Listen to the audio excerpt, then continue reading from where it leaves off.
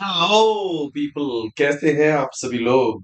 Good evening, good evening, good evening, good evening, good evening. So आज हम लोग करने वाले हैं इंजीनियरिंग मैकेनिक्स के सारे फॉर्मूलाज और कंसेप्ट्स। आप एक बार कंफर्म करेंगे पूरी तरह से मेरी आवाज आप तक पहुंच रही है? Would you please confirm, am I audible to you properly और not? Radhe Radhe Radhe Radhe Radhe Radhe. Audible to you properly और not? Radhe Radhe Radhe Radhe Radhe Radhe. Yeah, seems perfect. Just that the video is a little faded. I don't know what is the problem with OBS Studio, but it's okay. As long as you can see what is written here, it's perfect. Cool. So let us start. Today in this session, we are going to discuss all formulas and all concepts of statics part of engineering mechanics. As far as dynamics part is concerned, we are going to have dynamics part to be held separately. आज के इस session में हम statics part जो भी है उसके सारे फॉर्मूलाज और कंसेप्ट्स डिस्कस करेंगे। फोर्स सिस्टम्स, इक्विलिब्रियम, रिजल्टेंट और फ्री बॉडी डायग्राम, और उसके बाद थ्रस्टेस, और उसके बाद फ्रिक्शन। एंड फ्रिक्शन में चाहे आपका ड्राई फ्रिक्शन हो या फिर टिपिंग हो या फिर स्क्रू फ्रिक्शन हो, वेज हो, बेल्ट फ्रिक्शन हो, सारे। और उसके बाद virtual work. So this is going to be the content today. Let us go ahead. Let me introduce myself. I have done my masters from IIT Kharagpur, 2013 batch. I have been a topper of 2013 batch. 9 years of experience I have in GATE and ESE teaching. And I'm also the author of the book GATE in 75 Days. So this is all about me. You can follow me at unacademy.com at the rate Marut Live. And I'm lucky to have received so much love from the learners on an academy that they have constantly kept me in one of the topmost educators of entire GATE and ESE segments from last 3 years. तो मैं बहुत ही कहीं ना कहीं किस्मत वाला हूँ कि जितने भी लर्नर्स रहे हैं अकेडमी पर, उन्होंने लगातार 3 साल से मुझे टॉप मोस्ट एजुकेटर्स में रखा है। 73 मिलियन वॉच मिनट्स के साथ, 73 मिलियन वॉच मिनट्स। मैंने जब अकेडमी ज्वाइन किया था तो मैंने कभी सोचा नहीं था कि यहां तक ये सफर पहुंचेगा। लेकिन जैसे कि कहते हैं कि मैं अकेला ही चला था जानिबे मंजिल, मगर लोग जुड़ते गए, कारवां बनता गया। So this is all about me. This QR code is your key for unmatchable courses of engineering mechanics, strength of materials, theory of machines, vibrations, and machine design. This one QR code, and it has, uh, you know, ultimate course of engineering mechanics. It has ultimate course of strength of materials. In this one QR code, you will also find out the link of theory of machines course, also find out the link of vibrations course and machine design course if you want to do them recorded mode. But keep this in mind, all these are only accessible to those who are an Academy subscribers. जो Academy पे subscription है जिनके पास plus या iconic, वो इस QR code के through इन 5 unmatchable courses को access कर सकते हैं। एंड आई प्रॉमिस, आप इन 5 में से कोई एक कोर्स करोगे एंड आप रियलाइज करोगे कि आप रियलाइज करने वाले हो कि हाँ, मैकेनिकल इंजीनियरिंग सीखना कहते किसे हैं। सो दिस इज योर की। व्हाट डू यू से? Will start.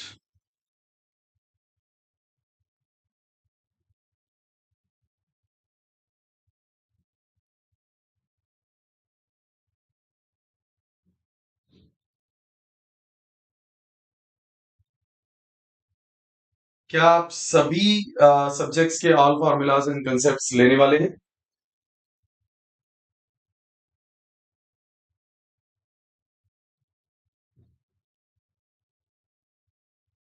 No, no, no, no, no. I'm going to take only all formulas and concepts for strength of materials, engineering mechanics, vibrations and theory of machines and machine design, and entire mathematics. It seems the lighting is a little, more than needed, na?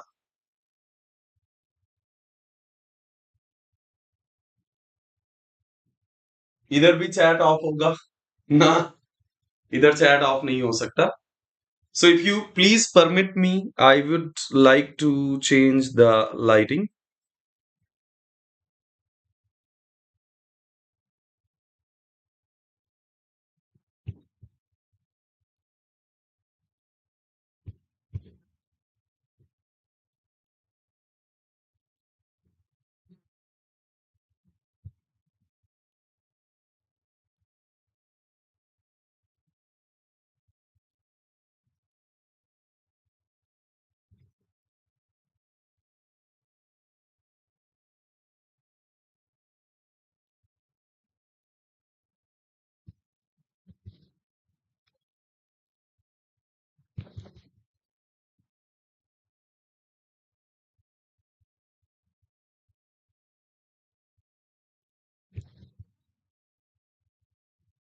I think now it should be okay yes it seems okay आ जाओ रे बाबा आ जाओ रे बाबा yes so finally we start as I said we are going to do engineering mechanics here and in engineering mechanics my dear friends in engineering mechanics we are going to do in engineering mechanics in this video we will do only statics part okay would you please confirm if this font size is cool for you or shall I increase it a little bit ये जो font size जिस size पे मैं लिख रहा हूँ चीजों को ये आपके लिए ठीक है या फिर मैं थोड़ा सा और increase करूंगा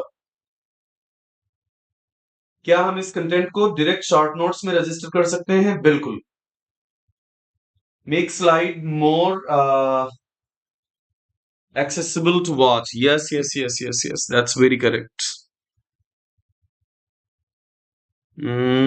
it's still not at par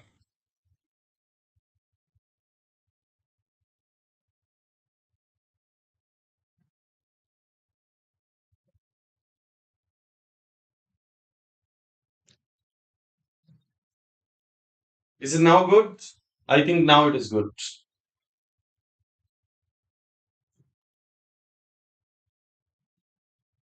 अब इससे ज्यादा मैं इंजीनियरिंग इसमें कर भी नहीं सकता I don't know much about all this so mechanics करने वाले हैं हम लोग और मैकेनिक्स में इस वीडियो में हम स्टैटिक्स स्टार्ट करने वाले हैं जो लोग मुझे जानते हैं बहुत अच्छी बात है जो नहीं जानते हैं आज से जान लो दैट जल्दबाजी में नहीं करने वाले हैं हम आराम से करेंगे 2.5-3 घंटे में प्यार से आराम से एक एक बात को लिस्ट करेंगे एक एक बात को हम समराइज करने वाले हैं सारे फार्मूलाज और सारे कंसेप्ट्स ठीक है तो कोई जल्दबाजी नहीं है आराम से करेंगे hello sir how are you I am good black नहीं होता हो सकता बैकग्राउंड बैकग्राउंड ब्लैक ही है बस वो पता नहीं क्यों रेडिश दिख रहा है आई डोंट नो व्हाई और उसमें मुझे नहीं लगता कि मैं बहुत ज्यादा कुछ कर सकता हूं I can't do a lot of engineering here हाँ I can do one thing I can change the background to white if you want. Let me just check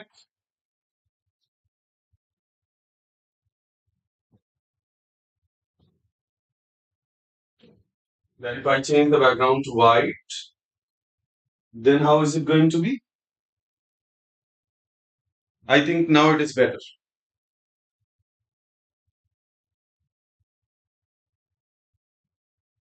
हाँ white में ज्यादा सही लग रहा है Yes, white is cool.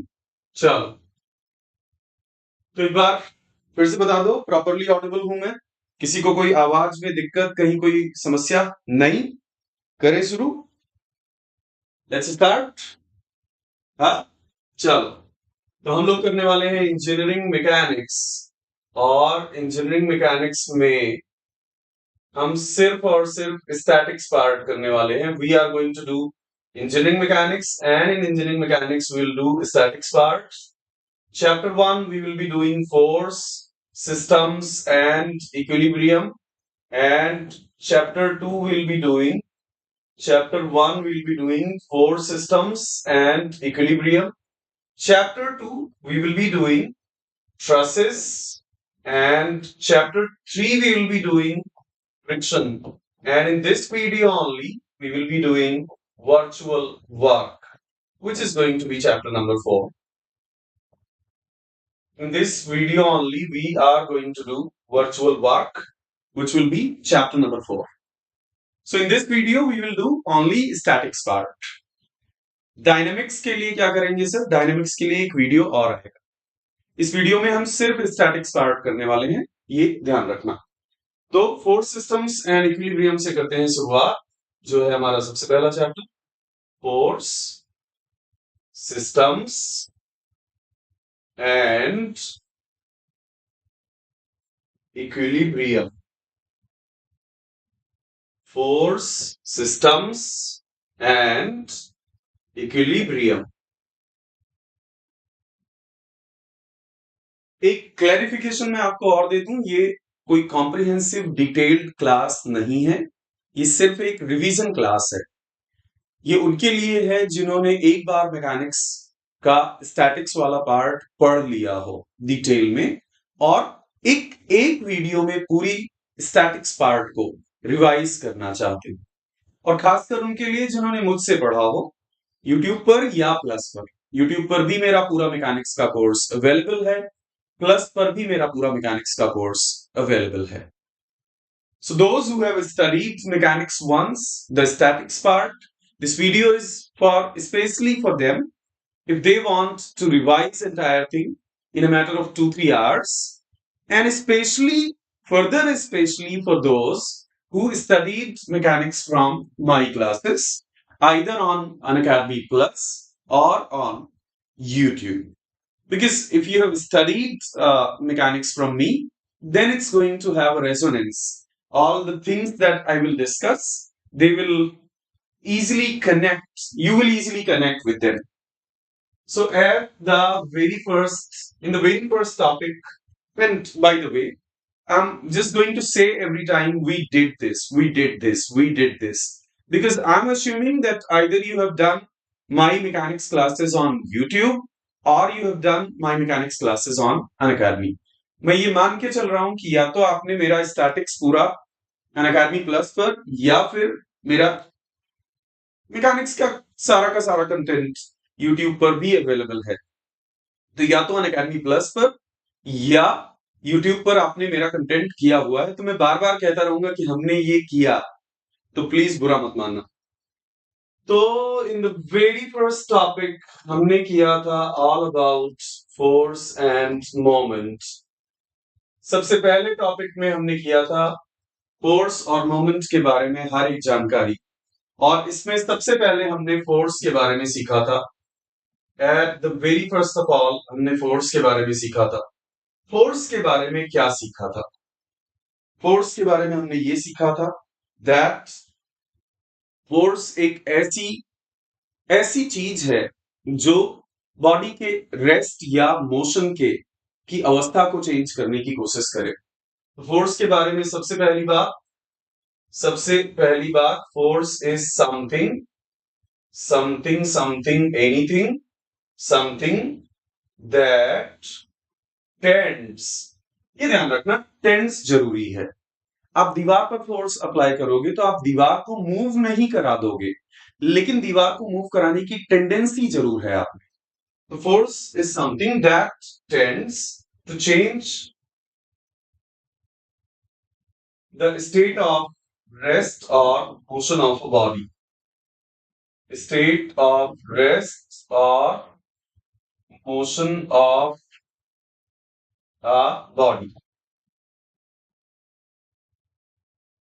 दबा के लाइक करो, दबा के कमेंट्स करो, दबा के शेयर करो. जितना ज्यादा लाइक करोगे, कमेंट्स करोगे, शेयर करोगे, उतना ही हमारा मोटिवेशन बढ़ेगा यूट्यूब पे और लाइव सेशंस करने के लिए। और हो सकता है कि अगर मोटिवेट ज्यादा, वीडियो पे लाइक ज्यादा आ जाएं, कमेंट्स ज्यादा आ जाएं और व्यूज ज्यादा आ जाएं, तो हो सकता है कि ऐसा एक, ये तो कंसेप्ट्स और फॉर्मूलाज का एक 2-3 घंटे का वीडियो है, ऐसा एक वीडियो, ऐसा एक लाइव सेशन प्रॉब्लम्स को लेकर भी आ जाए। लेकिन अगेन भाई, कुछ यू नो देवता तभी तो प्रसन्न होते हैं ना जब लड्डू चढ़ाया जाता है।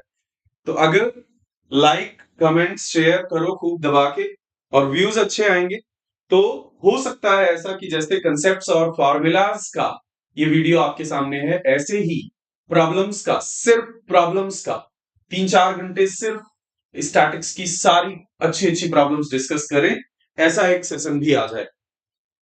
तो फोर्स वो है जो स्टेट ऑफ रेस्ट या मोशन को चेंज करने की कोशिश करे जिस भी बॉडी पर एक्ट कर रहा हो। उसके बाद फोर्स का इफेक्ट कंप्लीटली जानने के लिए दूसरी बात जो हमने डिस्कस की थी, अगेन मैं ऐसे ही कहता रहूंगा डिस्कस की थी, क्योंकि मैं अज्यूम कर रहा हूं कि most of you have done my statics classes. So दूसरा यूट्यूब पर भी अवेलेबल है पूरा मैकेनिक्स, लेक्चर 1, लेक्चर 2, लेक्चर 3 ऐसे करके, तो आप देख लेना प्लीज। चलो, तो दूसरा क्या है? दूसरी बात यह है कि फोर्स के कंप्लीट डिस्क्रिप्शन के लिए, फोर्स के कंप्लीट डिस्क्रिप्शन के लिए, फोर्स का अगर आपको कंप्लीट डिस्क्रिप्शन चाहिए, तो फोर्स के कंप्लीट डिस्क्रिप्शन के लिए 3 बातें जरूरी होती हैं। पहली बात, फोर्स का मैग्नीट्यूड क्या है। पहली बात जरूरी होती है, फोर्स का मैग्नीट्यूड क्या है। दूसरी बात जरूरी होती है, फोर्स का डायरेक्शन क्या है। और तीसरी बात जरूरी होती है, फोर्स का पॉइंट ऑफ एप्लीकेशन क्या है। First thing that we need to know is the magnitude of the force. Second thing that we need to know is the direction of the force. Third thing that we need to know is the point of application of the force. And then we understood how to find out the effect of a force in a direction different from the direction in which it is acting. कोई भी force किसी direction में जब act कर रहा होता है, तो उसका इफेक्ट हम किसी और डायरेक्शन में फाइंड आउट करना चाहते हैं। और जब भी हम किसी और डायरेक्शन में फाइंड आउट करना चाहते हैं फोर्स का इफेक्ट, तो उसका फोर्स का इफेक्ट किसी और डायरेक्शन में, ओए कहा, हाँ, फोर्स का इफेक्ट जिस डायरेक्शन में फाइंड आउट करना है उस डायरेक्शन पे फोकस करो, ठीक है। बाकी सारी डायरेक्शंस जिधर तुम्हारा फोकस जा रहा ना, वो बाद में अपने आप सही हो जाएंगी कुछ कर गुजरोगे तो पहले ये गेट खोल लो, बाकी फिर गेट खटखटाने नहीं पड़ेंगे, अपने आप खुलेंगे। पहले ये गेट खोलो। तो फोर्स का इफेक्ट किसी और डायरेक्शन में अगर आप कैलकुलेट करना चाहते हो, किसी भी डायरेक्शन में, तो वहां फोर्स की टिप से आप एक परपेंडिकुलर ड्रॉप करने वाले हो, और वो परपेंडिकुलर जहां भी कट करेगा, ये इतनी डिस्टेंस आपको बताएगी कि फोर्स का इफेक्ट उस डायरेक्शन में कितना है। कौन से डायरेक्शन में? एक्स वाले डायरेक्शन में। what is the effect of the force in that direction? Now you can very easily see that if this angle is theta, then you can very easily see fx upon f is equal to cos theta. So तीसरी बात जो हमने force के बारे में समझी थी वो ये कि कभी भी अगर फोर्स का इफेक्ट किसी भी डायरेक्शन में कैलकुलेट करना पड़ जाए, तो कैसे करेंगे सर? तो हम करेंगे F X upon F is equal to cos theta, और यहां से हमें मिल जाएगा F X is equal to F cos theta. वैसे फोर्स का इफेक्ट किसी भी डायरेक्शन में फाइंड आउट किया जा सकता है। The effect of the force can be found in any given direction, but it is generally a practice to find out the effects in two perpendicular directions. It is generally a practice to find out the effect of the force in two perpendicular directions. Now, notice that it is not necessary that those two perpendicular directions are horizontal and vertical. They could be inclined like this, they could be inclined like this, they could be inclined like this, they could be inclined like this, they could be inclined like this. But generally जब हम किसी problem को solve करेंगे तो कई बार हमें force का effect दो परपेंडिकुलर डायरेक्शंस में निकालने की जरूरत पड़ती है। ठीक है, एक को हम x कह देते हैं, दूसरे को y। जरूरी नहीं है कि x हॉरिजॉन्टल और y वर्टिकल हो, ऐसे किसी एंगल पर भी हो सकते हैं, दोनों किसी एंगल पर भी हो सकते हैं। इसीलिए जानबूझकर मैंने हॉरिजॉन्टल वर्टिकल नहीं बनाए। तो उस केस में फोर्स का इफेक्ट क्या होगा? उस केस में फोर्स का इफेक्ट होगा, जिस तरफ से एंगल आपको मालूम है उस तरफ फोर्स का इफेक्ट हो जाएगा F cos थीटा, और दूसरी तरफ से फोर्स का इफेक्ट हो जाएगा F sin थीटा। जिस तरफ से एंगल आपको मालूम है फोर्स का, वहां से आप देखोगे इफेक्ट आपको मिल जाएगा। तो अगर दो परपेंडिकुलर डायरेक्शंस में, इसे कहते हैं फोर्स को उसके कंपोनेंट्स में। What about F Y? So if I focus at F Y, this is the effect of the force in vertical direction. ये फोर्स का इफेक्ट वर्टिकल डायरेक्शन में है। So F Y upon F will be cos 90 minus theta. F Y upon F will be cos 90 minus theta, and that will give you Fy is equal to F sin theta. So this is how you are going to break a force into two components. This was all about the force. Now let us move on to the second thing of the first topic. And the second thing of the first topic is moment. What is a moment? A moment is nothing but the rotational tendency of a force. A moment is nothing but the rotational tendency of the force. So in the second topic of the, in the second subtopic of the first topic, we introduced the rotational effect of a moment.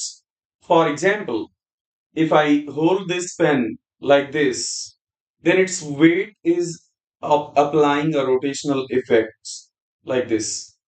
मैं इस pen को अगर ऐसे hold करूं तो इसका wait इस पर एक रोटेशनल इफेक्ट अप्लाई कर रहा है, कुछ इस तरह, समथिंग लाइक दिस। और आपने कैलेंडर को ऐसे झूमते हुए देखा होगा। जब भी हवा चलती है तेज, जब भी तेज हवा चलती है तो कैलेंडर को आपने झूमते हुए देखा होगा। या फिर दरवाजे को खोलते बंद करते समय आप सिर्फ एक रोटेशनल इफेक्ट ही तो प्रोड्यूस कर रहे होते हो। So at the time when you are closing और opening the door, you are only producing a rotational effect. At the time when you are operating a hand pump, you are only applying a rotational effect. जब आप एक hand pump operate कर रहे होते हो तो आप एक रोटेशनल इफेक्ट, आप एक रोटेशनल इफेक्ट जनरेट कर रहे होते हो। सो whenever a force acts on a body, it generates a rotational effect, and that rotational effect is called by the name moment. So in moment, first thing we studied was that how to measure this rotational effect, how to define the magnitude of this rotational effect. Magnitude of this rotational effect is, ध्यान से समझियो, magnitude of this rotational effect depends on two things. One, now if you are applying a lot of force on a hand pump, it will rotate faster. If you are applying a lot of force on the door, it will rotate faster. दरवाजे पर आप बहुत सारा force लगा देंगे तो naturally बहुत तेज घूमने लगेगा वो। हैंड पंप पर बहुत सारा फोर्स लगा देंगे तो नेचुरली वो बहुत तेज घूमने लगेगा। तो जाहिर सी बात है, जितना ज्यादा फोर्स उतना ज्यादा मोमेंट। तो मोमेंट कहीं ना कहीं इस बात पर तो डिपेंड करेगा ही करेगा कि आपने कितना ज्यादा फोर्स अप्लाई किया। लेकिन मोमेंट इस बात पर भी डिपेंड करेगा कि आपने नोटिस किया होगा कि अगर रेंच टूट गई और आपको हाथ से किसी नट को घुमाना पड़ गया तो आपको बहुत ज्यादा फोर्स अप्लाई करना पड़ता है। लेकिन वही फोर्स अगर आप रेंच की मदद से थोड़ी दूर जाकर लगाते हो तो नट को घुमाना इजी हो जाता है, नट को घुमाना आसान हो जाता है। It becomes easy to rotate a nut when you attach a wrench and apply the force at some distance at the end of the wrench. If wrench is not available and you need to rotate a nut to tighten it further and further, it becomes really tough. एक handpump को rotate करने के लिए, handpump के handle को rotate करने के लिए इजीली आप जानते हो कि सबसे दूर इंसान जाकर हैंडपंप के हैंडल को पकड़ता है। You know that to rotate the handle of a hand pump easily, any person is always going to hold the handle of the hand pump at farthest distance. So, the rotational tendency of a force does not only depend upon the magnitude of the force itself, that how much force you apply it also depends on how far you apply it. Moment का magnitude सिर्फ इस बात पर नहीं depend करता कि आपने कितना फोर्स अप्लाई किया, वो इस बात पर भी डिपेंड करता है कि आपने कितनी दूर अप्लाई किया। फोर्स का लाइन ऑफ एक्शन इस जिस पॉइंट के अबाउट आप रोटेट करना चाहते हो उस पॉइंट से कितनी दूर है। सो इन दोनों को अगर कंबाइन करें तो मोमेंट्स का मैग्नीट्यूड हमें मिल जाता है force multiplied by perpendicular distance. Moment का मैग्नीट्यूड हो जाता है force multiplied by perpendicular distance, like this, that suppose I want to find out the suppose I want to find out there is this force acting here like this and I want to find out the moment of this force. So you tell me, is force का moment okay about, is force का moment okay about यहाँ इस O point और A point के बीच में, O point और A point के बीच में डिस्टेंस गिवन है आपको and this distance is h। तो क्या इस फोर्स का moment okay about F into H होगा? बिल्कुल नहीं, क्योंकि h O पॉइंट से फोर्स के लाइन ऑफ एक्शन पर परपेंडिकुलर डिस्टेंस नहीं है। H is not the perpendicular distance of line of action of the force from this point. So you are actually going to find out the perpendicular distance, and only that perpendicular distance will be capable of giving you the moment. Only that perpendicular distance, d. So note that moment of this force is not going to be equal to F multiplied by H. It is rather going to be equal to F multiplied by D. Perpendicular distance must always be taken. आपको सिर्फ और सिर्फ perpendicular distance ही लेनी होगी। So you can take one example, one very quick example, that suppose there is a ladder. Suppose there is a ladder and wait a moment. Suppose we have got a ladder and that ladder has got the weight of 600 Newton. Okay, and ladder is in equilibrium at theta angle. Theta angle पर ये ladder रखा हुआ है। आप इस 600 Newton force का moment A के about calculate कर सकते क्या? Can you calculate the moment of this 600 Newton force about A? Very easily. And how you can say that? Just produce the line of action and then from point A, simply drop the perpendicular on that line of action.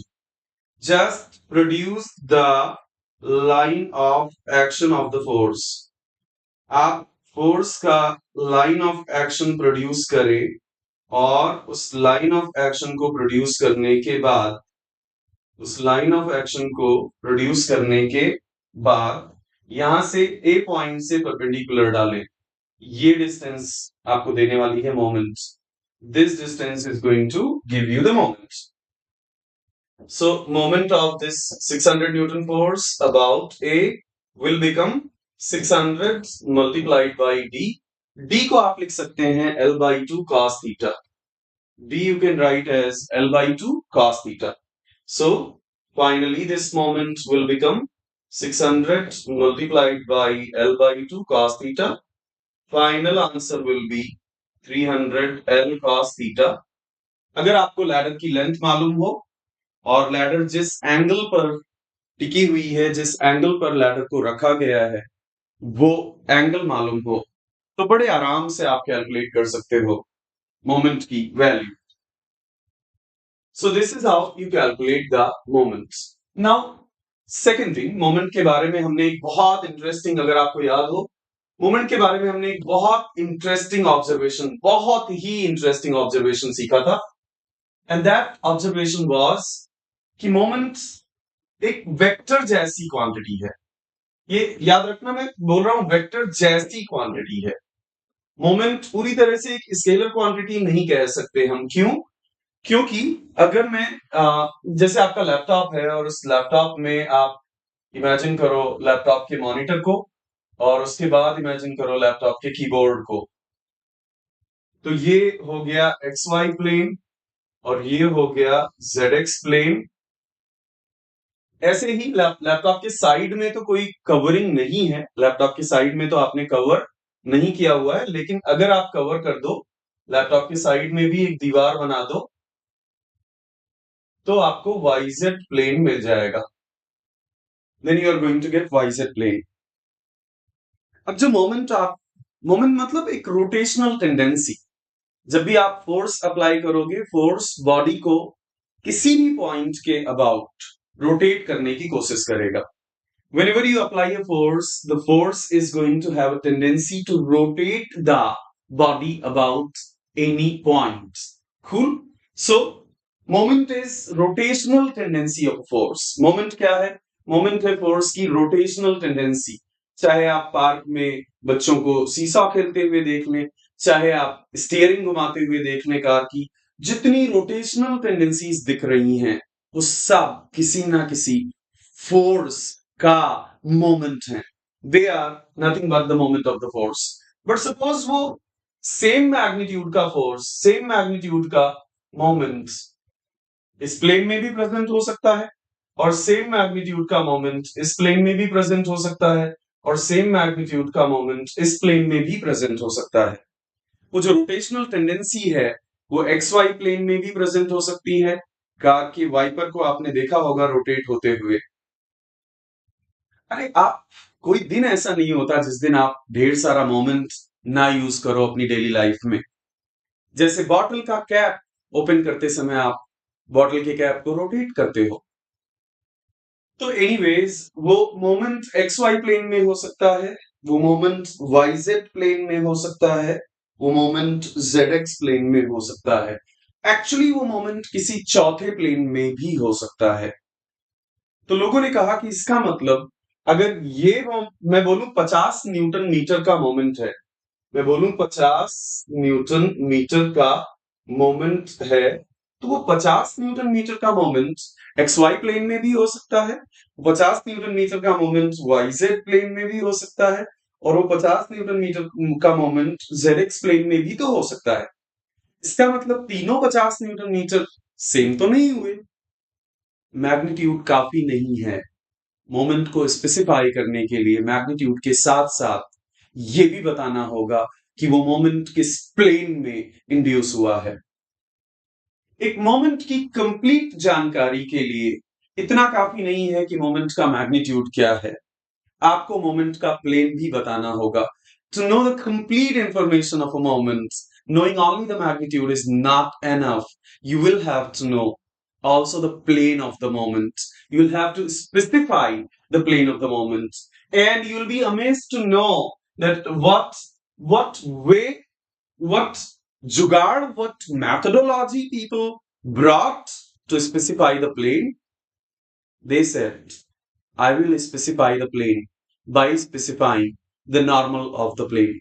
They said, I will specify the plane by specifying the normal of the plane. that if the moment is in xy plane, I will say that the moment is in z direction. And if the moment is in yz plane, I will rather say if the moment is in yz plane, I will rather say that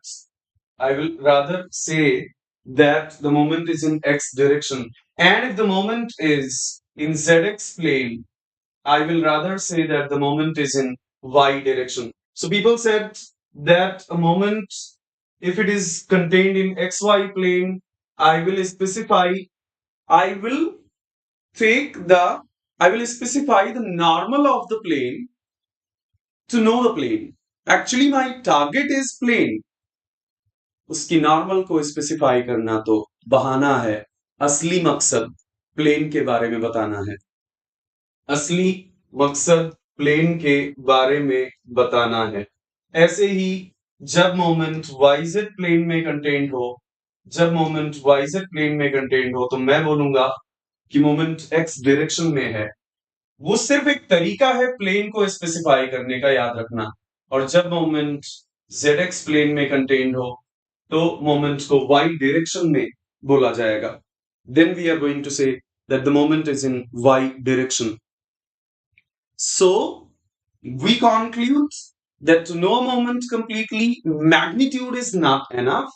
We should know the plane in which the moment is contained. Number one. Number two, how do we specify the plane? To specify the plane, we take the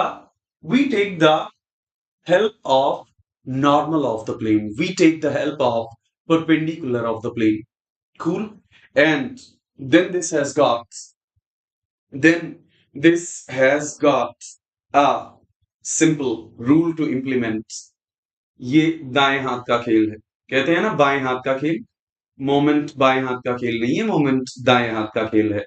moment is not बाएं हाथ का खेल, moment दाएं हाथ का खेल है। It's the game of the right hand. You please take your right hand and rotate your right hand fingers in the sense of the moment, and then आपको right hand thumb z direction में दिखेगा, और इस तरह से आप implement कर सकते हैं, and this is how you can implement.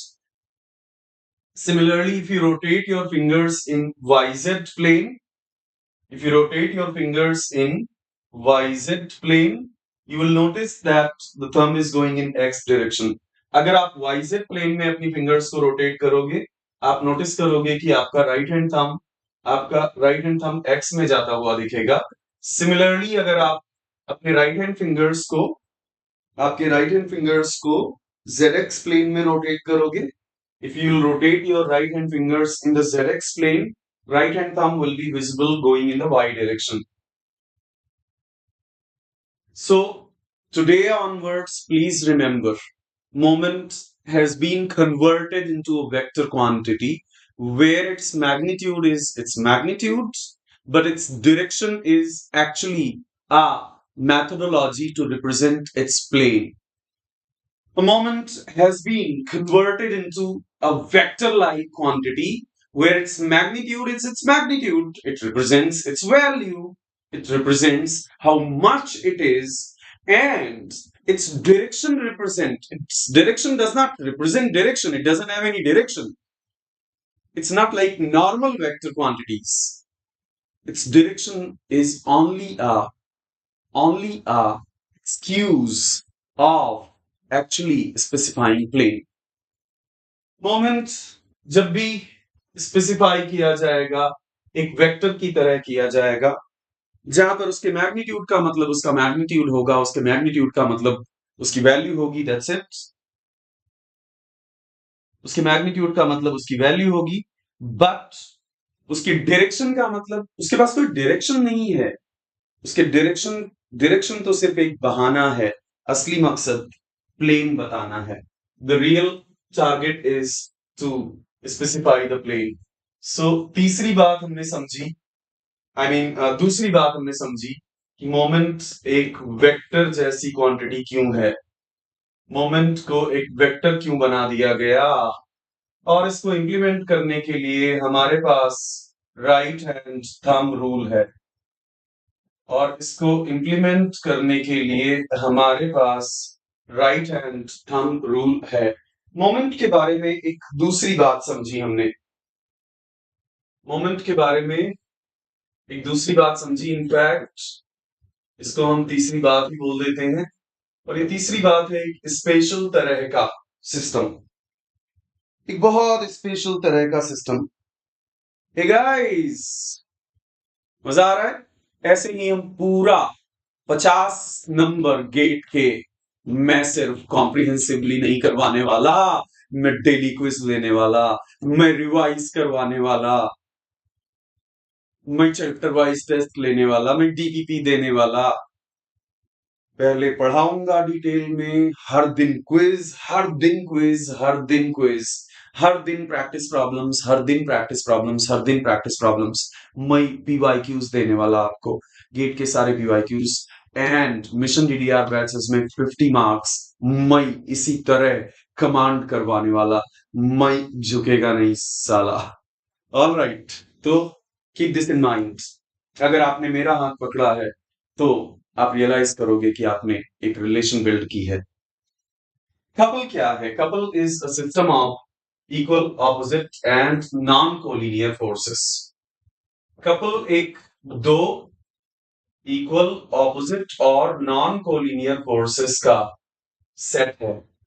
To equal, opposite and non collinear forces, two equal, opposite and non-collinear forces is equal to couple. Now, couple has a beautiful characteristic that it does not produce any net force. Its net force is always going to be zero. Couple की एक बेहतरीन characteristic ये है कि उसका net force कुछ भी नहीं होगा, उसका नेट फोर्स जीरो होगा। कपल का नेट फोर्स जीरो होगा और कपल का नेट मोमेंट जीरो नहीं होगा। कपल का नेट मोमेंट जीरो नहीं होगा, कपल का नेट मोमेंट जीरो नहीं होगा। बात सिर्फ इतनी नहीं है, बात इतनी है सर कि कपल का net moment point of reference पे डिपेंड नहीं करेगा।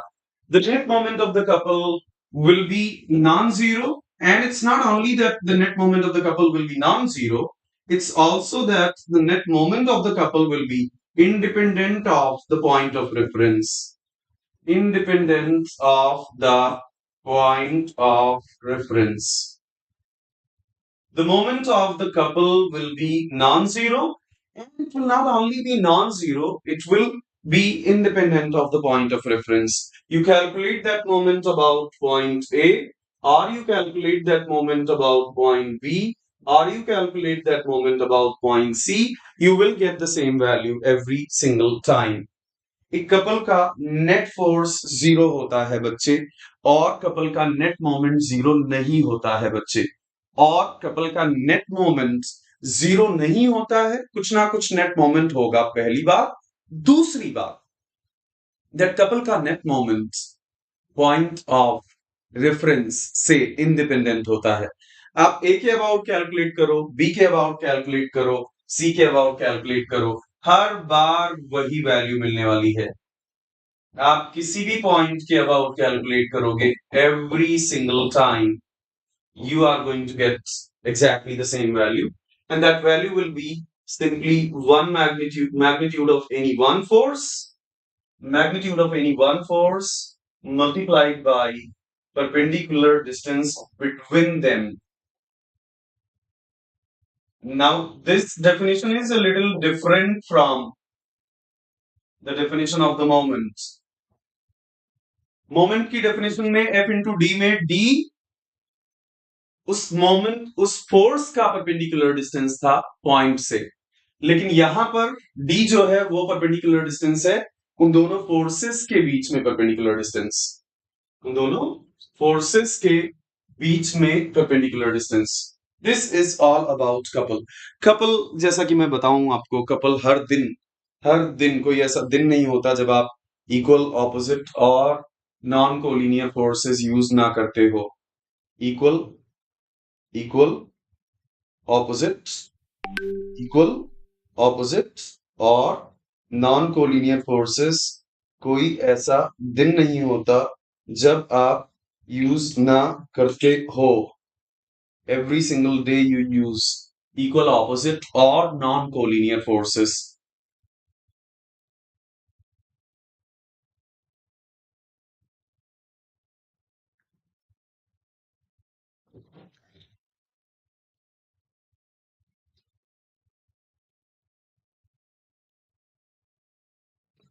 चीता भी पीता है.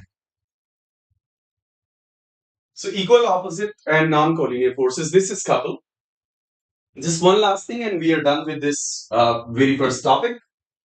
That many a times a force is acting at one point of the body, and we want to know the effect of the force at some other point. Many a times it will so happen that force is acting at one point of the body, but we want to know the effect of the force at some other point of the body. And for that, we simply do one simple smart work, that we have the force acting at point A. At point B, we introduce one similar force in same direction and one similar force in opposite direction. And after introducing this, we notice that the force that we have introduced in opposite direction, if we combine that opposite direction force with the original force that was acting at point A, then they are together making a couple, and a couple has net force 0. A couple has net force 0, but a couple has some moment available, and that moment is independent of any point. That moment is independent of any point. We know the moment of the couple is independent of any point whatsoever. So what I'm going to do in this figure here, I'm going to maintain this red force acting at B, and that black force and black force together, they are making a clockwise couple. That black force and black force together, they are making a clockwise couple, and that clockwise couple value is how much? That clockwise couple value is F multiplied by D, where D is the perpendicular distance between A and B. Now, mostly we are going to forget about the second step. We are mostly going to forget about the second step. We are going to hide this second step, and we are going to directly understand that if a force at point A is transferred to point B, then we don't only get the same force, but we also get a rotational effect, a pure rotational effect. मैं ये सारी की सारी बात हिंदी में repeat कर देता हूं बहुत जल्दी. दैट कई बार ऐसा होता है कि बॉडीज में फोर्स किसी एक पॉइंट पर एक्ट कर रहा होता है, लेकिन उसकी इफेक्ट हमें किसी और पॉइंट पर देखनी होती है. खासकर जब आप स्ट्रेंथ ऑफ मटेरियल्स या मशीन डिजाइन या इवन थ्योरी ऑफ मशीन्स पढ़ोगे. थ्योरी ऑफ मशीन्स में जब आप टर्निंग मोमेंट कैलकुलेट कर रहे होगे, तो आप पिस्टन के फोर्स को कनेक्टिंग रॉड और क्रैंक के कनेक्शन पर जाकर ट्रांसफर करोगे. कई बार जो फोर्स एक पॉइंट पर एक्ट कर रहा होता है, उसे हमें उसका इफेक्ट किसी दूसरे पॉइंट पर जाकर देखना होता है, और उसके लिए हम ये प्रोसीजर फॉलो करते हैं.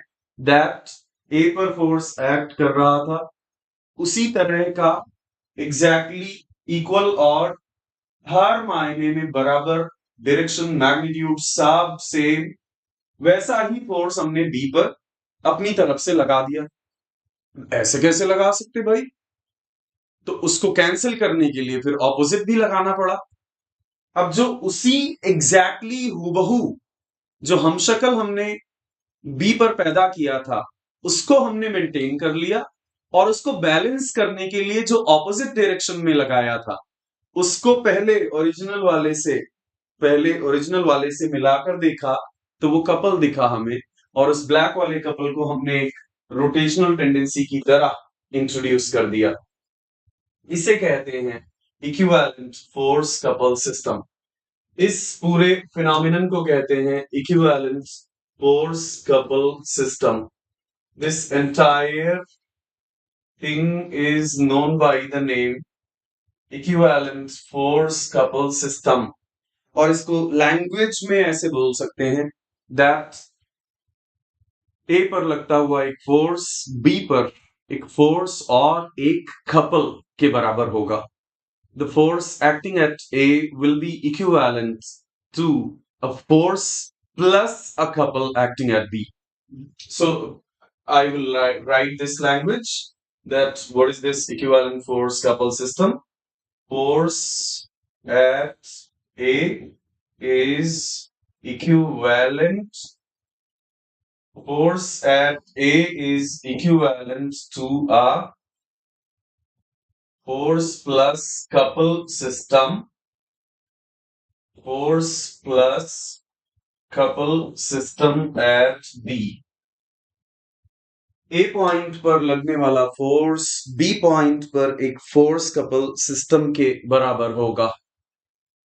At force acting at point A will be equivalent to the force couple system at point B. We are done with the very first topic, all about force and moment। मैंने बताया था आपको आराम से करेंगे, detail में करेंगे, इसलिए कोई भी अगर ऐसा है जिसको बहुत जल्दबाजी है, जिसकी ट्रेन छूट रही है और जिसको लगता है कि बस एक दिन में रातों रात करोड़पति बने, वैसा लाइफ में कुछ होता नहीं है। आप एक बीज मिट्टी में डालते हैं और फिर उसको you know millimetre millimetre millimetre micrometre micrometre micrometre build होते हुए देखते हैं। इसलिए कोई भी अच्छी चीज उसमें वक्त लगेगा, और इसलिए पेशेंस के साथ बढ़िया पूरा स्टैटिक्स अच्छे से करेंगे। We will do entire statics in great detail. आते हैं हम दूसरे टॉपिक पर। दूसरा टॉपिक क्या है? पहले चैप्टर का दूसरा टॉपिक हमने किया था फोर्स सिस्टम्स और रिजल्टेंट्स। पहले चैप्टर का दूसरा टॉपिक हमने किया था force systems and resultants. Force systems and resultants. Okay, ये क्या है? Force systems and resultants. अब पहले तो मैं रिजल्टेंट के बारे में आपको बता देता हूं। पहली बात हम लोग करने वाले हैं रिजल्टेंट के बारे में। दैट ये भी ध्यान रखना कि ये रिवीजन आपको एक बूस्ट जरूर देगा, लेकिन ये रिवीजन आधी अधूरी बात है जब तक आप प्रॉब्लम्स ना प्रैक्टिस करें। यहां की हुई हर एक बात आपको समझ में आ जाए, उससे सिर्फ आपका 20-30% इनिशियल प्रॉफिट होना है। हाँ, ये नेसेसरी इनिशियल स्टेप है। ऐसा भी नहीं है कि इसको बाईपास करके आप सीधे प्रॉब्लम्स पे जंप कर सकते हैं। नहीं, सीधे प्रॉब्लम्स पे जंप नहीं कर सकते आप। आपको पहले सारे कंसेप्ट्स और फॉर्मूलाज बारीकियों में जाकर समझने होंगे। You will have to understand each and every problem and each and every concept, going into the depth of that concept and knowing in its full truthness, in its ultimate truthfulness, that what exactly the real concept is, what exactly is the precise and accurate concept is. That's the necessary first step, but unfortunately only a first step. The second step is much more important and much more time taking, and that's practice.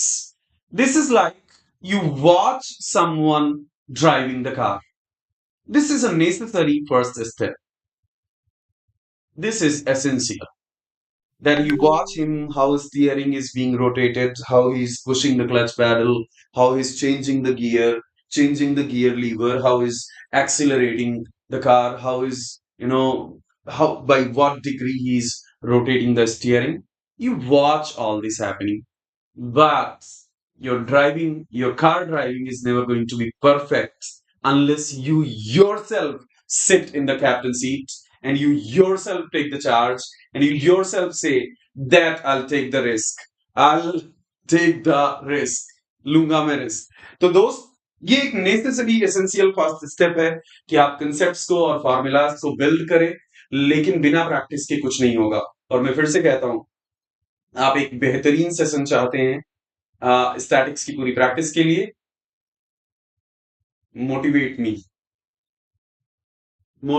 Me as much as you can, and I promise एक ऐसा session mechanics के पूरे statics का 1 3 4 घंटे में एक बेहतरीन ऐसा एक प्रैक्टिस सेशन होगा कि आप धुआं धुआं हो जाएगा स्टैटिक्स. पूरा स्टैटिक पूरा स्टैटिक्स हिल जाएगा, शेक हो जाएगा. We are going to do unmatchable problems, but then I will see today the response that YouTube पे लोग कहाँ किस हद तक प्यार दर्शाते हैं.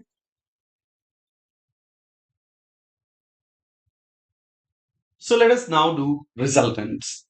Hey guys, एक बार सभी लोग फायर वाला भेज दो जरा, फायर वाला या लव वाला जल्दी से, या थम्स अप वाला, सो दैट मुझे पता चल जाए कि सभी एक्टिव हैं उतना ही जितना मैं हूं, और सभी को उतना ही मजा आ रहा है जितना मुझे आ रहा है. I am enjoying this session like anything. बहुत मजा आ रहा है. वाओ.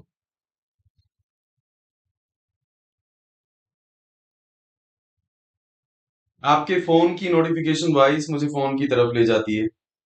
मेरे फोन में नोटिफिकेशन वॉइस आ रही है क्या?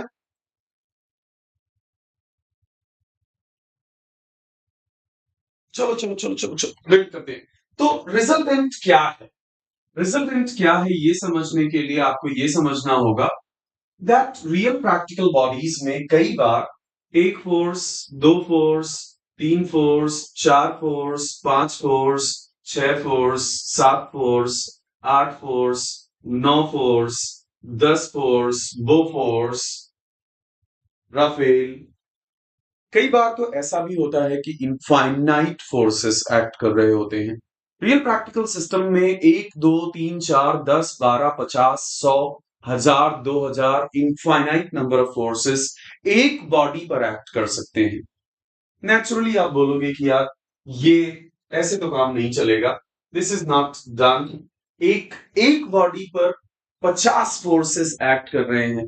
50 फोर्सेस के साथ कैसे डील करूंगा मैं? मुझे एक एक ऐसा रिप्रेजेंटेटिव बता दो, मुझे एक ऐसा इक्विवेलेंट, सिंगल इक्विवेलेंट, हाइपोथेटिकल ही सही, एक काल्पनिक ही सही, लेकिन एक ऐसा फोर्स बता दो जो उतना ही और वैसा ही इफेक्ट प्रोड्यूस कर सके जितना और जैसा इफेक्ट ये सारे 50 फोर्सेस मिलकर प्रोड्यूस कर रहे हैं. उस एक अकेले फोर्स को हम रिजल्टेंट कहा करते हैं. That single equivalent force that can produce exactly the same effect as being produced by all these forces together is known by the name the resultant force. If a body is being acted upon, let's say 50 forces, then this resultant force has the capability of replacing all those 50 forces to the sides and saying that now I'm going to do alone the same effect as you all are doing together. आप सब मिलके जितना effect produce कर रहे हैं उतना effect मैं अकेले प्रोड्यूस करने वाला हूं. I'm going to do it alone. So, how do you find it out? Resultant is what? Resultant is what? Resultant is a single equivalent force. Resultant is a single equivalent force that can produce the same effect,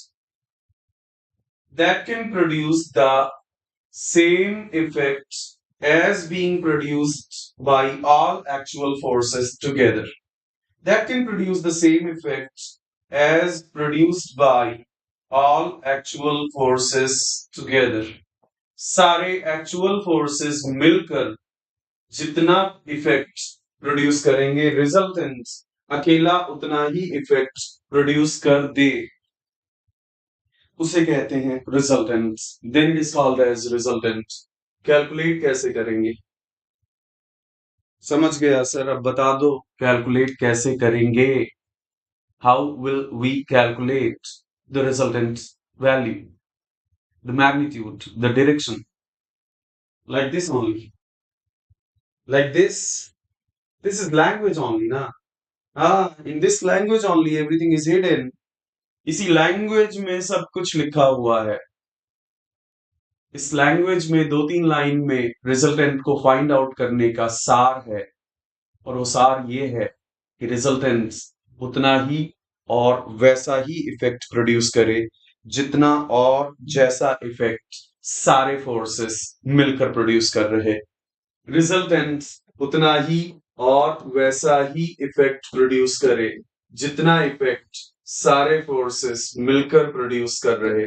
resultant का effect उतना ही और वैसा ही हो जितना effect सारे actual forces का साथ साथ प्रोड्यूस हो रहा है। जितना इफेक्ट सारे एक्चुअल फोर्सेस का एक साथ प्रोड्यूस हो रहा है वो मिलकर प्रोड्यूस करते हैं।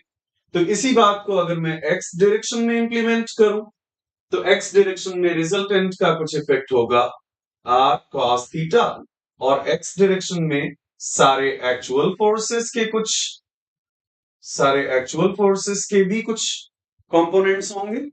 हम जानते हैं रिजॉल्व करना, आज ही सिखाया है मैंने आपको।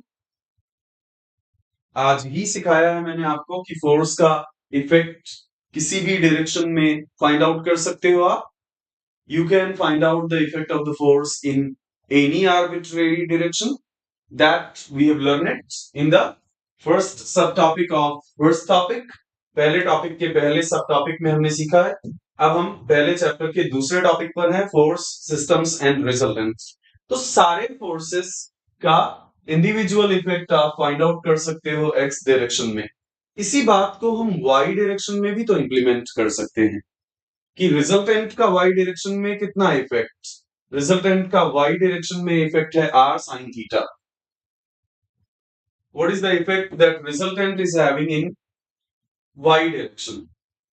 सो basically the target is that we want to replace all these actual forces and we want to have one single force, and that single force, let's say, is available at theta angle from x.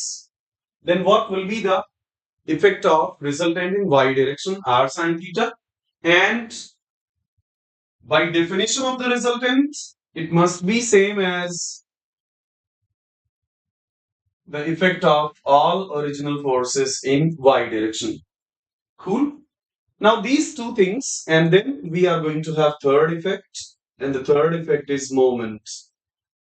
That, say it again, resultant must produce the same effects as being produced by all original forces together।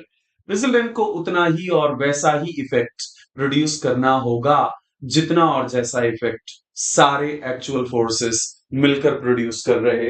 तो ये बात moment के लिए भी तो सच होगी, that resultant को उतना ही मोमेंट प्रोड्यूस करना होगा जितना मोमेंट सारे एक्चुअल फोर्सेस मिलकर प्रोड्यूस कर रहे। इस कॉमन सेंसिकल बात को वेरिग्नास थ्योरम कहते हैं। ये जो कॉमन सेंसिकल बात यहाँ पर लिखी हुई है, इस कॉमन सेंसिकल बात को वेरिग्नास थ्योरम भी कहते हैं। This common sensical thing is known by the name Varignon's theorem. Cool. अब इससे क्या मिलेगा? इससे जो मिलेगा उससे मैं बाद में आऊंगा, पहले मैं आपको बताता हूं कि इन दोनों को अगर स्क्वायर करके ऐड कर दोगे, इन दोनों को अगर स्क्वायर करके और ऐड कर दोगे तो r square cos square theta और r square sine square theta में cos square theta plus sine square theta 1 हो जाएगा, और आपको सीधे सीधे आर मिल जाएगा सिग्मा एफ एक्स का स्क्वायर, सिग्मा एफ एक्स का square plus sigma F Y का स्क्वायर। और अगर इन दोनों इक्वेशंस को डिवाइड कर दोगे तो आपको डिवाइड करने के बाद आर और आर कैंसिल होंगे, tan थीटा मिल जाएगा। आर और आर कैंसिल होंगे, tan थीटा मिल जाएगा, sigma F Y upon sigma F X. इसका मतलब समझे दया, इसका मतलब इन्हीं दोनों इक्वेशंस से आपको रिजल्टेंट का मैग्नीट्यूड भी मिल गया और रिजल्टेंट की डायरेक्शन भी मिल गई। With these two equations we got the magnitude of the resultant also, and we got the direction of the resultant also. And the third one, then what about this? What is the role of this one? The role of this one is to find out the distance of the resultant from some point of reference, so that we know that, okay, we know the magnitude and we know the direction. Still, we know that the complete description of force is not really done, because a complete description of the force requires not only the magnitudes and not only the direction, but also that where that force is acting. And there, Verigna's theorem will help you find out the distance of the resultant from some point of reference. पहली दोनों equation से हमें resultant का magnitude मिल गया और resultant का angle मिल गया। पहली दोनों इक्वेशन से हमें रिजल्टेंट का मैग्नीट्यूड मिल गया और रिजल्टेंट का एंगल मिल गया, रिजल्टेंट की डायरेक्शन मिल गई।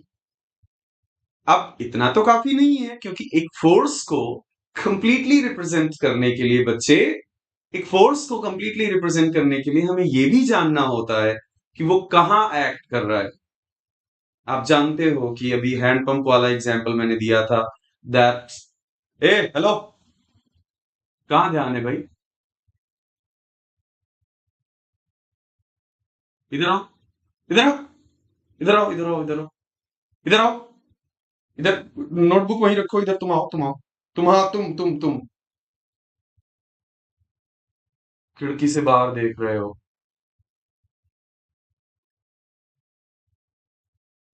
खिड़कियां ही खोलोगे फिर गेट नहीं खुलेगा, ये ध्यान रखना। सामने वाली खिड़की में चांद का टुकड़ा, हाँ।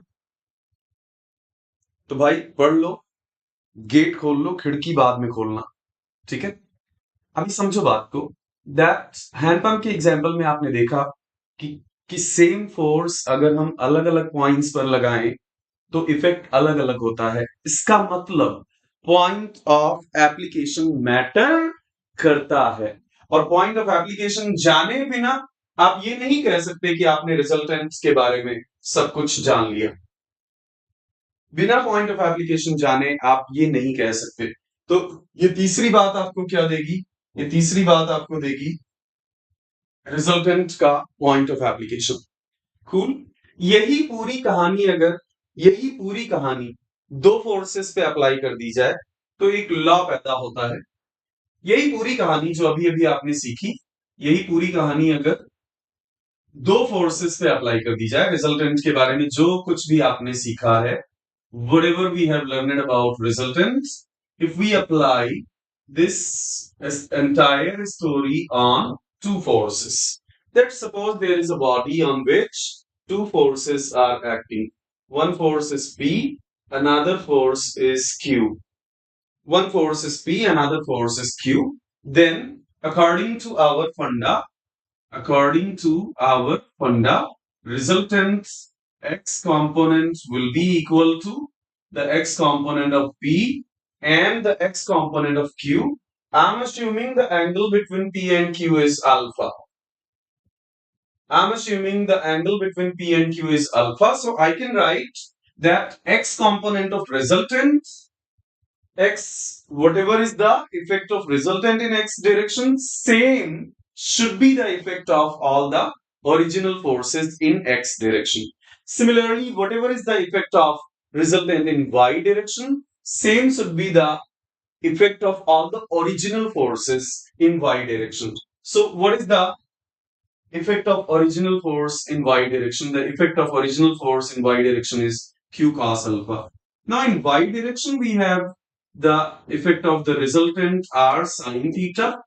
And what is the effect of P in y direction? Nothing. And what is the effect of q in y direction? Q sine alpha. The effect of q in y direction is q sine alpha. Now I do the same thing that I explained here. Square and add them together to get the magnitudes and divide them to get the angle. एक बार आप x में वही फंडा apply करोगे, एक बार आप y में वही फंडा अप्लाई करोगे, फिर आप स्क्वायर और ऐड करोगे तो आपको रिजल्टेंट का मैग्नीट्यूड मिल जाएगा, और आप डिवाइड करोगे तो आपको रिजल्टेंट का डायरेक्शन मिल जाएगा. यही बात हम दो फोर्सेस पे अप्लाई कर रहे हैं. So square and add, and if I square and add, then I'm going to get, if I square and add, then I'm going to get r square is equal to p plus q cos alpha whole square, p plus q cos alpha whole square and q sin alpha whole square.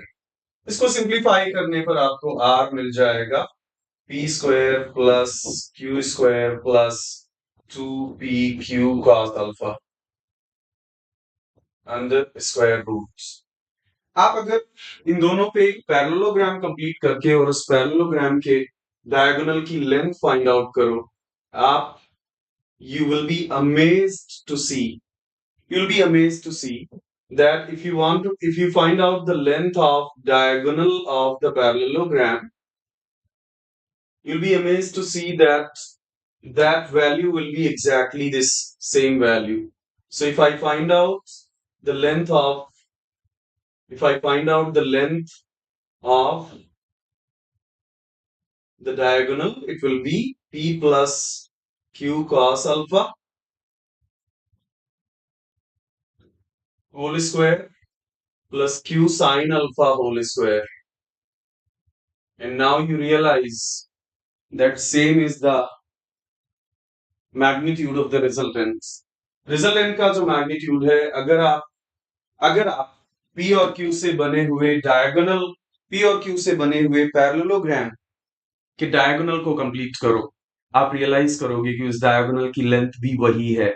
You will realise that the length of the diagonal is exactly the same. Notice that this is P, and then we have this horizontal projection as Q cos alpha and this vertical projection as Q sin alpha, and then you notice that L can be written as P plus Q cos alpha.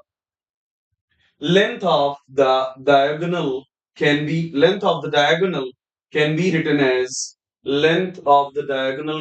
written as P plus Q cos alpha whole square plus Q sin alpha whole square.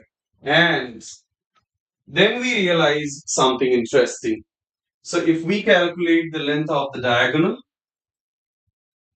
we realize it's P plus Q cos alpha whole square plus Q sin alpha whole square. And my dear friends, after that we realize कि ओहो, तो आप नहीं खाइएगा Apple. Apple कौन खाएगा? दशहरी आ चुका है. तो P प्लस ये सेम है. इसी से उत्पत्ति हुई लॉ ऑफ पैरेललोग्राम की. यहीं से उत्पत्ति हुई लॉ ऑफ पैरेललोग्राम. इस टॉपिक को खत्म करते हैं डिस्कस करते हुए कि कई बार हमें पॉइंट ऑफ एप्लीकेशन बताने की जरूरत नहीं होगी, और कई बार होगी भी. कई बार हमें पॉइंट ऑफ एप्लीकेशन बताने की जरूरत नहीं पड़ेगी, पॉइंट ऑफ एप्लीकेशन ऑटोमेटिकली पता चल जाएगा. और कई बार पॉइंट ऑफ एप्लीकेशन ऑटोमेटिकली नहीं पता चलेगा, हमें पॉइंट ऑफ एप्लीकेशन हमें कैलकुलेट करना पड़ेगा, हमें पॉइंट ऑफ एप्लीकेशन निकालना पड़ेगा. और ये चीज कैसे हम पता करेंगे कि कब निकालना पड़ेगा कब नहीं निकालना पड़ेगा? ये चीज पता करने के लिए एक तरीका ढूंढा लोगों ने कि जितने भी फोर्सेस किसी भी बॉडी पर एक्ट करते हैं, इन फोर्सेस को, जितने भी फोर्सेस किसी भी बॉडी पर एक्ट करते हैं, अगर इन सारे फोर्सेस को एक सिंगल प्लेन में कंटेन किया जा सके, अगर इन सारे फोर्सेस को एक सिंगल प्लेन में कंटेन किया जा सके, तो ऐसे फोर्स सिस्टम को हम कहते हैं टू डायमेंशनल फोर्स सिस्टम या coplanar force system. Such a force system is known by the name two dimensional force system और कोप्लेनर फोर्स सिस्टम. ओके, सच अगर सारे के सारे फोर्सेस को एक प्लेन में कंटेन किया जा सके तो ऐसे फोर्स सिस्टम को हम कहते हैं कोप्लेनर या टू डी फोर्स सिस्टम. और अगर सारे फोर्सेस के लाइन ऑफ एक्शन को एक प्लेन में कंटेन ना किया जा सके, and if the forces, the line of action of all the forces can't be contained in one single plane, then the then the then the force system is known by the name non-coplanar force system, and sometimes we also call it three-dimensional force system, and sometimes we also call it spatial force system. My dear friends, there is one more simplification possible. There is one further simplification possible, whether it is coplanar or it is non-coplanar. Whether it is coplanar or it is non-coplanar, there is one more simplification possible, and that simplification is that sometimes, चाहे सारे forces एक plane में contained हों या फिर ना हों, कई बार ऐसा हो सकता है कि सारे फोर्सेस एक सिंगल पॉइंट से पास करेंगे. और अगर सारे फोर्सेस एक सिंगल पॉइंट से पास करने लग जाएं, all forces have one common point of intersection. All forces have one common point of intersection. सारे फोर्सेस का एक कॉमन पॉइंट ऑफ इंटरसेक्शन हो ऐसे फोर्स सिस्टम को. और ये मैं फिर से बता दूं कि ये बात कोप्लेनर में भी लागू होगी और ये बात नॉन कोप्लेनर में भी लागू होगी. All forces have one common point of intersection.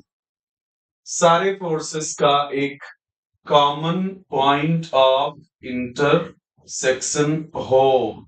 अगर ऐसा हुआ अगर ऐसा हुआ तो ऐसे फोर्स सिस्टम को हम कहते हैं concurrent force system. Such force system is known by the name concurrent force system. और ये बात कोप्लेनर में भी पॉसिबल है, नॉन कोप्लेनर में भी पॉसिबल है.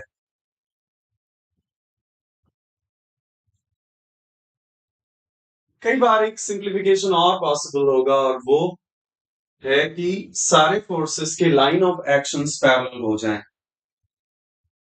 All forces have parallel line of actions.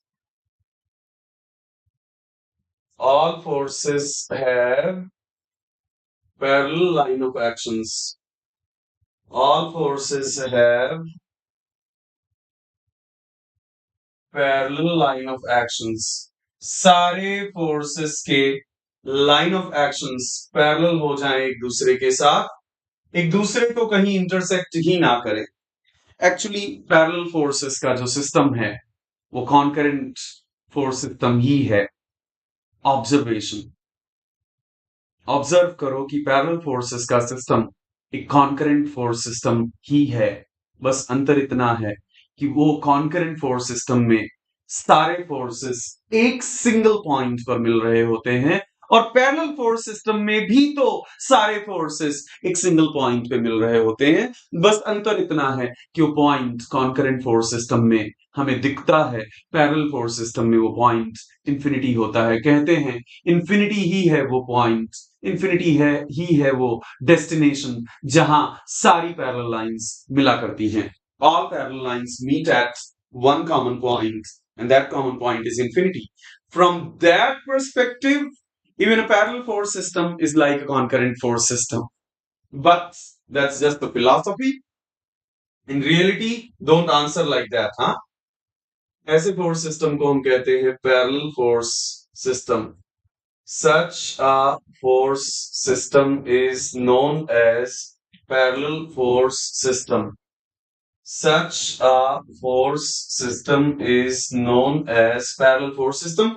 Finally, ऐसा जरूरी तो नहीं है कि हमेशा या तो सारे एक ही पॉइंट पर मिले और या फिर सारों के लाइन ऑफ एक्शंस पैरेलल ही हो.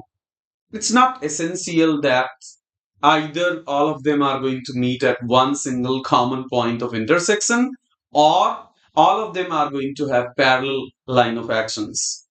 Might be that both things are absent.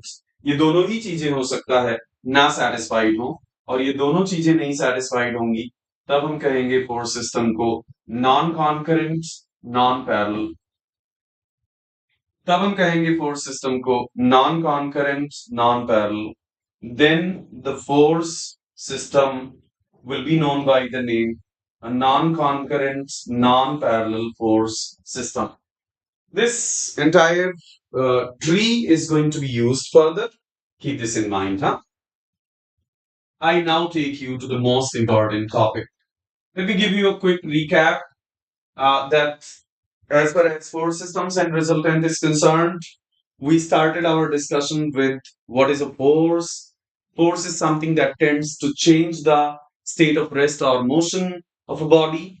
The if we want to completely describe a force, we need three things. One, magnitude. Second, direction of the force. Third, point of application.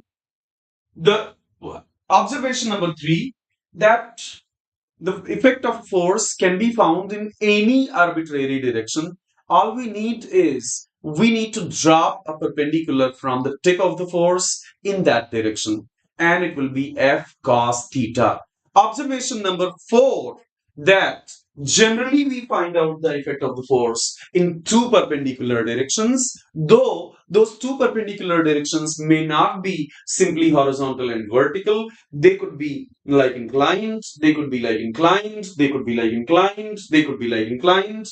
So to any two perpendicular directions, whatever direction the angle is given, in that direction the component will be F cos theta and the other direction component will be F sin theta. सबसे पहला observation, force वो है जो किसी body के state of rest या state of motion को change करने की कोशिश करे. दूसरा ऑब्जर्वेशन, फोर्स के कंप्लीट डिस्क्रिप्शन के लिए हमें उसके बारे में तीन बातें जाननी होती हैं: उसका मैग्नीट्यूड, उसका डायरेक्शन और वो कहां पर एक्ट कर रहा है. ध्यान रखना, अगर आपने सेम फोर्स सेम डायरेक्शन में लेकिन अलग पॉइंट पर जाकर लगा दिया, इफेक्ट चेंज हो जाएगा. हैंड पंप का एग्जाम्पल एक बेहतरीन एग्जाम्पल है इस बात को समझने के लिए. तीसरा ऑब्जर्वेशन, फोर्स का इफेक्ट किसी भी डायरेक्शन में निकाला जा सकता है. वो जिस डायरेक्शन में एक्ट कर रहा है उसके अलावा दूसरे किसी डायरेक्शन में, और वो होगा एफ कॉस थीटा. चौथा ऑब्जर्वेशन, दैट ये काम जनरली हम दो परपेंडिकुलर डायरेक्शंस में करते हैं. Second subtopic of first topic, moment. Observation number one, moment does not only depend upon the force, but moment also depends on the distance at which that force is present with respect to any point of reference. Observation number two, that moment is not really a vector quantity, but it has been given the shape of a vector quantity. It has been given the level of a vector quantity, in which its magnitude is its magnitude, but its direction is not really its direction. Its direction is just an excuse to represent its plane in which that moment is contained. Moment के बारे में हमने दो observation समझे. पहला, moment का magnitude सिर्फ force के मैग्नीट्यूड पर नहीं डिपेंड करेगा, वो इस बात पर भी डिपेंड करेगा कि फोर्स का परपेंडिकुलर डिस्टेंस क्या है, जिस पॉइंट के अबाउट आप रोटेशनल इफेक्ट देख रहे उस पॉइंट से. दूसरा ऑब्जर्वेशन, दैट मोमेंट को एक वेक्टर क्वांटिटी का स्वरूप दिया गया है, और ये इसलिए नहीं कि वो एक्चुअली वेक्टर है, ये इसलिए क्योंकि उसके मैग्नीट्यूड से बात नहीं बन सकती. हमें यह भी बताना पड़ेगा कि उसका प्लेन क्या है. तो जब हम उसे एक वेक्टर के तौर पर रिप्रेजेंट करते हैं, एक वेक्टर के तौर पर पेश करते हैं, तो हमारा टारगेट होता है कि इसका मैग्नीट्यूड तो उसका मैग्नीट्यूड है, लेकिन उसका डायरेक्शन जो है वो उसके प्लेन को स्पेसिफाई करे, उसके प्लेन को एक्सप्रेस करने का बहाना है उसका डायरेक्शन। जहां हमारा हेल्प करता है right hand thumb rule. X Y plane में है तो मोमेंट जेड डायरेक्शन में कहा जाएगा, वाई जेड प्लेन में है तो मोमेंट एक्स डायरेक्शन में कहा जाएगा, जेड एक्स प्लेन में है तो मोमेंट वाई डायरेक्शन में कहा जाएगा। पहले टॉपिक का तीसरा सब topic, couple. Observation number one, that couple is a system of two equal, opposite, and non-collinear forces. Observation number two, that the net force of a couple will always be zero. Observation number three, that the moment of a couple will not be zero. And observation number four, that the moment of a couple will be same no matter about which point you calculate it. Observation number five, that if force is acting at point A, its effect at point B is not going to be simply a force, it's going to be a force plus a couple. सबसे पहला observation, couple दो equal opposite और collinear forces का, दो equal opposite और non collinear forces का system है। दूसरा ऑब्जर्वेशन, नेट फोर्स कपल का जीरो होगा। तीसरा ऑब्जर्वेशन, नेट मोमेंट जीरो नहीं होगा। चौथा ऑब्जर्वेशन, दैट कपल का मोमेंट वेरी इंटरेस्टिंगली इस बात पर डिपेंड ही नहीं करता कि किस पॉइंट के अबाउट आप निकाल रहे, सारे पॉइंट्स के अबाउट सेम मिलेगा। इस बात को आप प्रूव करके देखना। चौथा ऑब्जर्वेशन, दैट ए पॉइंट पर लगता हुआ फोर्स बी पॉइंट पर एक फोर्स और कपल के सिस्टम के इक्वल है। आ गए हम दूसरे टॉपिक पर, दूसरा टॉपिक है resultant. If observation number one, that if a body is having n number of forces acting, we want just one force that can produce the same effect as all those forces are producing together. That one single force will be known as resultant.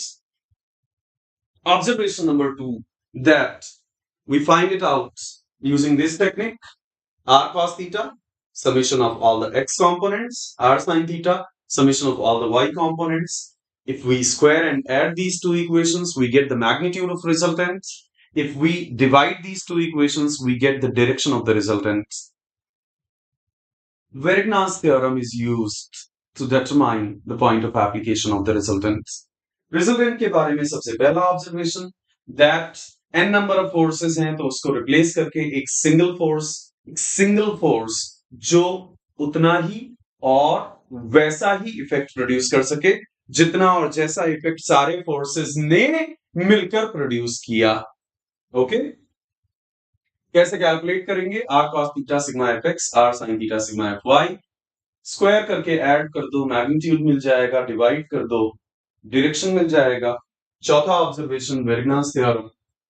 दो forces के लिए ये सारी बातें अगर apply करें, law parallelogram पैदा हुआ। एंड फिर हमने इस दूसरे टॉपिक के दूसरे सब टॉपिक के बारे में समझा, दैट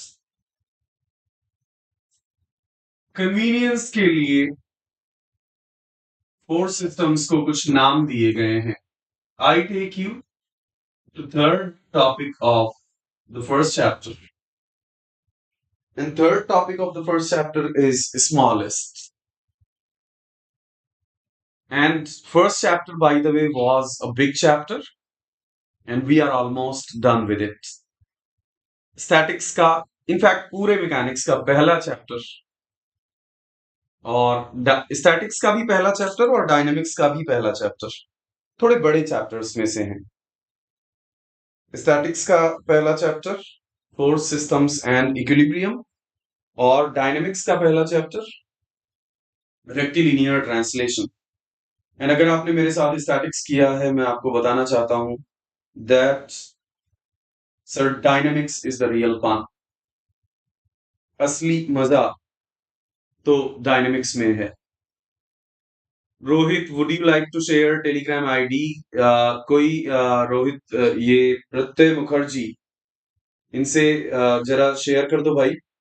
सभी लोग क्या कर रहे हो? ही इज आस्किंग टेलीग्राम ना। तो टेलीग्राम, मेरा referral code, my referral code, मैं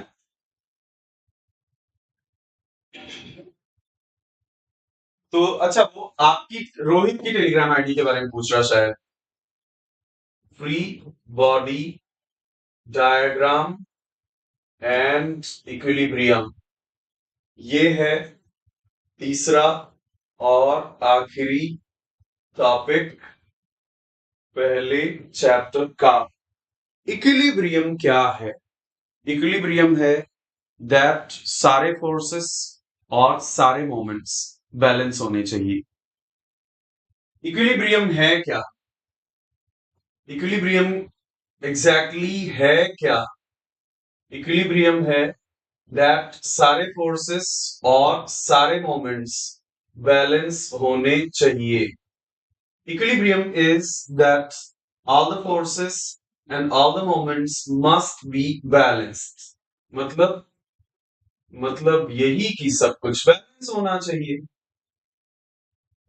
बोल तो दिया मैंने, मतलब यही कि सब कुछ बैलेंस होना चाहिए। एक बॉडी अगर स्टेट ऑफ इक्विलिब्रियम में है तो उस पर लगने वाले सारे फोर्सेस और उस पर लगने वाले सारे मोमेंट्स बैलेंस होने चाहिए। इतनी सी बात देखन में छोटे लगे, घाव करें गंभीर। इतनी सी बात भाई साहब, और मैं आपको बताना चाहता हूं कि पूरी मैकेनिक्स, पूरा सॉन्ग, टॉम के कई सारे कंसेप्ट्स और डेरिवेशंस, मशीन डिजाइन लगभग पूरा, एंड इवन प्रोडक्शन में कई सारे टॉपिक्स, इवन फील्ड मैकेनिक्स में कई सारे टॉपिक्स, सब कुछ इक्विलिब्रियम से डिराइव होता है। Equilibrium is kind of the king of mechanical engineering. अगर आपको पूरे मैकेनिकल में एक कंसेप्ट निकालना हो जो पूरे मैकेनिकल के 50% सिलेबस में फैला हुआ हो, वो एक कंसेप्ट है equilibrium. If there is a single concept that has a coverage, that has a presence in at least 50% syllabus of mechanical and civil engineering, that single concept is equilibrium. So what exactly is equilibrium? Equilibrium is not really the state of rest. Equilibrium is not really the state of rest. Because if all the forces are summing up to zero, if all the forces are summing up to zero, then, my dear friends, from Newton's second law, all we can say that if sigma fx is zero, all we can say is that the acceleration of the body is zero. If all the forces are summing up to zero, then can we say that the body is completely at rest? No. All we can say is that the body has zero acceleration. And if all the moments acting on the body are summing up to zero, then can we really say that the body is at rest? No. All we can say is that the body has no angular acceleration. Equilibrium को आप किसी से भी पूछोगे, वो तपाक से बोल देगा static. No. Sigma F X और सिग्मा एफ वाई और सिग्मा एम के जीरो होने का मतलब ये नेसेसरली नहीं कहा जा सकता कि बॉडी रेस्ट पर है। सिर्फ इतना ही कहा जा सकता है कि ए एक्स एक्सिलरेशन जीरो है। अब एक्सिलरेशन जीरो दो तरह से हो सकता है, या तो बॉडी रुकी हुई हो या बॉडी कांस्टेंट वेलोसिटी से मोशन में हो। एक्सिलरेशन जीरो दो तरह से हो सकता है, या तो पूरी तरह से रेस्ट हो या फिर मोशन हो रही हो कांस्टेंट वेलोसिटी के साथ। या तो पूरी तरह से रेस्ट हो या मोशन हो रही हो कांस्टेंट वेलोसिटी के साथ। या तो पूरी तरह से रेस्ट हो या फिर मोशन हो रही हो कांस्टेंट एंगुलर वेलोसिटी के साथ। और इसलिए याद रखना, इंटरव्यूज वगैरह में अगर आपसे कभी पूछ लिया जाए कि इक्विलिब्रियम क्या है, तो आप प्लीज सिर्फ रेस्ट मत बोलना। अगर आप मेरे स्टूडेंट हो तो आप कहने वाले हो कि इक्विलिब्रियम है स्टेट ऑफ रेस्ट और uniform motion. Equilibrium state of rest और यूनिफॉर्म मोशन है। Equilibrium is the state of rest or the state of uniform motion or the state of uniform or the state of uniform motion. Equilibrium क्या है? Equilibrium rest पर भी हो सकती है body और कांस्टेंट वेलोसिटी से मूव भी कर सकती है। The body can be in rest, the body can be moving with constant velocity. The second thing, that to prove that a body is in equilibrium, do we need only sigma fx, sigma fy, sigma m? Do we need to prove only these three to be zero? Actually, it depends on which kind of force system you are dealing with. ये prove करने के लिए कि कोई body equilibrium में है, to prove that a body is in equilibrium, to prove that a body is in equilibrium, how many equilibrium conditions do we need? How many equilibrium conditions do we need? ये prove करने के लिए कि कोई भी body equilibrium में है, हमें कितने इक्विलिब्रियम कंडीशंस की जरूरत पड़ेगी? ये डिपेंड करेगा फोर्स सिस्टम्स पर। It is going to depend upon the force systems. ध्यान से समझियो, बहुत ध्यान से समझियो। Be very very very very very very very very very very very very very attentive and try understanding. And now is the time when we are going to reproduce this image again, because I said it will depend upon which kind of force system are you talking about. ये prove करने के लिए कि एक body equilibrium में है, आपको सिर्फ सिग्मा एफ एक्स और sigma F Y zero prove करने से काम चलेगा क्या? या फिर सिर्फ सिग्मा एफ वाई और सिग्मा एम जीरो प्रूव करने से काम चलेगा क्या? Are we going to be good if we prove simply that sigma fx and sigma fy are zero? Or do we need to prove sigma m is equal to zero as well? Let's see. Let's see. My dear friends, I just need to delete a few things here so that it's going to be deleted in one go. That's bad. In that case, I'm going to minimize it a little bit.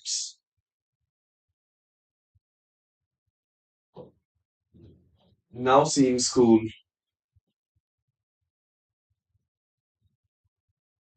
If it is coplanar concurrent force system.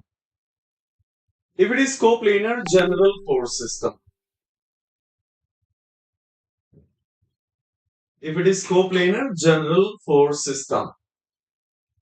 Coplanar है और coplanar में non concurrent है, non parallel है, ना तो concurrent है ना parallel है, नथिंग, एक जनरल है। तो फिर आपको इक्विलिब्रियम बताने के लिए कि भाई हाँ इक्विलिब्रियम है, आपको तीनों ही बातें प्रूव करनी होंगी। You will have to prove all the three things. Sigma fx is equal to 0, sigma fy is equal to 0 and sigma m is equal to 0. इन्हें कहते हैं तीन नेसेसरी और sufficient conditions. But suppose the forces became concurrent. And if the forces became concurrent, then all the forces are passing through one common point. And if all the forces are passing through one common point, then do we really need to prove moments are zero?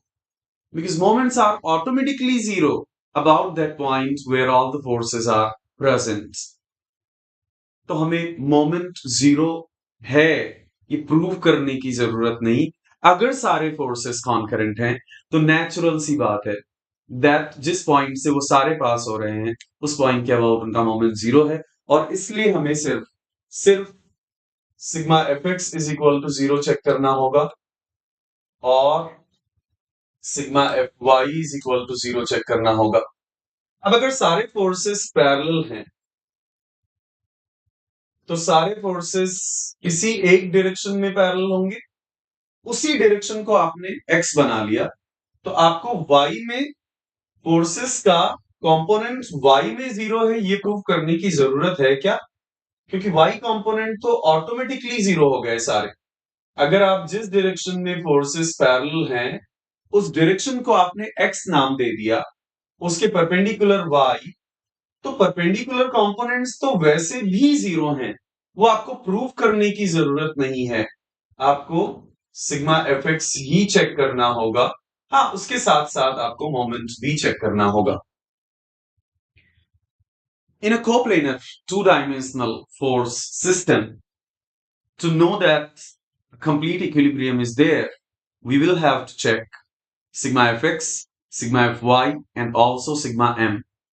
But sometimes if the system is concurrent in the coplanar, first of all it is coplanar, then it becomes concurrent. Then all the forces are passing through one common point and their moments are automatically 0 about that point. We don't need to prove that. We don't really need to prove that. Moments are 0 about that one single point. So we need to check only sigma fx is equal to 0 and sigma fy is equal to 0. If the forces are parallel, then we need to check two things. One, the forces, and another, the moments. And since all the forces are parallel in one given direction, if we choose our x direction in that direction only in which the forces are parallel, then their perpendicular components, all of them are automatically 0. Similarly, we can do the things for three-dimensional force systems. For three-dimensional force systems, if it is non-concurrent, non-parallel, mind it, now we are doing a three-dimensional force system. So in which x, y, z, all the components are present. Like some forces are present in xy plane, some forces are present in zx plane, and some forces are present in yz plane. Cool. So we need to check actually 6 equilibrium conditions. One, that all the forces are summing up to 0 in x direction and then in y direction and then also in z direction. And we need to prove also that all the moments are 0 in xy plane and all the moments are 0 in yz plane and all the moments are 0 in zx plane. All the moments are 0 in zx plane. हमें ये prove करना होगा non concurrent non parallel case में 6 equilibrium conditions. Sigma fx 0, sigma fy 0, sigma fz 0, xy plane में सारे moments 0, yz plane में सारे moments 0 और zx प्लेन में सारे मोमेंट्स 0. Cool. लेकिन अगर कॉन्करेंट हो गए,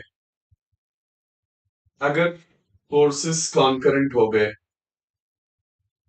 तो आपको मोमेंट चेक करने की जरूरत नहीं पड़ेगी, क्योंकि जिस पॉइंट से सारे फोर्सेस पास होंगे उसके अबाउट मोमेंट ऑटोमेटिकली 0 हो जाएगा। जिस पॉइंट से सारे फोर्सेस पास होंगे उस पॉइंट के अबाउट मोमेंट्स ऑटोमेटिकली 0 हो जाएंगे। तो अगर 3D में कॉन्करेंट हो गए तो आपको कितनी equilibrium conditions necessary and sufficient equilibrium conditions? क्या आंसर करोगे? 3। अगर सारे फोर्सेस के लाइन ऑफ एक्शन पैरेलल हो जाएं, अगर सारे फोर्सेस के लाइन ऑफ एक्शन पैरेलल हो जाएं, तो आपको एक जिस भी डायरेक्शन में पैरेलल हो उसमें फोर्स चेक करना पड़ेगा और उसी डायरेक्शन को कंटेन करते हुए दोनों प्लेन्स में मोमेंट चेक करना पड़ेगा। जैसे y में मान लिया है तो xy प्लेन में मोमेंट चेक करना होगा और yz प्लेन में मोमेंट चेक करना होगा। ये नहीं समझ में आया सर? सर कॉन्करेंट वाला तो समझ में आ गया कि चलो ठीक है, सारे फोर्सेस जहां से पास होंगे वहां पे सबका मोमेंट जीरो हो जाएगा। तो सारे फोर्सेस जहां से पास होंगे सबका मोमेंट जीरो हो जाएगा। तो हमें सिर्फ फोर्सेस चेक करने की जरूरत पड़ेगी, sigma F X, sigma F Y, sigma F Z. Moment check करने की जरूरत नहीं पड़ेगी। लेकिन पैरेलल में आपने ये कैसे किया? पैरेलल में ऐसे किया दोस्त, देर आप एक इस बात को समझने के लिए एक टेबल इमेजिन करो। इस बात को समझने के लिए एक टेबल इमेजिन करो और उस टेबल के चार पैर हैं। उस टेबल के चार पैर हैं। देर आर फोर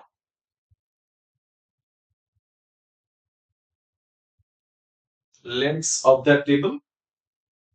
एंड इस टेबल का खुद का वेट वर्टिकल एक्ट कर रहा होगा, और सिर्फ वेट वर्टिकल नहीं एक्ट कर रहा होगा, बल्कि जो रिएक्शन होगी लेग्स पर, जो ग्राउंड का रिएक्शन फोर्स होगा, वो भी एक्ट कर रहा होगा। आप नोटिस करोगे कि जब किसी भी फोर्स का एक्स कंपोनेंट है ही नहीं, तो sigma F X is equal to zero. आपको चेक करने की जरूरत है क्या? नहीं है क्या? नहीं नहीं है क्या?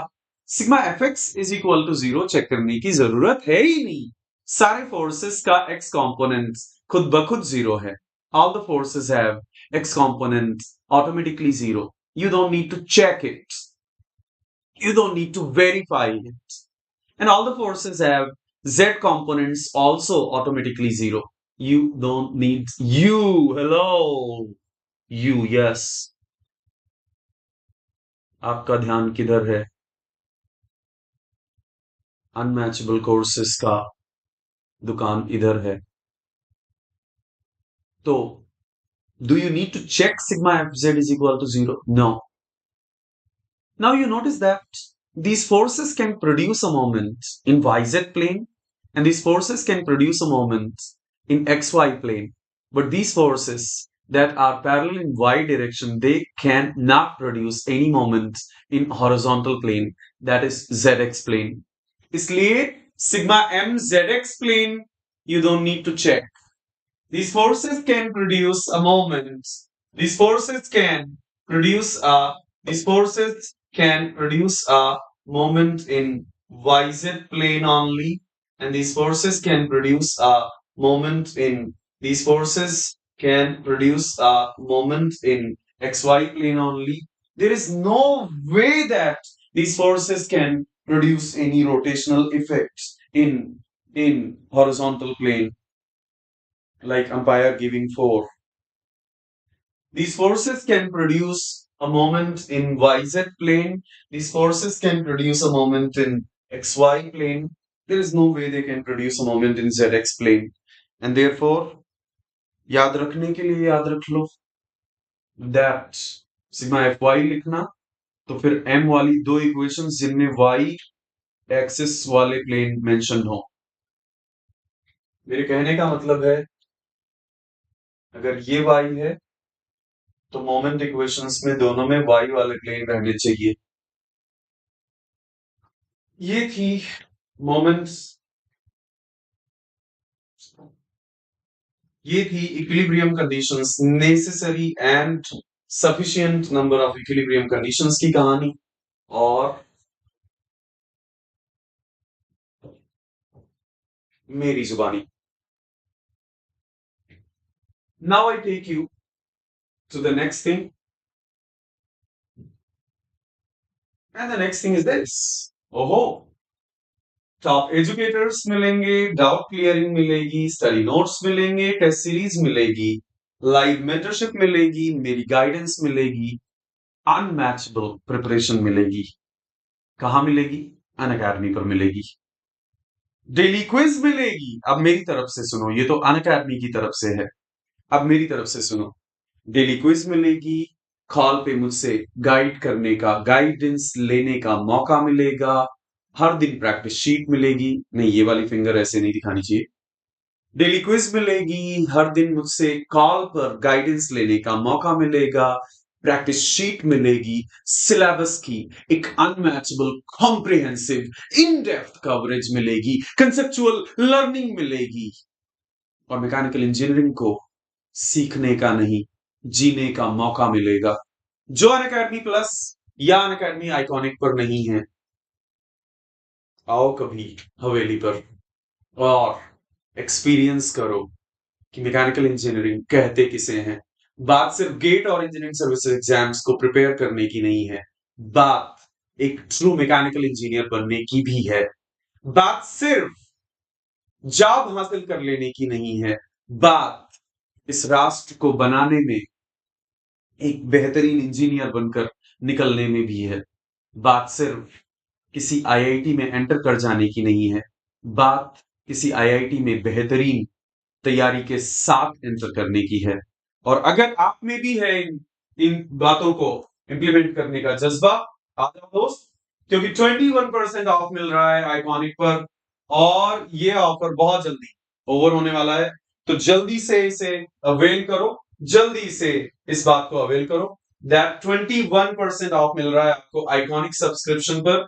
आइकॉनिक में आपको एक अनअकैडमी की तरफ से एक मेंटर असाइन होता है, ये ध्यान रखना। एक आपको एक अलग से एक मेंटर असाइन हो जाएगा, जो आप जिससे आप कुछ भी पूछ सकते हो, और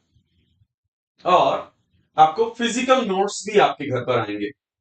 तो आइकॉनिक सब्सक्रिप्शन, अदरवाइज आइकॉनिक आपको महंगा लगता है, कोई बात नहीं। अनअकैडमी प्लस सब्सक्रिप्शन, मैं आपको स्टेप बाय स्टेप सब कुछ गाइड करने वाला हूं। अगर आप अफोर्ड कर सकते हैं, आइकॉनिक बहुत बेहतर है। नहीं भी कर सकते, कोई दिक्कत नहीं। प्लस पर आपको सब कुछ मिलने वाला है। मेरी सारी क्लासेस, सारे टॉप एजुकेटर्स की क्लासेस, स्टडी नोट्स, और डेली क्विज और प्रैक्टिस शीट्स और चैप्टर वाइज टेस्ट और इस तरह के revision programmes, every single thing. और ऑफ कोर्स आपके पास मेरा नंबर होगा, आपके मेरे फोन में आपका नंबर सेव होगा, और आप एक स्लॉट आपको दिया जाएगा, उस स्लॉट में कभी भी आप कॉल करके मुझसे पर्सनली गाइडेंस ले सकते हैं। आपको कोड यूज करना होगा MTLIVE, और ये कोड यूज करने के बाद आप प्लस की क्लास में आओगे तो आपको वहां पर मेरा नंबर मिल जाएगा, और उस नंबर पर कॉल करके बस आपको बताना होगा मुझे कि सर, आपने कहा था हवेली पर आने को, आ गए हवेली पर। मैं आपको ले चलता हूँ मैं आपको ले चलता हूँ तीसरे टॉपिक के तीसरे सब टॉपिक पर। तो जब आप इक्विलिब्रियम कंडीशंस अप्लाई करते हो, sigma F X is equal to zero, sigma F Y is equal to zero, sigma F Z is equal to zero, sigma M is equal to zero, तो आपको सारे forces accurately जानने जरूरी होते हैं। और सारे फोर्सेस की एक्यूरेट जानकारी का एक डायग्राम कहलाता है फ्री बॉडी डायग्राम। जब आप इक्विलिब्रियम कंडीशंस अप्लाई करते हो, चाहे वो sigma F X is equal to zero apply करो, या sigma F Y is equal to zero apply करो, या sigma M is equal to zero apply करो, जब आप इक्विलिब्रियम कंडीशंस अप्लाई करते हो, तो मेरे प्यारे दोस्तों, जब आप इक्विलिब्रियम कंडीशंस अप्लाई करते हो, तो मेरे प्यारे दोस्तों, आपको आपको बॉडी पर लगने वाला एक एक फोर्स, उसका मैग्नीट्यूड, उसका डायरेक्शन, उसका पॉइंट ऑफ एप्लीकेशन एक्यूरेटली पता होना चाहिए। बॉडी पर लगने वाला एक एक फोर्स, उसका मैग्नीट्यूड, उसका डायरेक्शन, उसका पॉइंट ऑफ एप्लीकेशन एक्यूरेटली पता होना चाहिए। ओके, ऐसे एक डायग्राम को जिसे हम बनाते हैं, जिसमें सारे फोर्सेस रिप्रेजेंट किए जाएं, ऐसे डायग्राम को कहते हैं free body diagram. Such a diagram is known by the name free body diagram. So free body diagram is the diagram of forces. Free body diagram is the diagram of free body diagram is the diagram of accurate diagram of forces acting on the body. Now this is an important thing, on the body by surrounding bodies. Free body diagram is the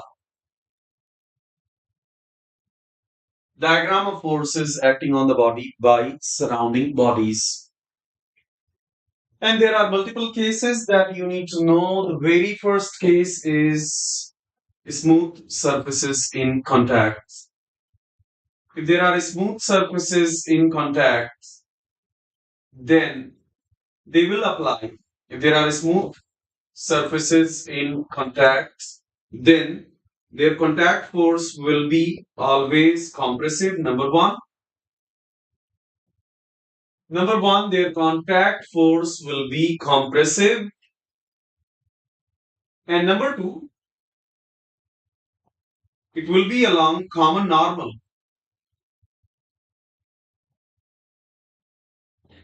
पहली बात, free body diagram बनाते समय आपको ये 3-4 बातें याद रखनी होंगी। पहला, अगर स्मूथ सरफेसेस कांटेक्ट में हैं, तो उन पर लगने वाला जो कांटेक्ट फोर्स होगा वो कॉमन नॉर्मल के अलोंग लगेगा और कॉम्प्रेसिव होगा नेचर में। नेचर में वो कॉम्प्रेसिव होगा और कॉमन नॉर्मल के अलोंग लगेगा। ठीक है, its nature is going to be compressive and it's going to act along the common normal. For example, suppose there is a channel in which one cylinder is kept and another cylinder is kept. Now, if I draw the free body diagram of cylinder B, this is cylinder A and this is cylinder B. And if I draw the free body diagram of cylinder B, if I draw the free body diagram of cylinder B, then my system is cylinder B now. अब मेरा system हो गया cylinder B और ये एक तरफ wall के contact में है, एक तरफ, is this visible, this part? Yes. एक तरफ it is in contact with the wall, another side it is in contact with the, wait a moment, I'll just draw it a little on the upside. So if our focus is on the cylinder B, it is in contact with the wall, and then it is in contact with the floor, and then it is in contact with the cylinder A. Okay, and it is in contact with one more surrounding body is there, don't ignore it, Earth. एक और surrounding body है जिसे हम अर्थ कहा करते हैं। एक वो ए के कांटेक्ट में है, दूसरा लेफ्ट वाली दीवार के कांटेक्ट में है, तीसरा फ्लोर के कांटेक्ट में है, चौथा धरती माँ के कांटेक्ट में है। मतलब धरती माँ के कांटेक्ट में डायरेक्टली होना जरूरी नहीं है, वो उसकी ग्रेविटेशनल फील्ड में है तो उसका ग्रेविटेशनल अट्रैक्शन एक्सपीरियंस करेगा।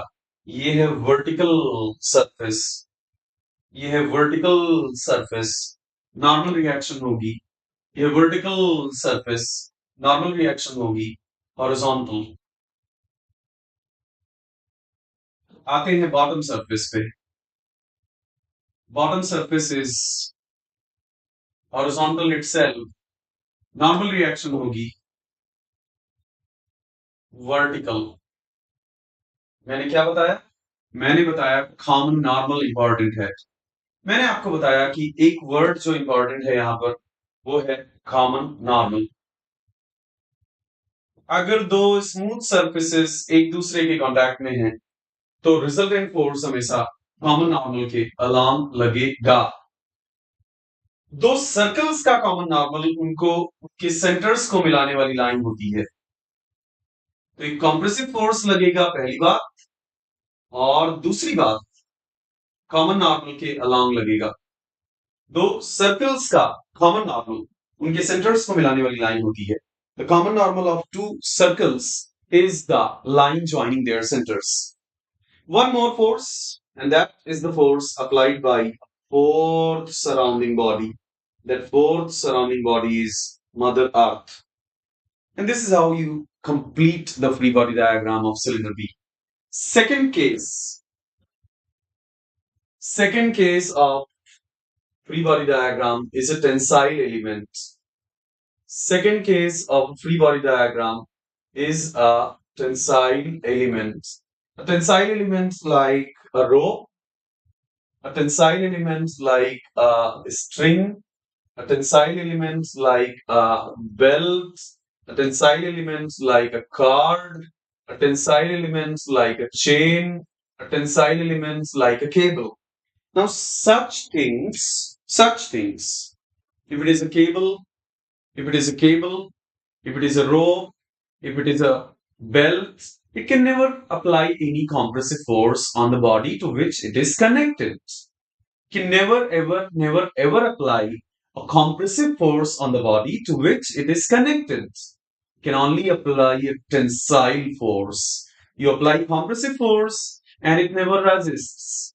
You can only apply a tensile force. Cable, cord, chain, रस्सी, रस्सा, वायर, बहुत पतला वायर, ये किसी चीज को जिससे ये कनेक्टेड हो उसे ये कभी कॉम्प्रेस नहीं कर सकते, जिससे ये कनेक्टेड हो उसे कभी ये कॉम्प्रेस नहीं कर सकते। हाँ, खींच सकते हैं, खींच बड़े बड़ों को सकते हैं। एक रस्सा पूरे ट्रक को खींच सकता है। एक चेन एक गाड़ी से दूसरी गाड़ी में कनेक्ट होकर पूरी गाड़ी को खींच ले जाती है। खींच ये बहुत कुछ सकते हैं, लेकिन धक्का नहीं मार सकते, ये पुश नहीं कर सकते। तो दे अप्लाई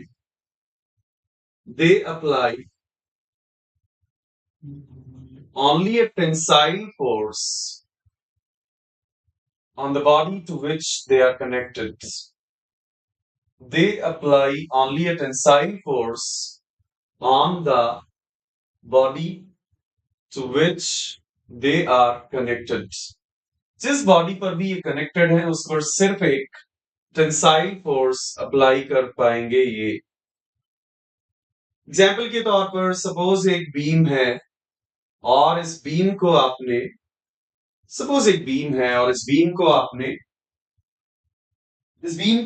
आपने मल्टीपल रस्सियों से सपोर्ट किया हुआ है। एक रस्सी आपने यहां लगा दी,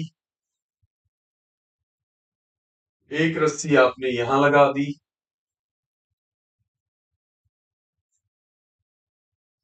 अब अगर आपको इस बीम का फ्री बॉडी डायग्राम बनाना है तो आपको बस रस्सी सिर्फ पुल ही कर सकती है। The cord can only pull, so its weight is going to act the weight of the beam, and then the tension applied by this cord and the tension applied by this cord.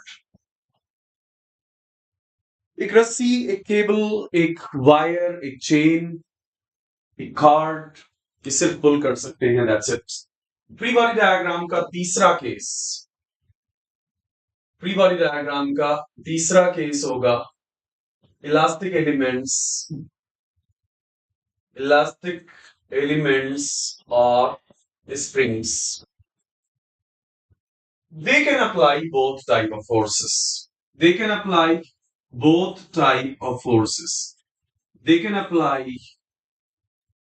tensile, they can apply compressive. They can apply tensile as well as they can apply compressive. वो tensile भी apply कर सकते हैं और compressive भी apply कर सकते हैं, डिपेंडिंग अपॉन आपने उन्हें क्या किया। जैसे एक मोटी रॉड, जैसे एक स्प्रिंग, आपने उसे खींचा वो आपको खींचेगा, आपने उसे पुश किया वो आपको पुश करेगा।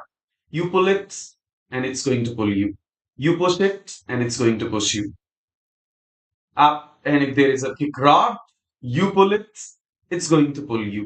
You push it, it's going to push you. So it can apply both type of forces, tensile as well as compressive. The fourth case is going to be the case of various joints. In the various joints, we have the first one as roller joint or rocker joint. A roller joint or rocker joint is going to offer only one reactive force. A roller joint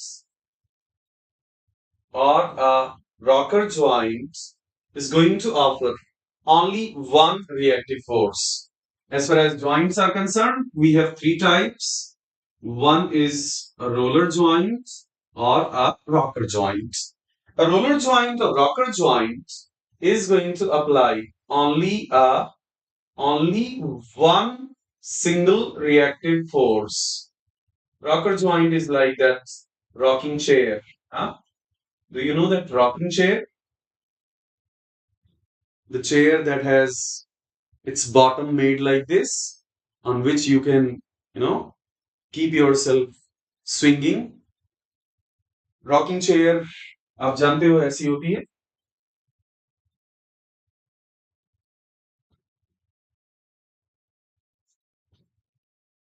जिस पर अगर आप बैठोगे तो आप खुद को swing करते रह सकते हो। You can keep swinging your self a little bit. एक रोलर ज्वाइंट और रॉकर ज्वाइंट में सिंगल रिएक्शन लगेगी कॉन्टैक्ट सरफेस के perpendicular. A roller joint or a rocker joint is going to offer single reaction perpendicular to the contact surface. A single reaction force, a single reaction force perpendicular to the contact surface, perpendicular to the contact surface. But there is one more type of joint, and that is a pin joint. There is one more type of joint, and that is a pin joint. So let's now talk about a pin joint. A pin joint is also called by the name hinge. A pin joint is also known by the name hinge. Pin joint को hinge भी कहते हैं. And a hinge is going to apply two forces. Actually, it's going to apply, it's able to resist the force in any direction. And when we say two forces, we are only interpreting the components of that arbitrary force in any direction. So basically, when we say a pin joint can resist the force in any direction, the simpler way to say that is frankly speaking, a pin joint can resist the force in any direction. Because can you take it anywhere? If something is connected with a pin, can you take it anywhere? Can you move it away from this joint? No. That means your force has been resisted. क्या आप इसे कहीं ले जा सकते हैं दूर? नहीं ले जा सकते। इसका मतलब आपका फोर्स रजिस्ट हुआ। इसका मतलब आपका फोर्स बराबर रजिस्ट हुआ। Your force has been resisted. हाँ, इसको कन्वीनियंस के लिए हम ये कह देते हैं इसका मतलब एक पिन ज्वाइंट, इसका मतलब एक पिन ज्वाइंट हॉरिजॉन्टल रिएक्शन भी इंड्यूस कर सकता है और वर्टिकल रिएक्शन भी इंड्यूस कर सकता है। सो पिन ज्वाइंट सच्चाई ये है कि किसी भी डायरेक्शन में डेवलप होने वाले फोर्स को रेजिस्ट कर सकता है,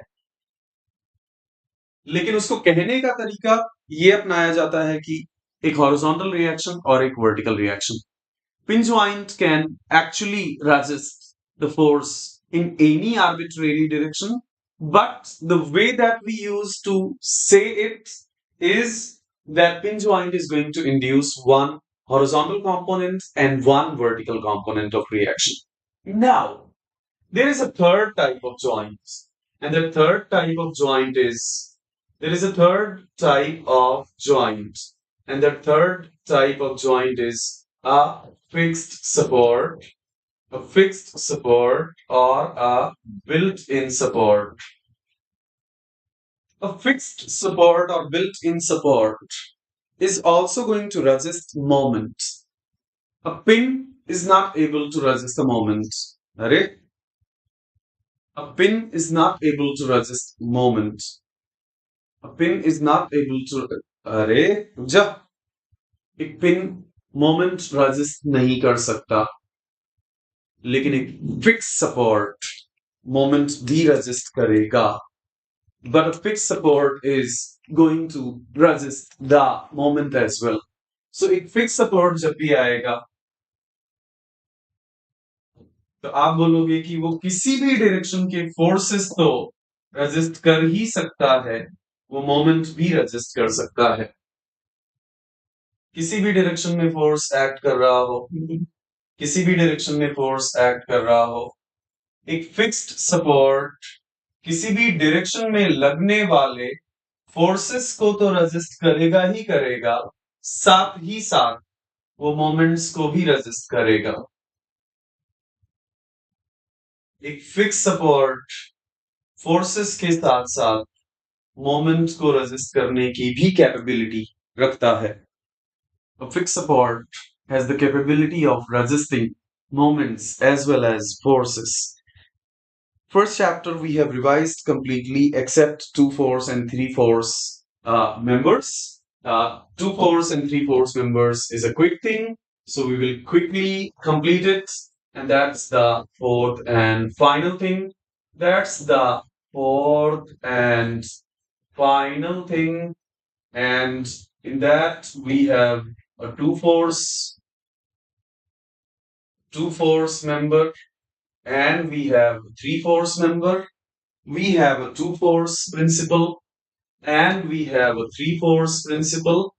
What is a 2 force principle? The 2 force principle is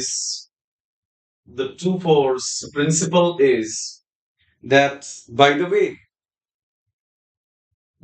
way, in the month of June last, don't forget checking Engineering Mechanics Through Problems by Marut Tiwari on Amazon. Ah, unmatchable question bank of engineering mechanics. In the last week of June or first week of July, don't forget checking this title, Engineering Mechanics Through Problems by Marut Tiwari. Note down the title. It's going to be a super affordable small booklet, and it's going to have only questions and ultimate collection of questions of engineering mechanics. Note down the title, Engineering Mechanics Through Problems. Engineering Mechanics Through Problems by Marut Tiwari. In the first week of July, it's going to be released. Okay? You know, I'm already the author of the book, Gate in 75 Days. Just like that, there is one more book coming up in the first week of July, and that is Engineering Mechanics Through Problems. It's going to have ultimate collection of mechanics questions. So what is two force member? A two force member is that if a body is in equilibrium, if a body is in equilibrium, if a body is in equilibrium under two forces, if a body is in equilibrium under two forces, then those forces will have to be, then those forces must be equal, opposite, and collinear. Then those two forces must be equal, opposite, and collinear. तीनों बातें कहनी जरूरी हैं. Equal भी होने चाहिए, opposite भी होने चाहिए, और कोलिनियर भी होने चाहिए. ये इतना कॉमन सेंसिकल है कि आपको लगेगा कि इससे क्या हो सकता है, लेकिन मैंने क्लास में आपको एग्जांपल दिया था, अगर आपको याद हो, दैट एक क्वार्टर सर्कुलर फ्रेम है, और ये क्वार्टर सर्कुलर फ्रेम एक बीम के साथ कनेक्टेड है, और आपसे मैंने पूछा था एक बीम के साथ एक हिंज के थ्रू कनेक्टेड है, और आपसे मैंने पूछा था, and I asked this to you, that अगर ये एक क्वार्टर सर्कुलर फ्रेम है तो आप बता दो जॉइंट बी पर रिएक्शन का एंगल क्या होगा. जॉइंट बी पर रिएक्शन का एंगल क्या होगा. This is such a commonsensical principle, two force principle, that we think that what is there to write it? Why are we even studying it? It's such an obvious thing. एक body पर दो forces हैं, then दोनों forces को equal, opposite और collinear होना ही पड़ेगा अगर आप चाहते हैं बॉडी इक्विलिब्रियम में हो. तो इससे मिल क्या गया, जैसे ये प्रॉब्लम है, इसमें आपको बी पर रिएक्शन का एंगल निकालना है. अब बी पर रिएक्शन का एंगल निकालना है, तो आपको पता है कि ये क्वार्टर सर्कुलर फ्रेम में दो ही फोर्सेस हैं. एक है पिन ए की रिजल्टेंट रिएक्शन, दूसरा है पिन बी की रिजल्टेंट रिएक्शन. तो दोनों को इक्वल, ऑपोजिट और कोलिनियर होना ही पड़ेगा। दोनों को इक्वल, ऑपोजिट और कोलिनियर होना ही पड़ेगा, क्योंकि ये भी क्वार्टर सर्कल की रेडियस, ये भी क्वार्टर सर्कल की रेडियस, नेचुरली रिएक्शन का एंगल आ गया 45 degree. Just in case if this is not visible to you, I'll zoom it out. Lovely. Awesome. Amazing. एक क्वार्टर सर्कुलर फ्रेम पे दोनों हिंज पे दो ही रिएक्शंस, दोनों को इक्वल और ऑपोजिट होना ही पड़ेगा, और दोनों अगर इक्वल ऑपोजिट होंगे तो रिएक्शन का एंगल 45 डिग्री होना ही पड़ेगा। Then the angle of the reaction will have to be 45 degree. I mean, this is one example that I'm giving you to show you the importance of two force principle. ऐसे ही three force principle है। Three force principle क्या है? Three force principle क्या है? Three force principle है that अगर एक body तीन फोर्सेस के अंडर में इक्विलिब्रियम में है, अगर एक बॉडी तीन फोर्सेस के अंडर में इक्विलिब्रियम में है, if a body is in equilibrium under three forces, then those three forces will have to be concurrent. Then those three forces must be concurrent. कोई और चॉइस ही नहीं है उन तीनों फोर्सेस को। हाँ, तीन नॉन पैरेलल फोर्सेस की बात हो रही है, ध्यान रखना। तीन नॉन पैरेलल फोर्सेस की बात हो रही है। एक बॉडी पर अगर तीन नॉन पैरेलल फोर्सेस हैं और बॉडी इक्विलिब्रियम में है, तो उस बॉडी को उन तीनों फोर्सेस को कॉन्करेंट होना ही पड़ेगा। If a body is in the equilibrium under action of three non-parallel forces, then those three non-parallel forces will have to be concurrent. Let me give you some beautiful examples of this.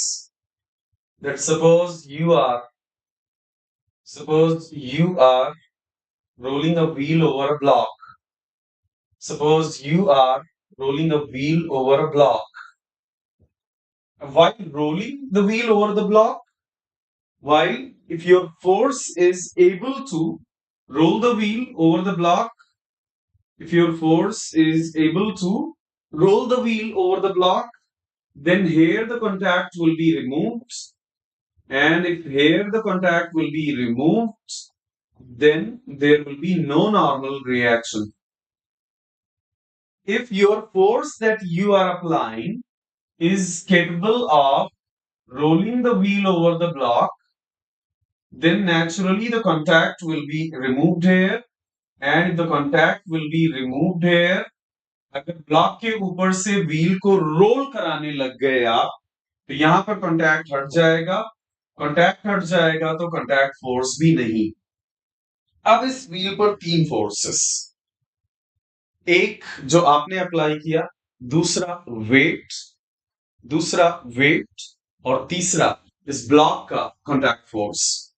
Now there are three forces on this wheel, and one is the force that you are applying. One is the force that you are applying. The second one is the weight of the wheel itself, and the third one is the contact force of the block on the wheel. One is the force that you are applying. Second one is the weight of the wheel. Second one is the weight of the wheel, and third one is the contact force of the reaction of the block. And you know what? अगर तीन forces के अंदर में body equilibrium में है, तो तीनों forces को कॉन्करेंट होना ही पड़ेगा। और इसलिए अगर पहला केस आपको दे दिया जाए, तो आपको कह दिया जाए कि ब्लॉक का कॉन्टैक्ट फोर्स कितने एंगल पर होगा, तो आपको होगा कि उसको सेंटर से पास होना पड़ेगा। अगर पहला केस दे दिया जाए कि आपने फोर्स सेंटर से अप्लाई किया है, तो मेरे प्यारे दोस्तों, ब्लॉक का कॉन्टैक्ट रिएक्शन सेंटर से पास होना पड़ेगा और वहां से आप एंगल कैलकुलेट कर पाओगे। और अगर आपको ये केस दे दिया जाए, तो एफ और डब्ल्यू जहां मिलेंगे ब्लॉक के कॉन्टैक्ट रिएक्शन को वहां से पास होना पड़ेगा और इस तरह से आप आर का एंगल फाइंड आउट कर सकोगे इस प्रिंसिपल की बेसिस पर. On the basis of this principle, you will be able to decide that what will be the angle of the reaction of the block on the wheel. Block का wheel पर जो reaction है उसका angle क्या होगा ये आप इसी की बेसिस पर डिफाइन कर पाओगे कि जहां एफ और डब्ल्यू मिलेंगे वहीं से आर को पास होना पड़ेगा. Wherever F and W will meet, there the arc will have to pass. We close chapter number 1. Of course, Lammy's theorem. Huh? Of course, Lammy's theorem. These three forces will follow Lammy's theorem. Body is in equilibrium under the action of three forces. Then first thing, they will be concurrent.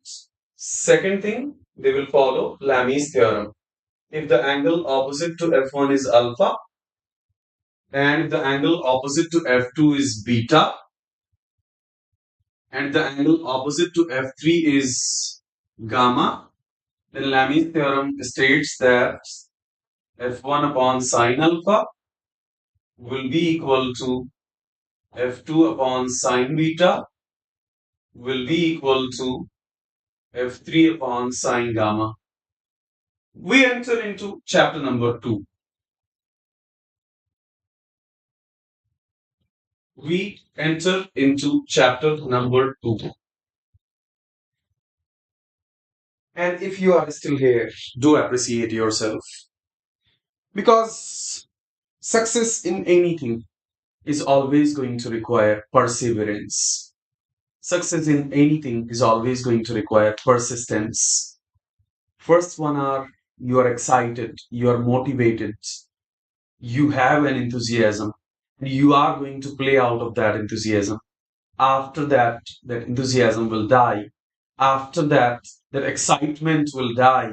After that, no matter how awesome a dish is, if you are ordering the same dish continuously for 10 days, 10th day you are not excited about it. The human nature is like that.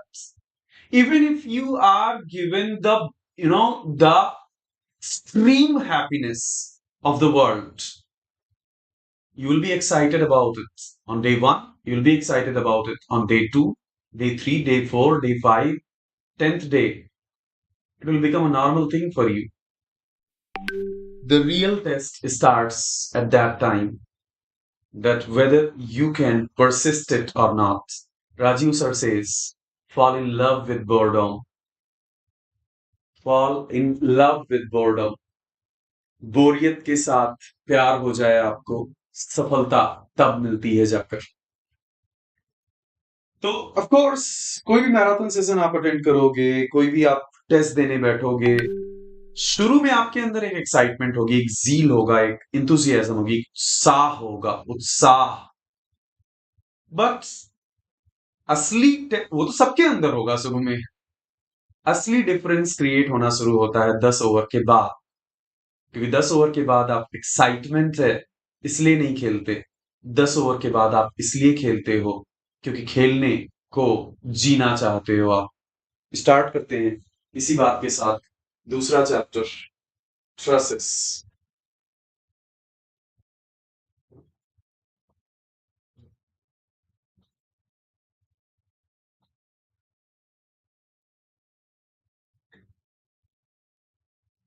Trusses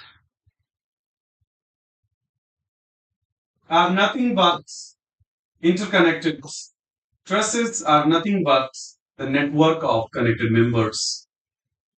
and जब हम कहते हैं किसी trust की analysis करनी है, उसका मतलब होता है कि उसमें उसके मेंबर में डेवलप होने वाले फोर्सेस फाइंड आउट करना चाहते हैं. Analysis means what? Analysis means that we want to find out the forces acting in each and every member of that trust. Not only the magnitude of the force, but also the direction of the force. Analysis means what? Analysis means to know, to determine. Analysis means what? Analysis means to determine the magnitude and also the nature of the force developing in any member of the truss. To determine the magnitude and nature of the force developing in any member of the truss.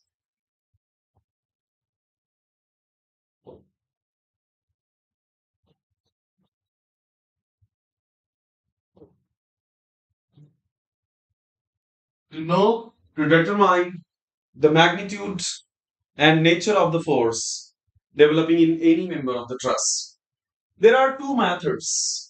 Analysis करने के दो methods हैं.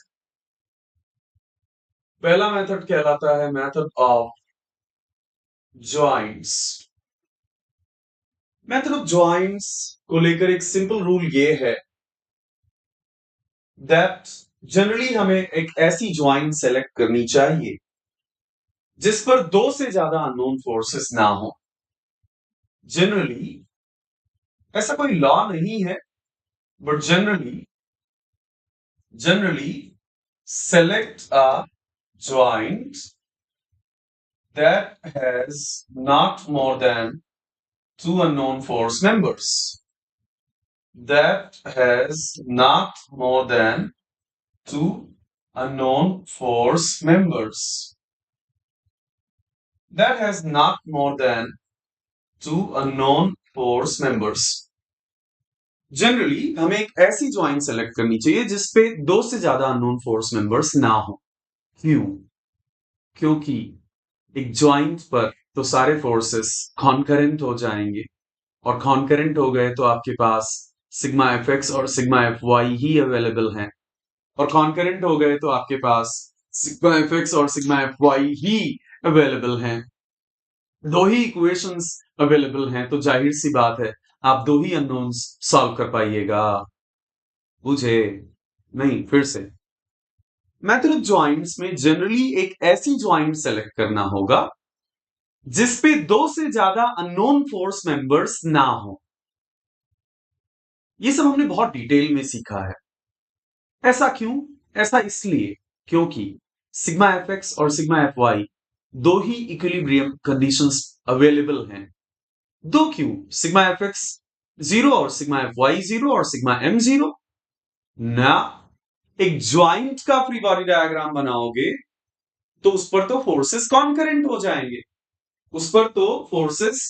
हो जाएंगे, और इसलिए दो से ज्यादा अननोन फोर्सेस होंगे तो आप सॉल्व नहीं कर पाओगे.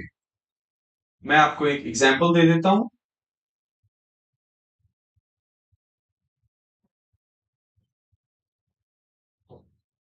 ये सारे हैं ज्वाइंट्स.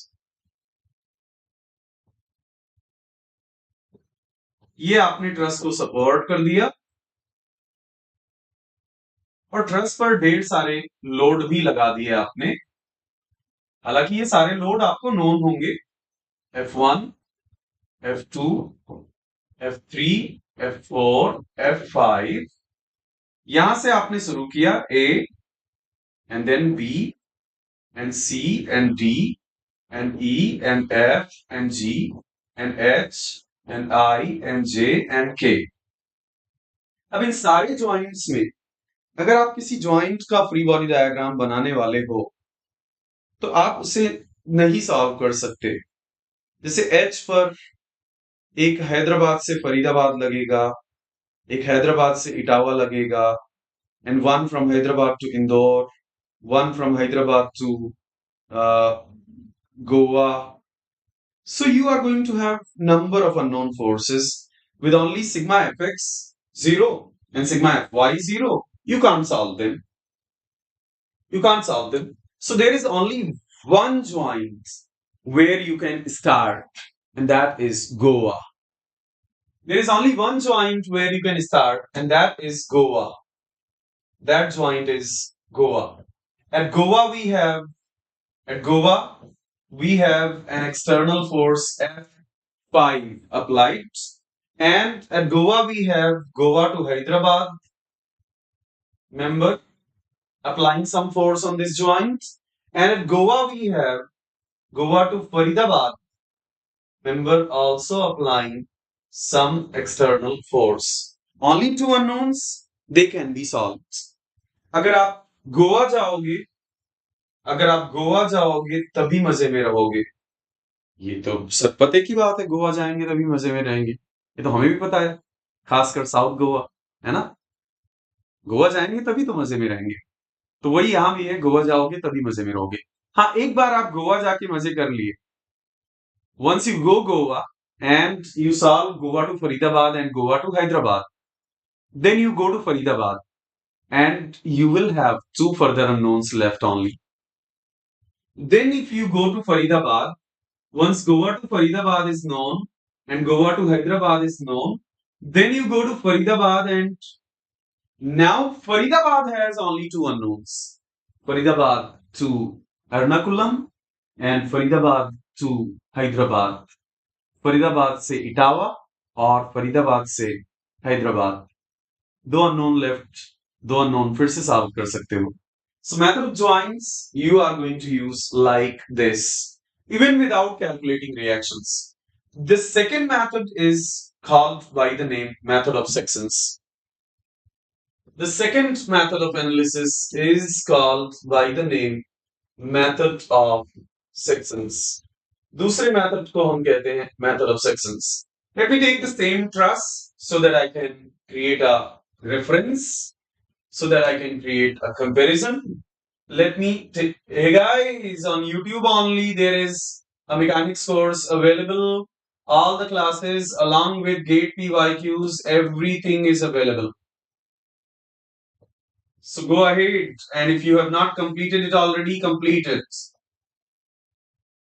YouTube पर ही मैकेनिक्स का पूरा कोर्स अवेलेबल है, एक एक लेक्चर के साथ, और पीवाईक्यूज भी, गेट पीवाईक्यूज भी. तो अगर आपने नहीं किया है, बस YouTube पर सर्च करो इंजीनियरिंग मैकेनिक्स बाय मारुत तिवारी, आपको मिल जाएगा lecture 1, lecture 2, lecture 3.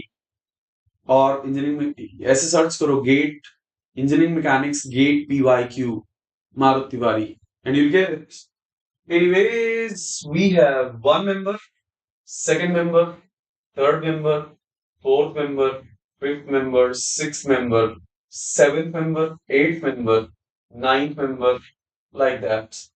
And number of forces, F1 is there, F2 is there, F3 is there, F4 is there, F5 is there, F6 is there. तो बहुत सारे मेंबर्स हैं और बहुत सारे ज्वाइंट्स हैं, बहुत सारे मेंबर्स हैं और बहुत सारे ज्वाइंट्स हैं. ये है ए बी, ये ज्वाइंट है सी, ये ज्वाइंट है डी, ये ज्वाइंट है ई, ये ज्वाइंट है एफ, ये ज्वाइंट है जी, ये ज्वाइंट है एच, ये ज्वाइंट है आई, ये ज्वाइंट है जे, ये ज्वाइंट है के, ये ज्वाइंट है एल, ये ज्वाइंट है एम. आपको कह दिया गया लखनऊ से चंडीगढ़ वाले मेंबर में फोर्स बता दो. अब भाई साहब आप बोलोगे कि बाप रे, या आपसे कह दिया गया कि दिल्ली से कानपुर वाले मेंबर में फोर्स बता दो. Suppose I'm asking you to calculate the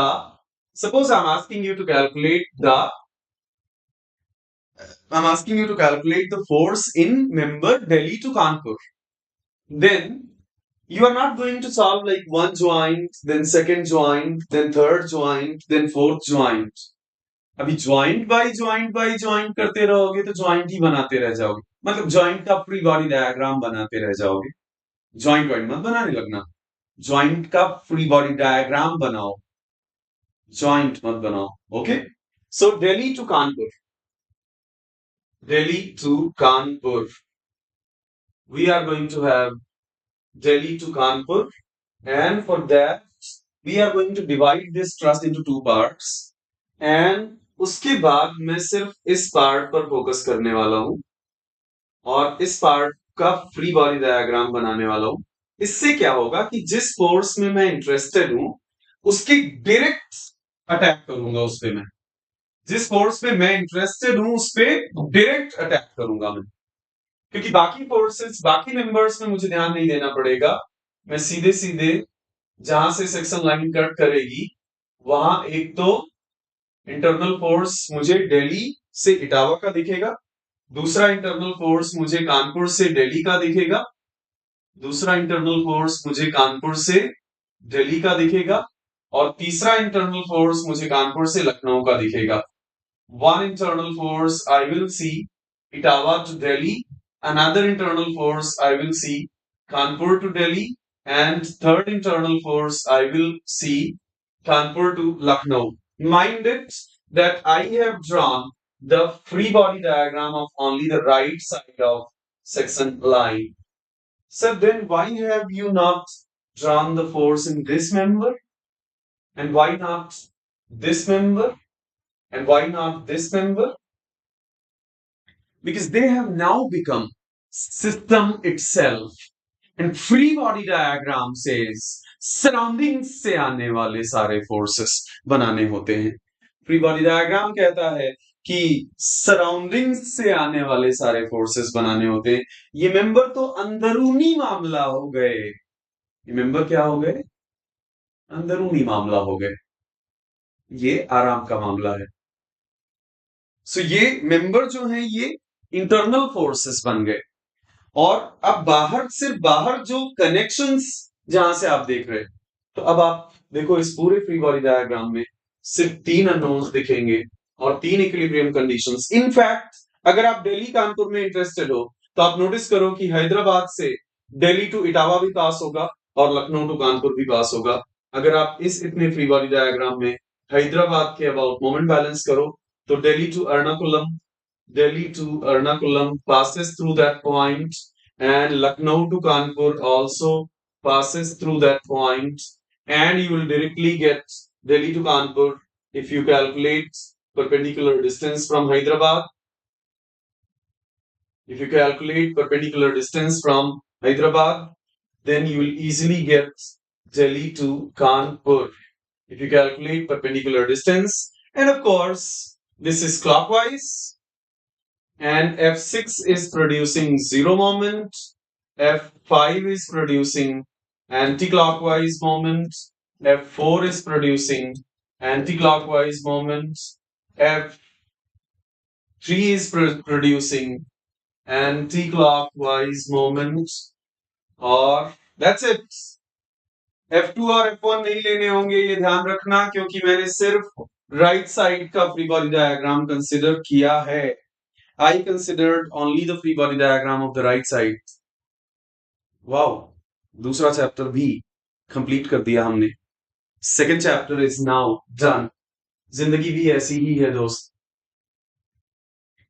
that शुरुआत में आप बिल्ड करते हो, बिल्ड करते हो, बिल्ड करते हो, बिल्ड करते हो. एक बार जब एक्सिलरेट होते हो ना, एक बार जब कर्व स्लोप पकड़ता है तो आप रियलाइज करते हो कि जो फल आपको लगते थे कि आपको कभी मिले नहीं, आपने मेहनत बहुत की, वो एक्चुअली वेट किया जा रहा था, परीक्षा ली जा रही थी.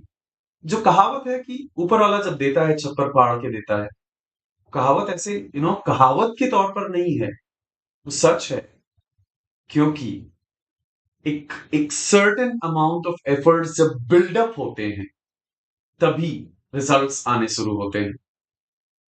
असली रिजल्ट्स एक सर्टेन स्टेज तक आते ही नहीं है कभी, क्योंकि एक सर्टेन स्टेज तक आपका टेस्ट हो रहा होता है, आपकी आजमाइश हो रही होती है. इसी तरह से अगर आप खुद को बिल्ड करना चाहते हो और बिल्ड करते करते करते करते अल्टीमेटली आप उस मुकाम तक पहुंचना चाहते हो जहां आप कह सको कि हाँ मैंने कर दिखाया, तो आओ कभी हवेली पर, अन अकेडमी प्लस या अन अकेडमी आइकॉनिक पर. टॉप एजुकेटर्स मिलेंगे, डाउट क्लियरिंग मिलेगी, स्टडी नोट्स मिलेंगे, टेस्ट सीरीज मिलेगी. एंड अब मेरी तरफ से सुनो, अनअकैडमी की तरफ से तो आपको बहुत कुछ मिलेगा. अब मेरी तरफ से सुनो, डेली क्विज मिलेगी, डेली प्रैक्टिस प्रॉब्लम्स मिलेंगी, कंसेप्चुअल लर्निंग मिलेगी पूरे मैकेनिकल की, और आपको मुझसे डेली कनेक्ट होके बाय कॉल पर्सनली कुछ भी पूछने और डिस्कस करने का, गाइडेंस लेने का मौका मिलेगा. अनअकैडमी प्लस या आइकॉनिक, और इससे बेहतर मौका और कोई नहीं हो सकता, क्योंकि अनअकैडमी आइकॉनिक में 21% का प्राइस ड्रॉप हो चुका है. There is a price drop of 21%. Use the code MTLIVE and subscribe today itself. Use the code MTLIVE and हाँ, prices 31st में से बढ़ने वाले हैं. 31 मई से प्राइसेस बढ़ने वाले हैं. तो प्राइसेस बढ़े इससे पहले आप ये 22% तक की सेविंग अवेल करो. बहुत आसान है. आपको कोड यूज करना होगा MTLIVE. 10% डिस्काउंट मिल जाएगा आपको. You will get 10% discount, and then you are going to start your unmatchable journey of mechanical engineering. एक बेहतरीन जर्नी. प्लस की क्लास में आओगे, आपको मेरा नंबर मिल जाएगा. मुझे बता देना कि सर मैं हवेली पर आ गया हूं. मैं आपको ले चलता हूं दूसरे चैप्टर के दूसरे टॉपिक पर. दूसरे चैप्टर का दूसरा टॉपिक है special cases.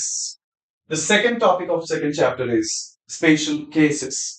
And the special cases are very simple and yet very interesting. Special cases जो हम कवर करने वाले हैं वो बहुत सिंपल भी हैं और इंटरेस्टिंग भी हैं. पहला special case. Okay, you tell me. सभी लोग बोलो मेरे साथ, कितने members?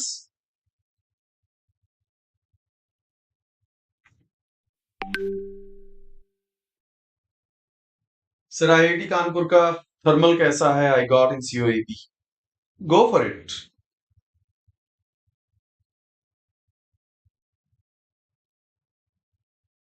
Venkanna Chintadda, thank you so very much.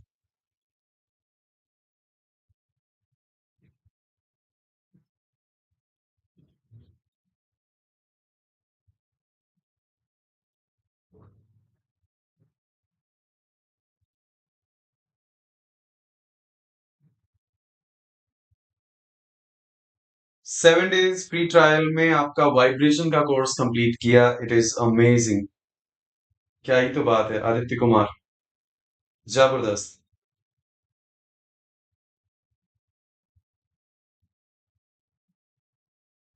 So special cases are what?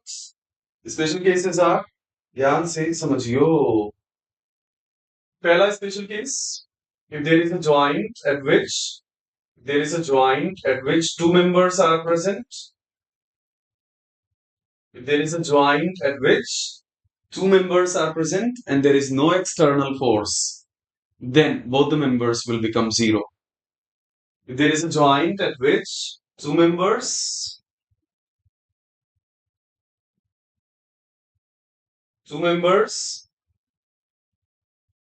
and both the members non-collinear and there is no external load present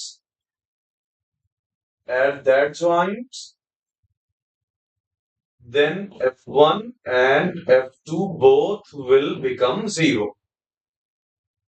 Then F1 and F2 both will become zero. Okay. Now, second condition, three members, out of them two collinear. किसी joint पर तीन member हो, उनमें से दो collinear हो, कोई external load ना हो. There are three members, out of them two are collinear and no external load is present at the joint. Then the third member will become zero.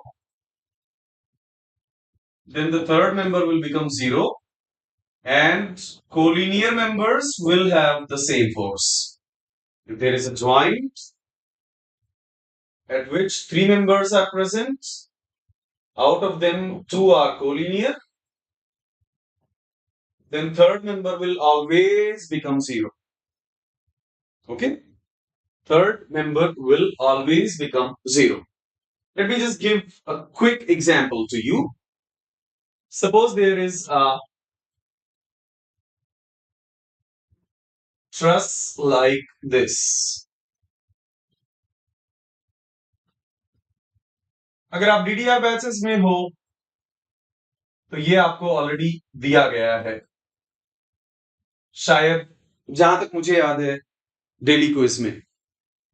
If you are in DDR batches, then this question has been given to you in daily quizzes.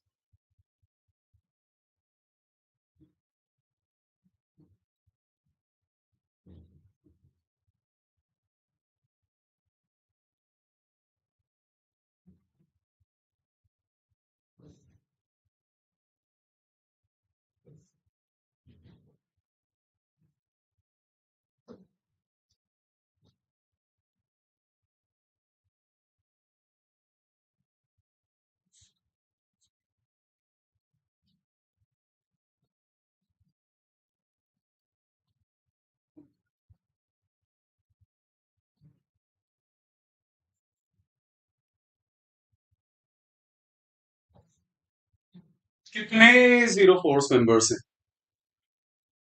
कितने members ऐसे हैं जिनमें zero force है? How many members are there which are having zero force present? How many members are having zero force present? These two special cases you note down, please. Pehla special case, if a joint has two members, both of them are non-collinear and there is no external load present, then both the members are going to have zero forces. Number one. Second special condition, that if joint has three members, out of them two should be collinear and there is no external load present on the joint, then collinear members will have equal forces and the third one will have zero force. एक joint पर अगर दो members हैं, दोनों non collinear है, कोई external load नहीं है, तो दोनों मेंबर्स में फोर्स जीरो हो जाएगा. एक ज्वाइंट पर अगर तीन मेंबर्स हैं, दो उसमें से कोलिनियर है और कोई एक्सटर्नल लोड नहीं है, तो जो दोनों कोलिनियर हैं उनमें फोर्सेस इक्वल हो जाएंगे और जो कोलिनियर नहीं है उसमें फोर्स जीरो हो जाएगा. अब इसको आप अप्लाई करके देखो, यहां पर डेली में अप्लाई करके देखो और आपको तुरंत सेकंड वाली स्पेशल कंडीशन अप्लाई होती हुई दिखेगी. Apply the second special condition in Delhi. Two members collinear, third one will become zero. Delhi to Mumbai zero हो चुका है. दो मेंबर अगर कोलिनियर हो और कोई एक्सटर्नल लोड ना प्रेजेंट हो उस ज्वाइंट पर, तो थर्ड मेंबर हमेशा जीरो हो जाएगा. दिल्ली टू चंडीगढ़ और Delhi to Etawah collinear, Delhi to Mumbai zero हो गया. अब जरा मुंबई में जाओ. Now you go to Mumbai and if you go to Mumbai to Etawah and Mumbai to Nagpur collinear, Mumbai to Chandigarh zero. Now you go to Chandigarh, Mumbai to Chandigarh zero already. Mumbai to Chandigarh. Mumbai to Chandigarh already zero now. Now you go to Chandigarh. Chandigarh to Delhi and Chandigarh to Bangalore. Chandigarh to Bhopal. Collinear. Third force, Chandigarh to Nagpur will become zero. Chandigarh to Nagpur will become zero. Like that. You can keep doing it. The third and the final thing regarding trusses.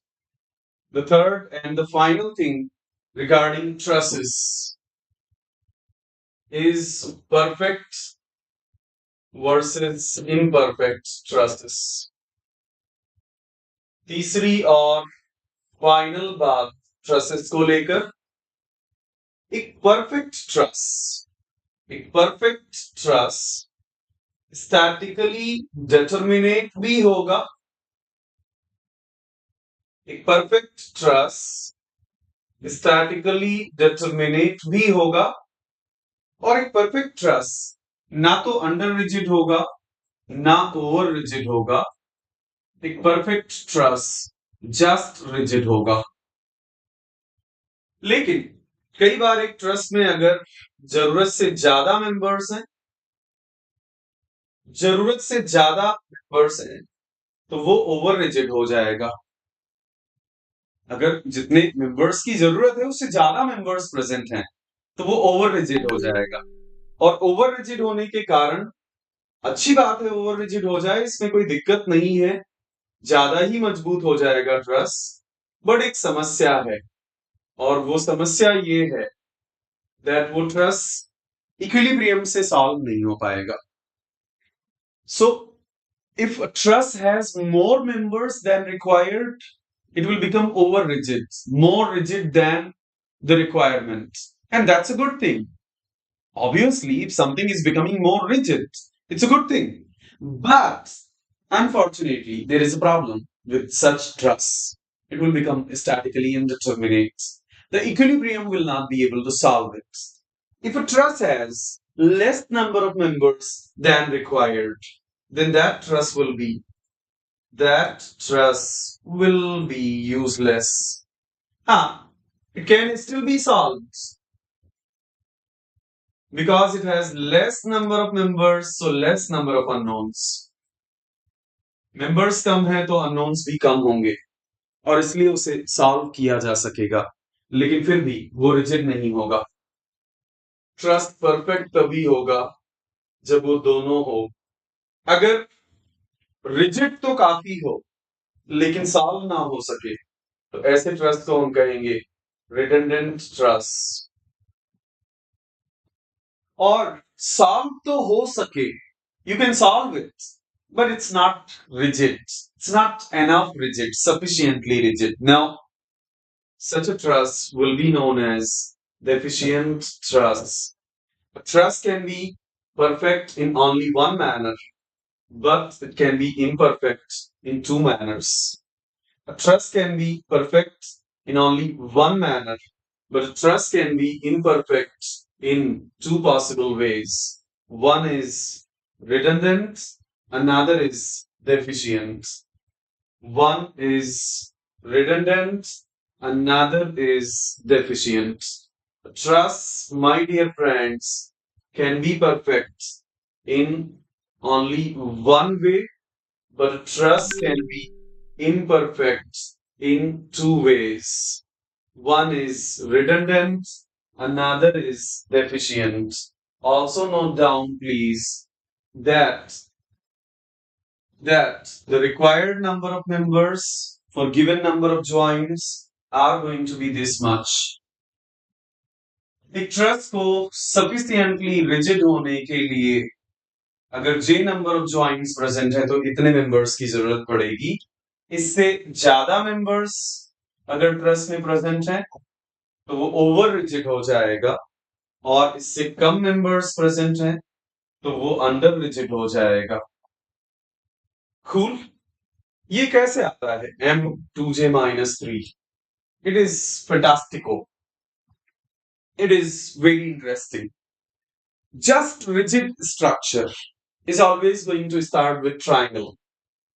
Just rigid structure is always going to start with triangle. And then you add two members and one joint. And then you add two members and one joint.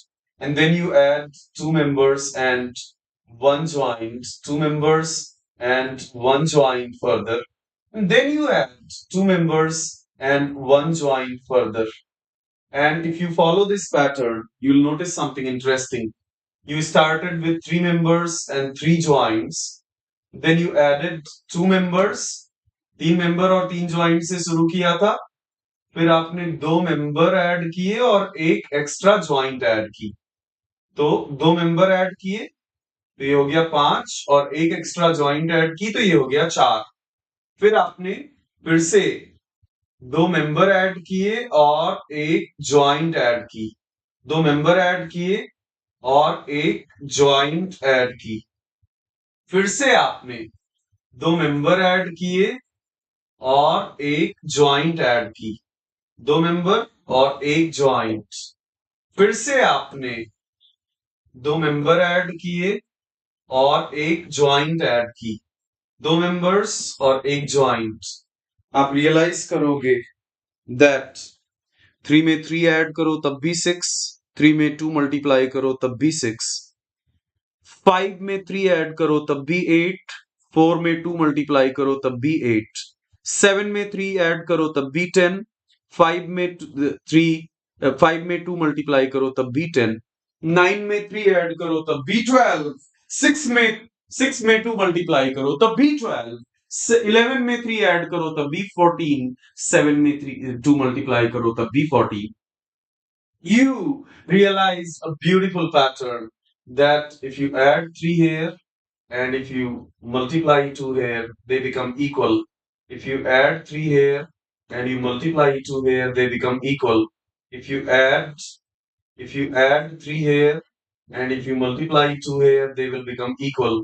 If you add 3 here and if you multiply 2 here, they will become equal. If you add 3 here and multiply 2 here, they will become equal. We conclude that a just rigid truss is going to have the relation m plus 3 is equal to a just rigid truss is going to have a relation m plus 3 is equal to 2j. एक just rigid truss की एक relation होगी m plus 3 is equal to 2j. We will go for a dinner break.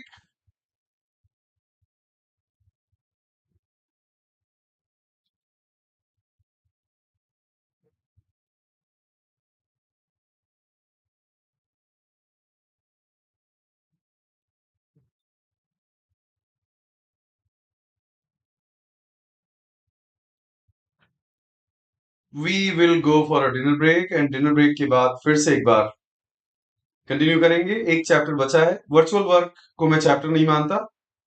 Virtual work को मैं कोई chapter नहीं मानता. मैं सिर्फ फ्रिक्शन को चैप्टर मानता हूं. तो फ्रिक्शन करेंगे हम लोग एक छोटे से ब्रेक के बाद. मिलते हैं दोस्त. See you guys after 15 minutes. 15 minute के बाद मिलते हैं और कंटिन्यू करते हैं फ्रिक्शन. ओके. आप सभी आ जाओ डिनर करके. आ जाओ रे बाबा.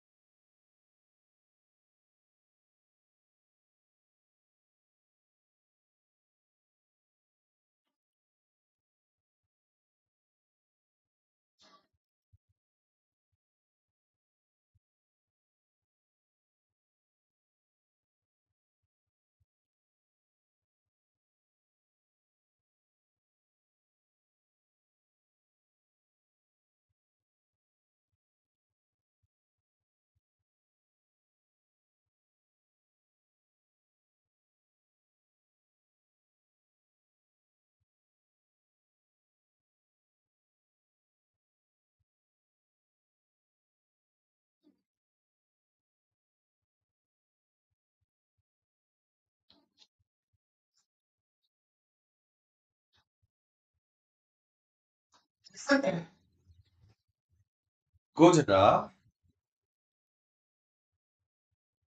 Hello people. Welcome back. Welcome back. Welcome back. Welcome back. So back.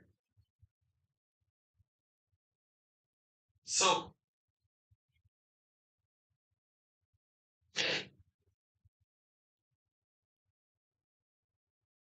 add 3 here and you multiply 2 here, they become equal.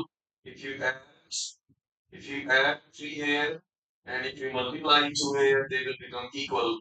If you add 3 here and if you multiply 2 here, they will become equal. If you add 3 here and multiply 2 here, they will become equal. We conclude that a just-rigid truss is going to have the relation m plus 3 is equal to a just-rigid truss is going to have a relation m plus 3 is equal to 2j. एक just related trust की एक relation. मैंने कहा थोड़ा recap कर दूं. आ जाओ रे बाबा. आ जाओ रे. चलो करते हैं शुरू. गोजरा कहानी गुरु.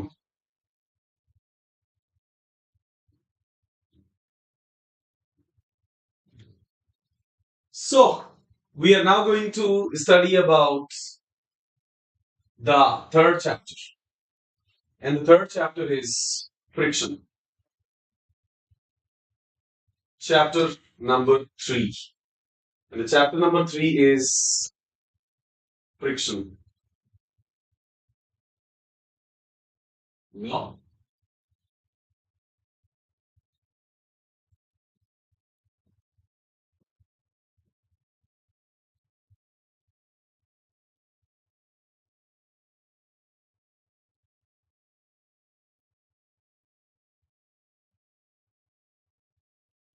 क्या हालचाल?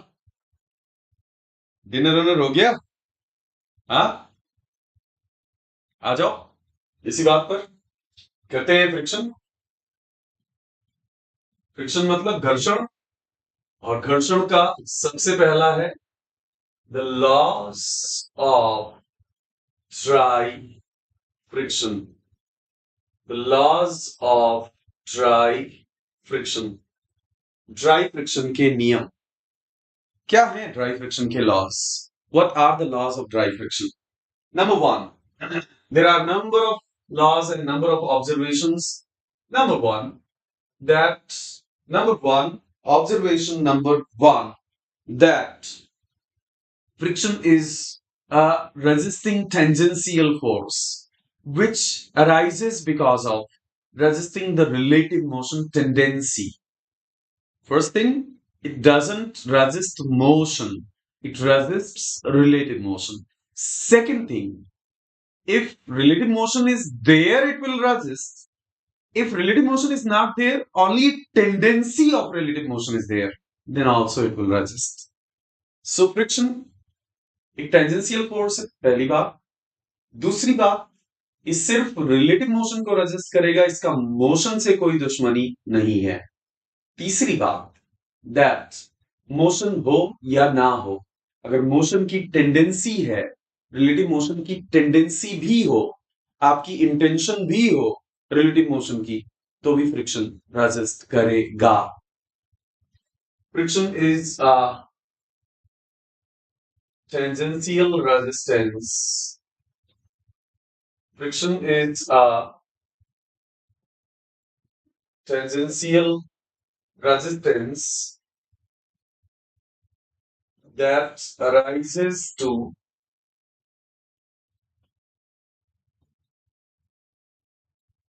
resist the tendency of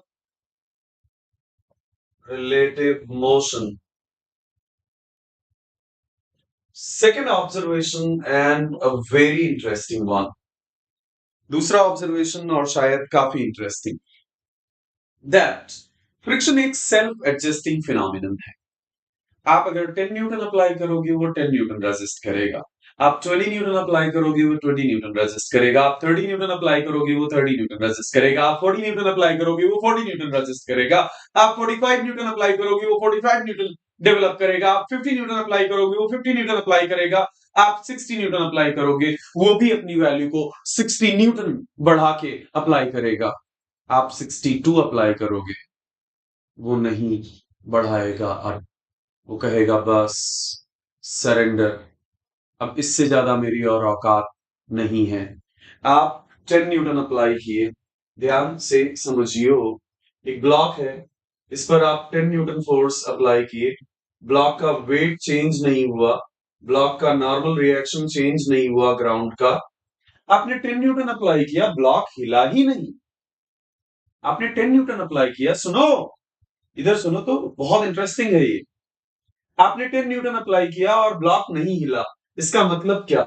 इसका मतलब तो यही हुआ ना कि ब्लॉक, इसका मतलब तो यही हुआ कि आपके 10 न्यूटन को किसी ना किसी ने तो रेजिस्ट किया होगा, that your 10 newton has been resisted by someone.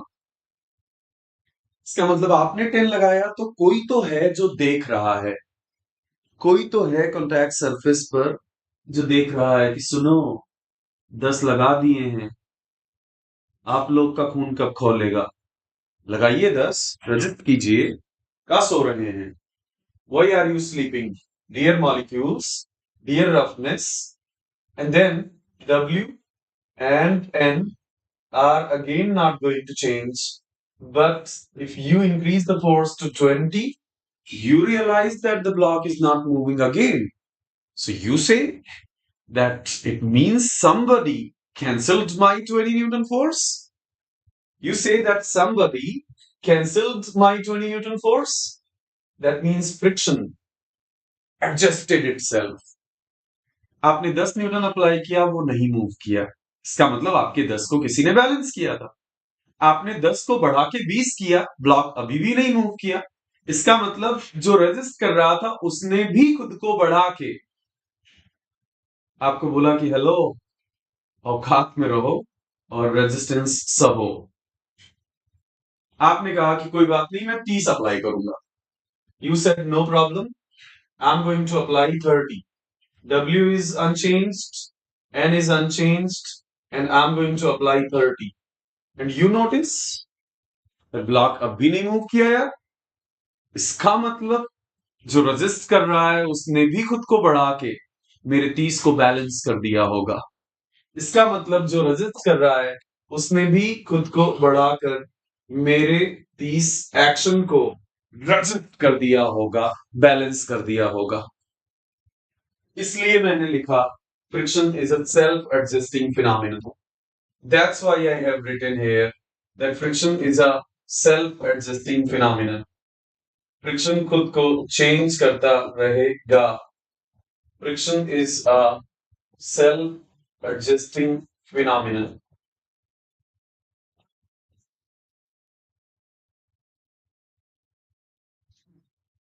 आप 40 अप्लाई करोगे, आप रियलाइज करोगे ब्लॉक अभी भी मूव नहीं कर रहा।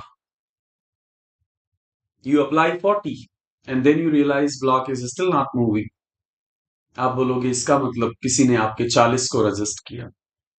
आप 45 अप्लाई करोगे और आप रियलाइज करोगे ब्लॉक अभी भी मूव होना नहीं शुरू हुआ। आप बोलोगे किसी ने मेरे 45 को रजिस्ट तो किया होगा। आप 50 अप्लाई करोगे एंड ब्लॉक अभी भी मूव होना नहीं शुरू हुआ, इसका मतलब आपके 50 को किसी ने रजिस्ट तो किया होगा। आप 60 अप्लाई करोगे, ब्लॉक बोलेगा बस ये मेरी औकात से बाहर है, this is beyond my limit. And when that limit reaches, we call it limiting friction. When that limit reaches, we call it limiting friction. My dear friends, you apply and friction force develops. You apply 10, friction force develops 10. You apply 10, friction force develops 10. You apply 20, friction force develops 20. You apply 20, friction force develops 20. You apply 30.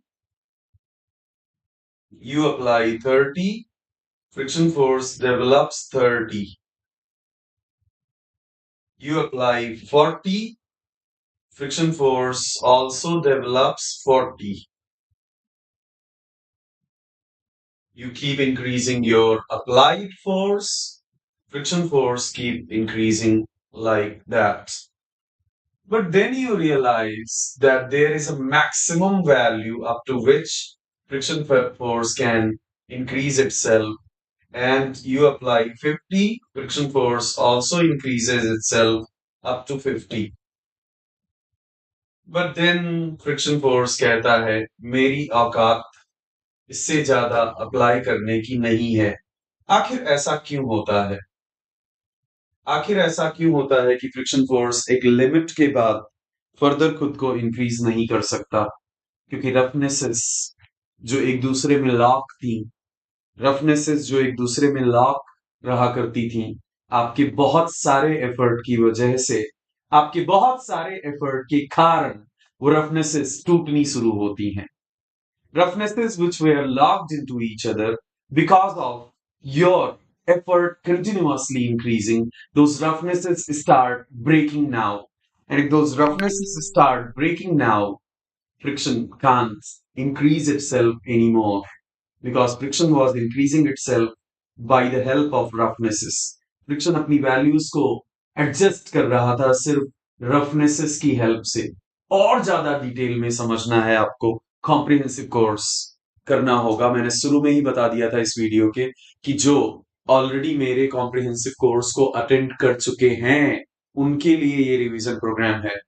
This revision marathon session is for them who have already completed comprehensive session. So, my dear friends, beyond the limit, friction can't increase, and we call it limiting friction. Friction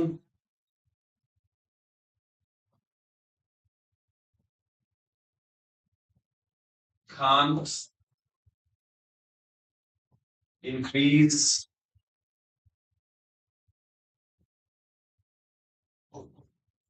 more than a maximum possible value. This maximum possible value is called as limiting friction. Friction एक limit के beyond increase नहीं कर सकता और इस maximum value को कहते हैं लिमिटिंग फ्रिक्शन। एक्सपेरिमेंटली ऐसा पाया गया है, एक्सपेरिमेंटली ऐसा पाया गया है, एक्सपेरिमेंटली ऐसा पाया गया है कि लिमिटिंग फ्रिक्शन दो बातों पर डिपेंड करेगा। एक, दोनों सरफेसेस के बीच में नॉर्मल फोर्स कितना है, तभी तो रफनेसेस लॉक होंगी ना।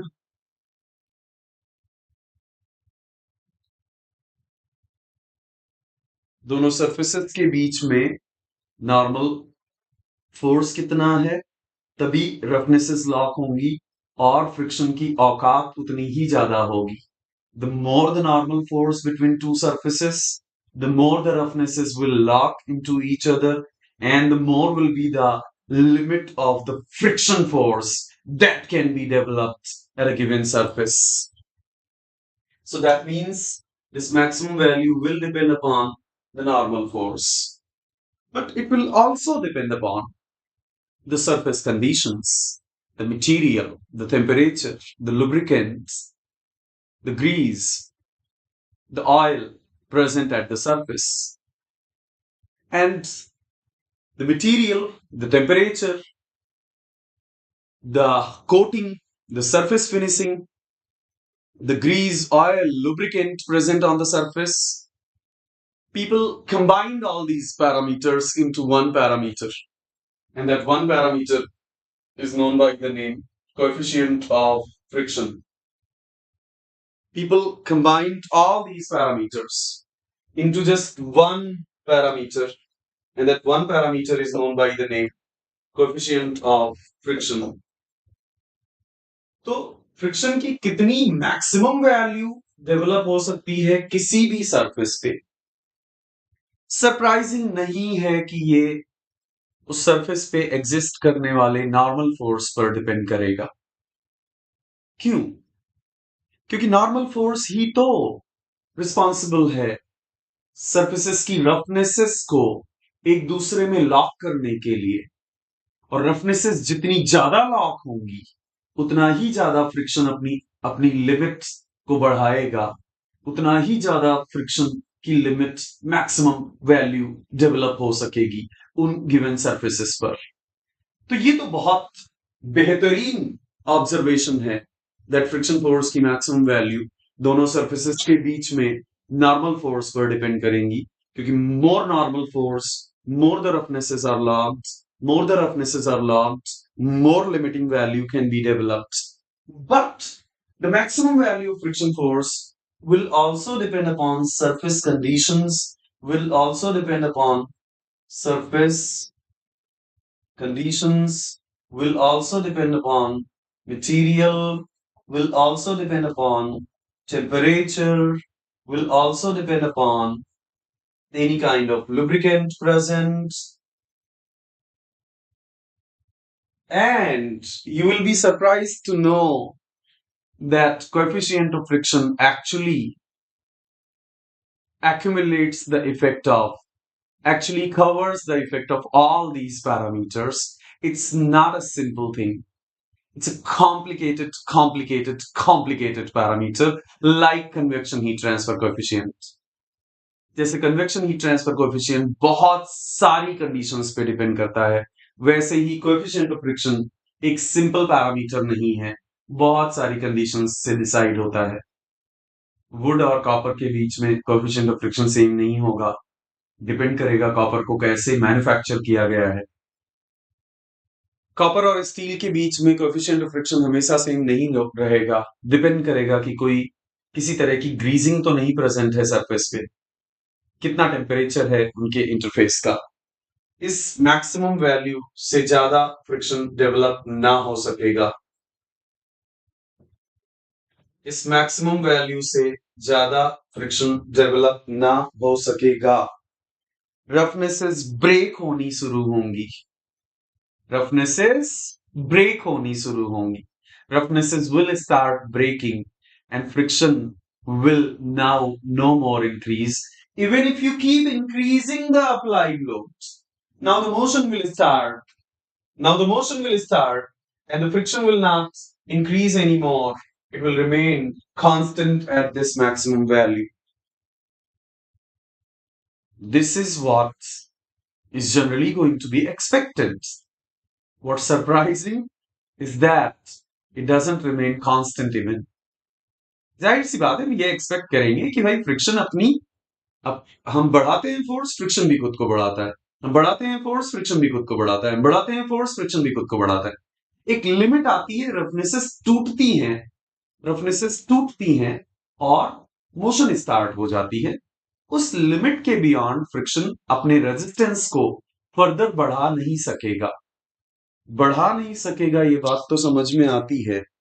लेकिन सरप्राइजिंग ये है मित्र, बढ़ा नहीं सकेगा ये बात तो समझ में आती है, लेकिन सरप्राइजिंग ये है मित्र दैट बढ़ाना तो छोड़ो, फ्रिक्शन इसके बाद खुद को कम कर देता है।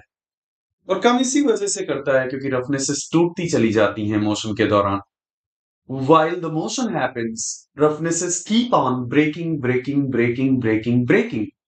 Roughnesses keep breaking.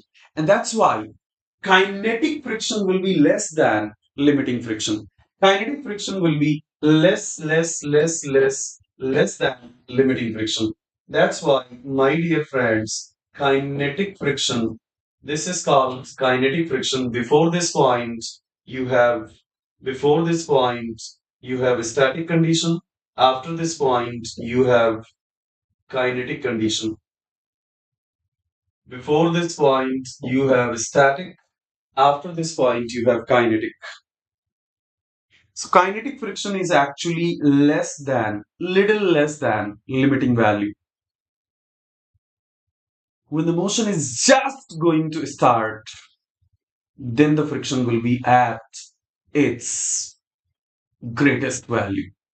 After that, it will surrender. After that, it will say कि okay, now I'm not going to resist as much. Motion एक बार स्टार्ट हो गई तो फिर रेजिस्टेंस उतना नहीं रह जाएगा। जैसे आपने देखा होगा कि पेरेंट्स आपको आपको मोशन को मैं मान लूं बिगड़ना, मोशन को मैं मान लूं कि आप गलत रास्ते पर चले गए, तो जब तक आप गलत रास्ते पर जस्ट जाने तक आपको बहुत रेजिस्टेंस पेरेंट्स की तरफ से देखने को मिलेगा। लेकिन एक बार जब लड़का गलत रास्ते पर चला जाता है तो पेरेंट्स भी छोड़ देते हैं दैट अब क्या ही किया जा सकता है, गया तो गया, अब जो है उसकी जिंदगी। सो दोस्त, this is the fourth observation, that kinetic friction is going to be less than the limiting friction. Kinetic friction will be less than the limiting static friction, and that's why it is represented as mu k into n, where mu k is less than mu s, where mu k is less than mu s. Limiting friction से छोटी एक value लेकर kinetic friction को express किया जाता है। Kinetic friction is expressed by the coefficient of friction value little less than the static coefficient of friction value. So mu s is known as static coefficient of friction and mu k is known as kinetic coefficient of friction. Is that clear? Is that clear? Now suppose we have an inclined plane and that inclined plane is having a block of weight W and is having a horizontal force P present. Hmm.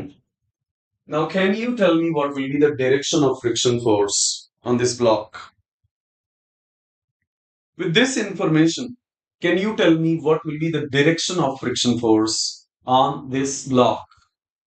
इस block पर friction force की direction क्या होगी? Can you tell me?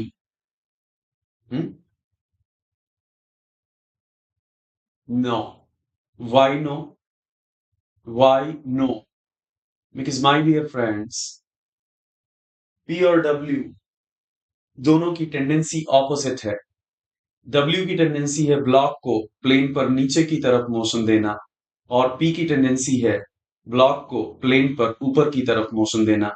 और दोनों में से अगर P जीत गया तो रिलेटिव मोशन की टेंडेंसी अपवर्ड होगी और फ्रिक्शन डाउनवर्ड होगा, और अगर W जीत गया तो रिलेटिव मोशन की टेंडेंसी डाउनवर्ड होगी और फ्रिक्शन अपवर्ड होगा। सपोज आपसे कह दिया जाए कि P की किस वैल्यू पर ये स्टैटिक है, तो आपको इस प्रॉब्लम को दो दो बार सॉल्व करना होगा। एक बार P की किस वैल्यू पर अपवर्ड मोशन स्टार्ट होगी और एक बार P की किस वैल्यू पर डाउनवर्ड मोशन स्टार्ट होगी। P की किस वैल्यू पर डाउनवर्ड मोशन स्टार्ट होगी। कूल।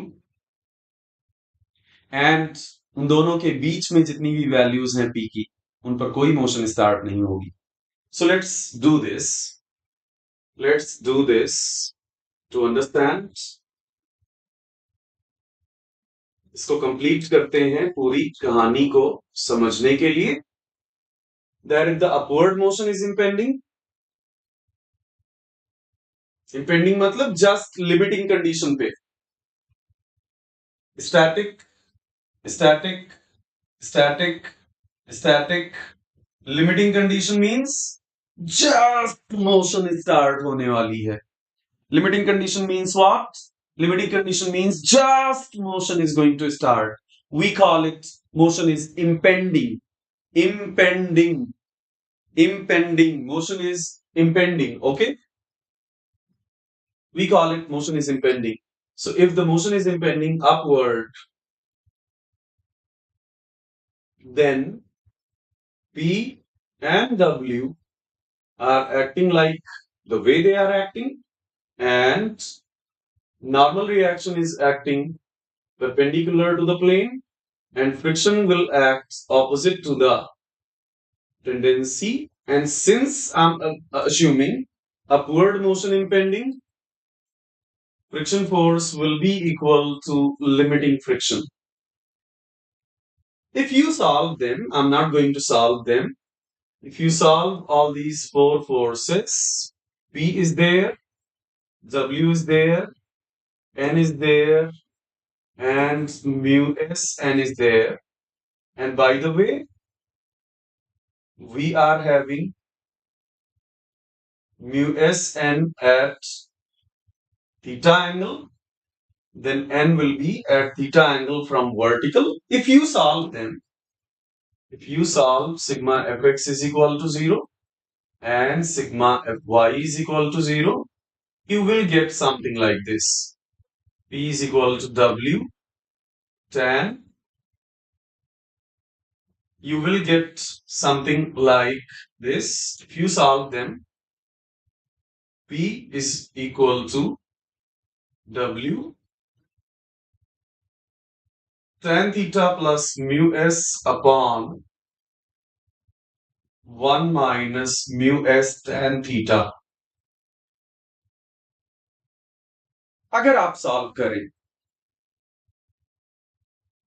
ओके, लेकिन P की वैल्यू अगर बहुत कम हुई और इंक्लाइन प्लेन काफी वर्टिकल है, if inclined plane is vertical, if inclined plane is vertical, I mean inclined plane angle is sufficiently high, then downward motion भी शुरू हो सकती है अगर अगर P बहुत कम है तो. If P is very small, then even downward motion can start. Then even downward motion can start. Motion impending downward. And if the motion is impending downward,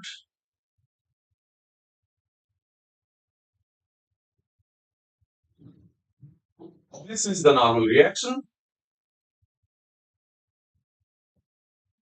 And अगर motion downward impending है तो friction force upward होगा. Then the friction force is going to be upward. Now once again you draw the forces at one point for convenient representation.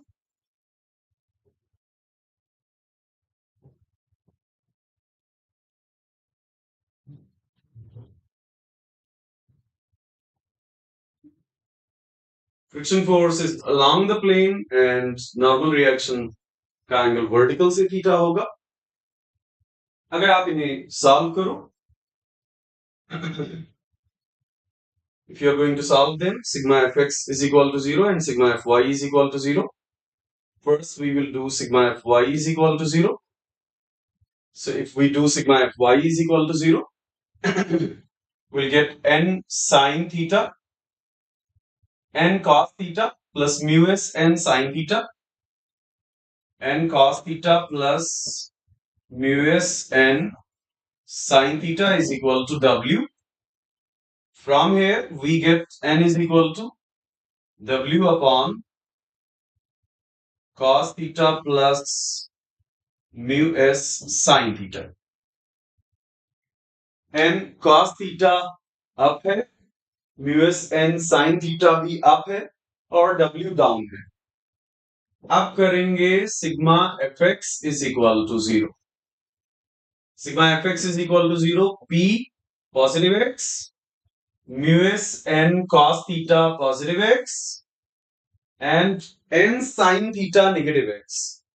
P positive x, mu s n cos theta positive x, and n sine theta negative x.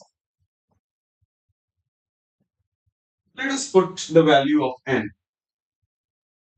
Let us put the value of n, and if I put the value of n, then I'm going to get p is equal to w sine theta minus mu s cos theta upon cos theta plus mu s sine theta. Now if you divide by cos theta, is this part visible?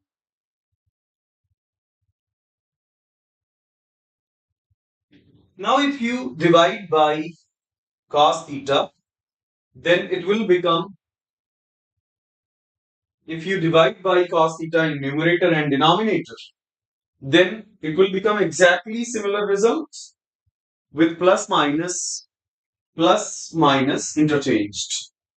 अगर आप cos theta से numerator और denominator में divide कर दो तो आपको वही रिजल्ट मिलेगा, लेकिन न्यूमरेटर में माइनस साइन और डिनोमिनेटर में प्लस साइन मिलेगा. So I just demonstrated once, but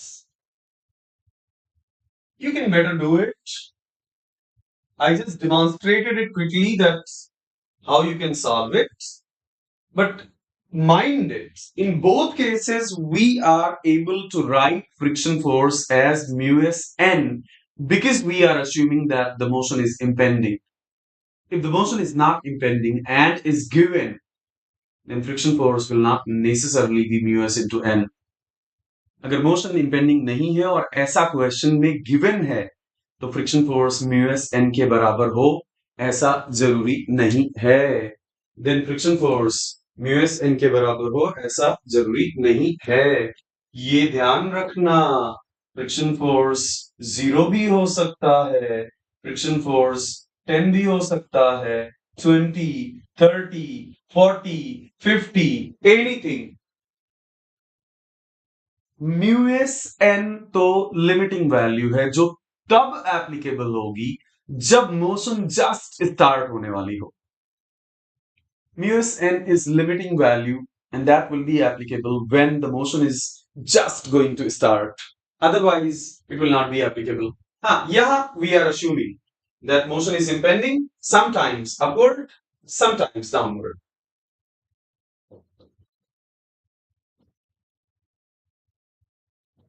And if you solve this, then you are going to get P is equal to W tan theta minus mu s upon 1 plus mu s tan theta. Observation number 1, friction resists relative motion, is a tangential reaction force. Observation number 2, friction is a self-adjusting phenomenon. Observation number 3, that friction keeps increasing itself in response of your applied force increasing, but friction can't increase itself beyond a limiting maximum value. That limiting maximum value depends on how much normal force is present between the surfaces, and it also depends on surface conditions, temperature, material, etc.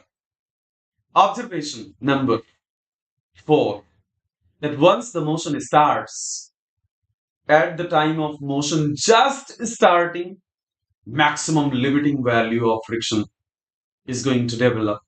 But once the motion starts, then the friction force decreases actually. When the friction force comes down actually. Okay, kinetic friction is a little less than static friction. Observation number 5, that without friction, observation number 5, that without friction, the equilibrium can be maintained only by one unique value of P. In some other case, some other parameter.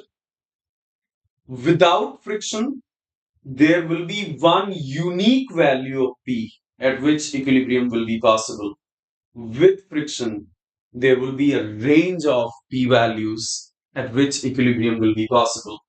There will be a range of P values at which equilibrium will be possible. Without friction, there is only one value of P that can maintain equilibrium. With friction, my dear friends, with friction, my dear friends, with friction, my dear friends, upward motion will start when P becomes more than this. Downward motion will start when P becomes less than this. When P becomes less than this. And no motion will happen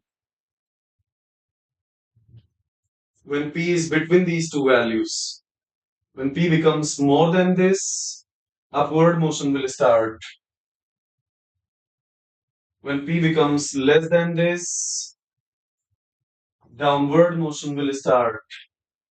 When P is between these two values, W tan theta minus mu s upon 1 plus mu s tan theta and W tan theta plus mu s upon 1 minus mu s tan theta.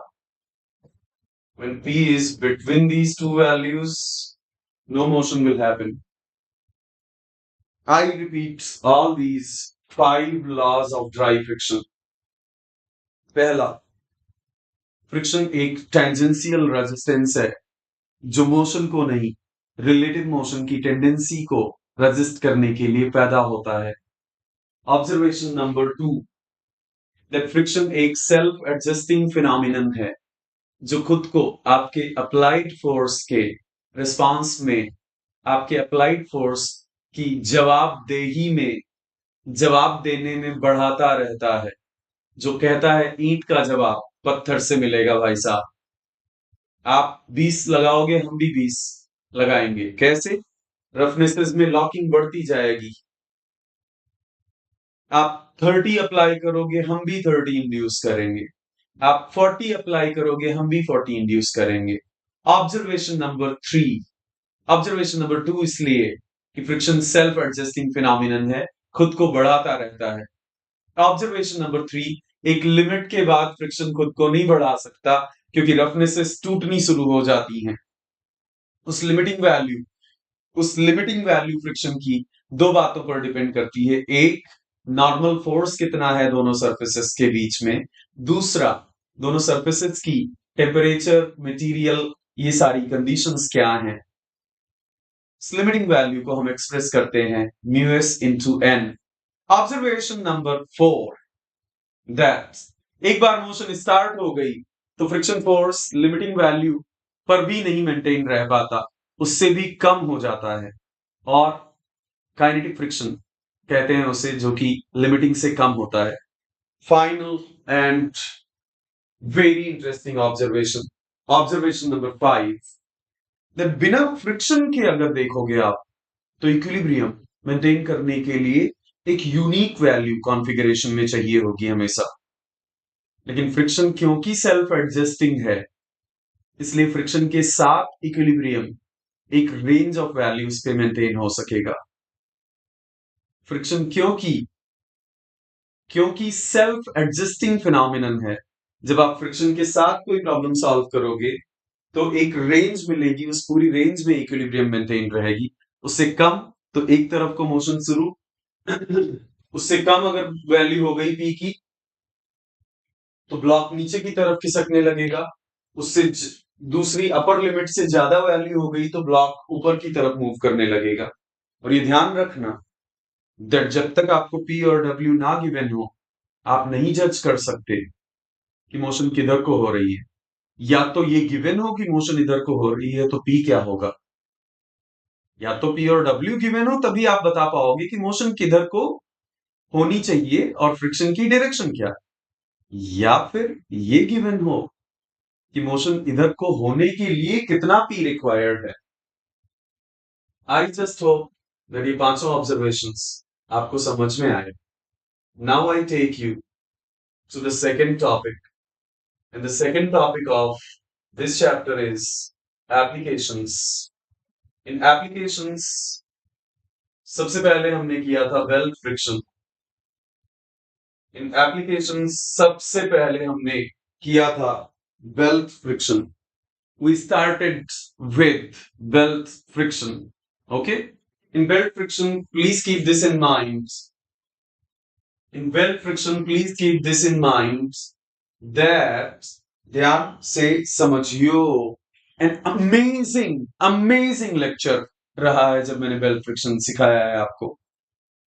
It has been an amazing interaction, amazing 2 hours when I delivered belt friction in an Academy Plus class.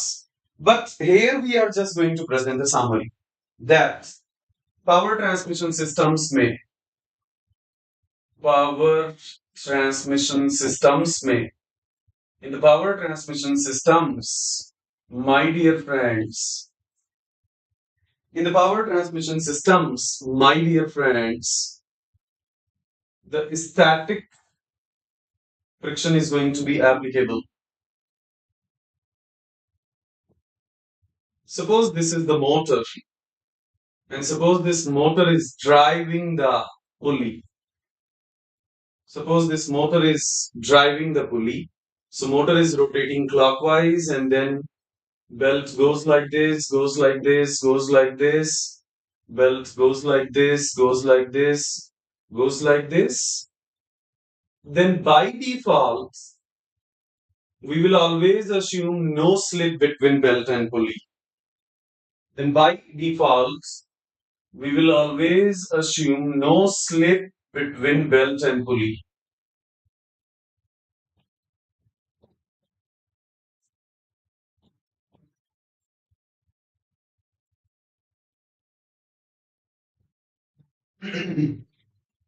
No slip means what? By default हम no slip मानने वाले हैं। No slip क्या है? No slip है that belt का V pulley का R omega बन जाए और पुली का आर ओमेगा बेल्ट का वी बन जाए, तो मोशन जरूर है, बेल्ट और पुली के बीच में रिलेटिव मोशन ना रह जाएगी। No slip means what? No slip means what? No slip means that the V of the belt becomes R omega of the pulley, and the R omega of the pulley becomes matches with V of the belt. Then motion is there, but there will be at one given point, at one given contact point between belt and pulley, there will be no difference in motion, and therefore no relative motion. And no relative motion means static friction will be applicable. But the motion is happening here, and static friction will be applicable. Yes, because if no slip will be assumed, that means there is no relative slipping between belt and pulley. They are moving together. अगर no slip मान लिया तो belt और पुली में ऐसी relative slipping नहीं है, दोनों एक साथ मूव करेंगे। एक साथ मूव करेंगे तो मोशन है बच्चे, रिलेटिव मोशन नहीं है। और रिलेटिव मोशन नहीं है तो काइनेटिक फ्रिक्शन नहीं, स्टैटिक फ्रिक्शन लगेगा, क्योंकि बेल्ट के रिस्पेक्ट में पुली स्टैटिक और पुली के रिस्पेक्ट में belt static. Okay, no slip will be assumed.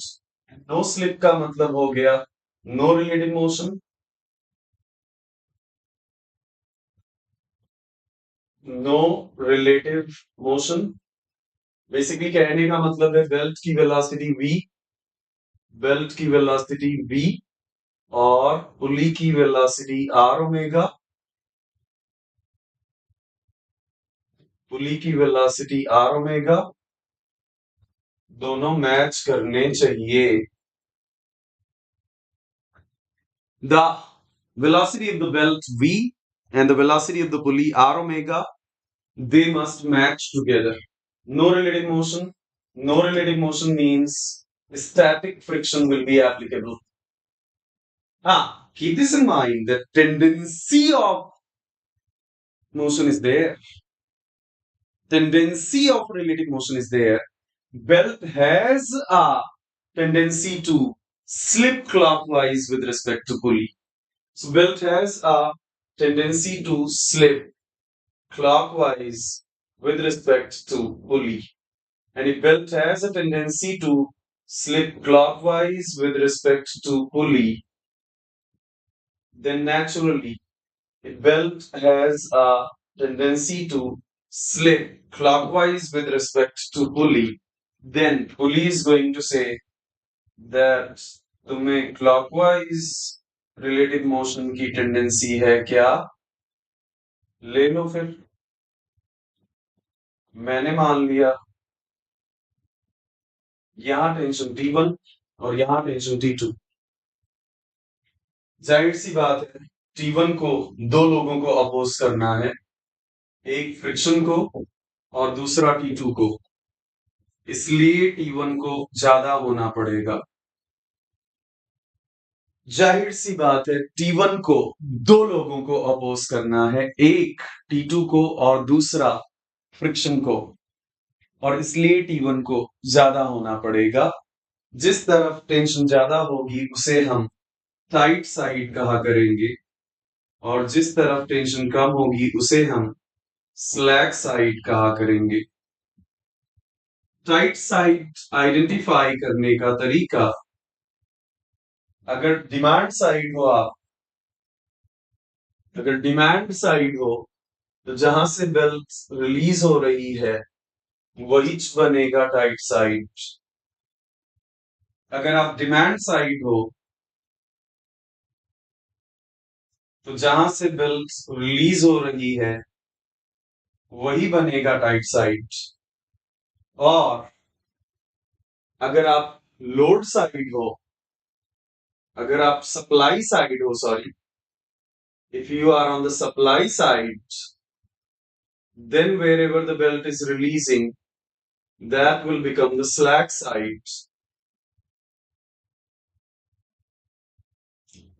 That will become the slack side. So if you are on the supply side, then the side where belt is releasing, that will become slack side. And if you are on the demand side, supply means wherever you have motor.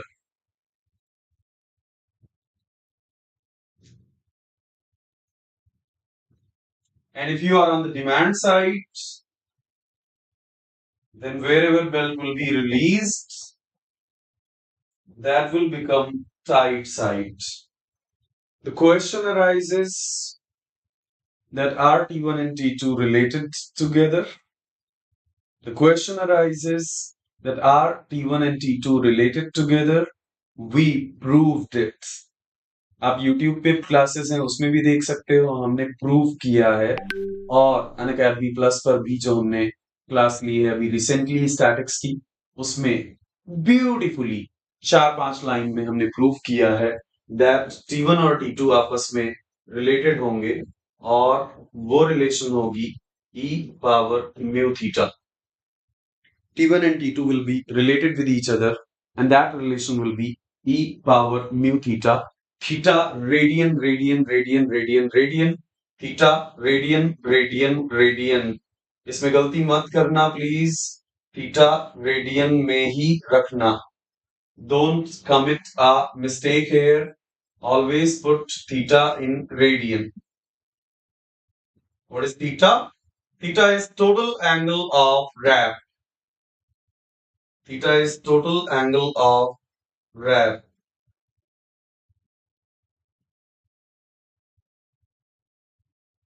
Okay? This is all about belt friction.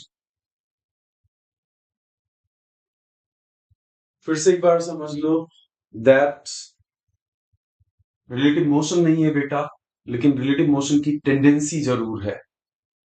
There is no relative motion but there is always some tendency of relative motion. है ना?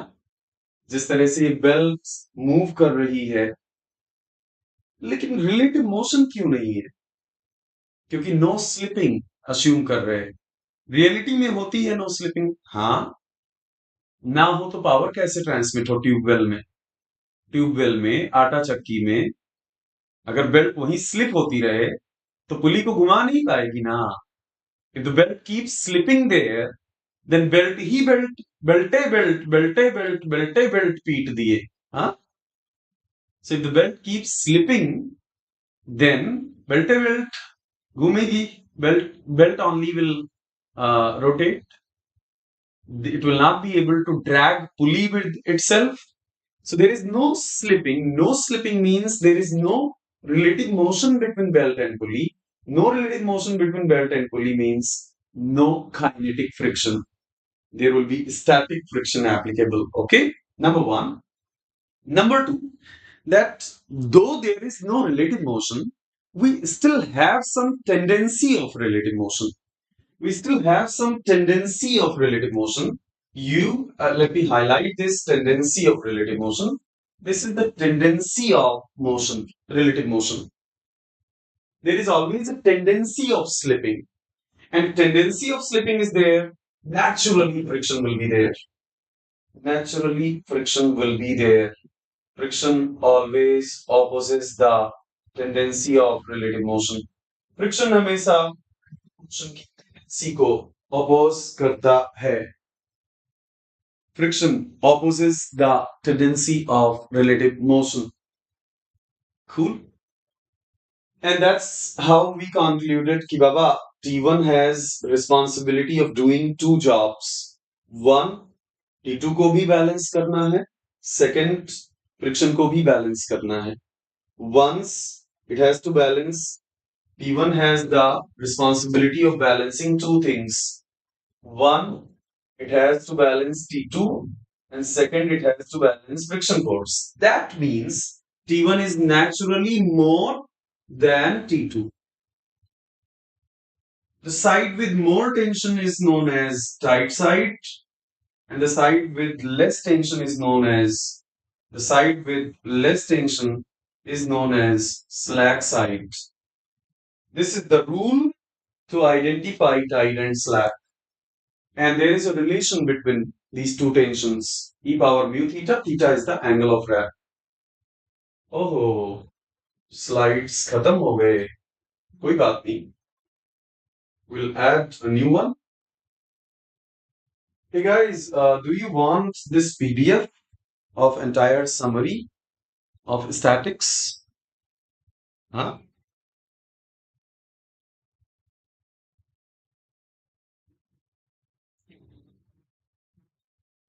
Okay. I will share it on Telegram. MTLIVE is my referral code and also the group. Okay. So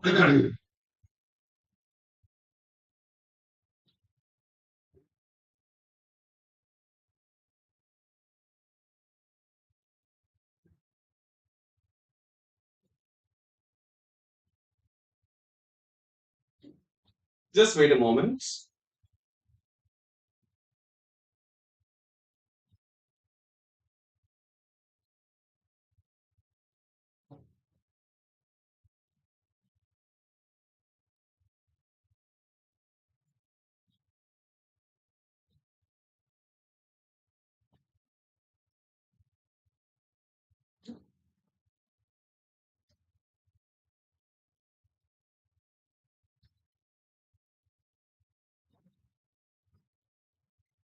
So we already understood belt friction as our first application.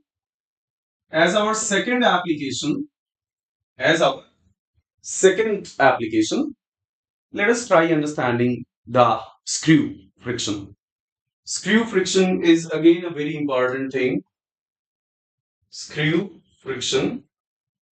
Now, before you understand screw friction, you need to understand these three conditions. Before you understand screw friction, ध्यान से समझियो. This is a little conceptual. इससे पहले कि आप screw friction समझें, ये तीन conditions याद रख लें. Please do remember these three conditions. Condition number one, that if a block is at an inclined plane,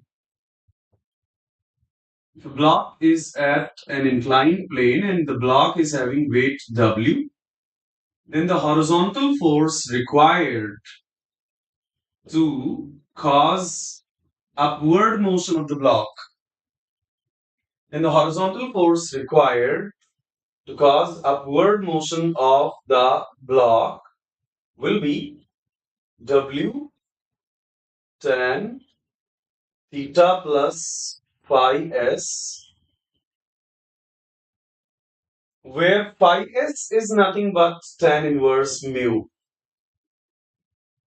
Actually, you know what? I intentionally discussed this already with you, where phi s is tan inverse mu. ये मैंने intentionally इसीलिए discuss किया था. Hello. अगर आप mu S को tan phi लिखने लग जाओ तो ये tan थीटा प्लस फाई बन जाएगा. If I replace mu s as tan phi, if I replace mu s as tan phi, then it will become tan a plus b formula.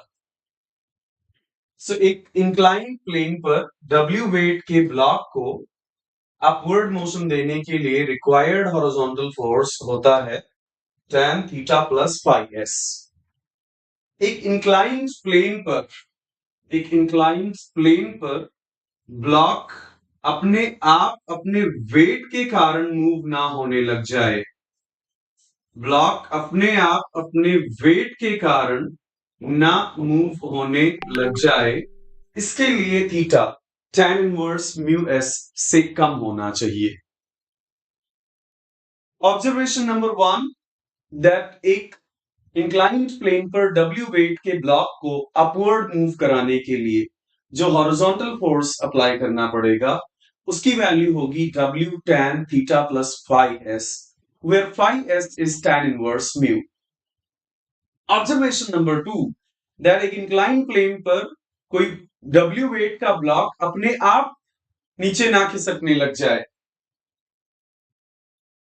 For no downward motion, this angle of inclined plane should be less than tan inverse mu. And if it is less than tan inverse mu, if it is less than tan inverse mu, naturally block will not automatically come. अब दूसरे observation से हमें clear हो गया है that अगर tan inverse mu से कम है, if the angle is less than tan inverse mu, then block will not automatically come down. Then block will not automatically come down.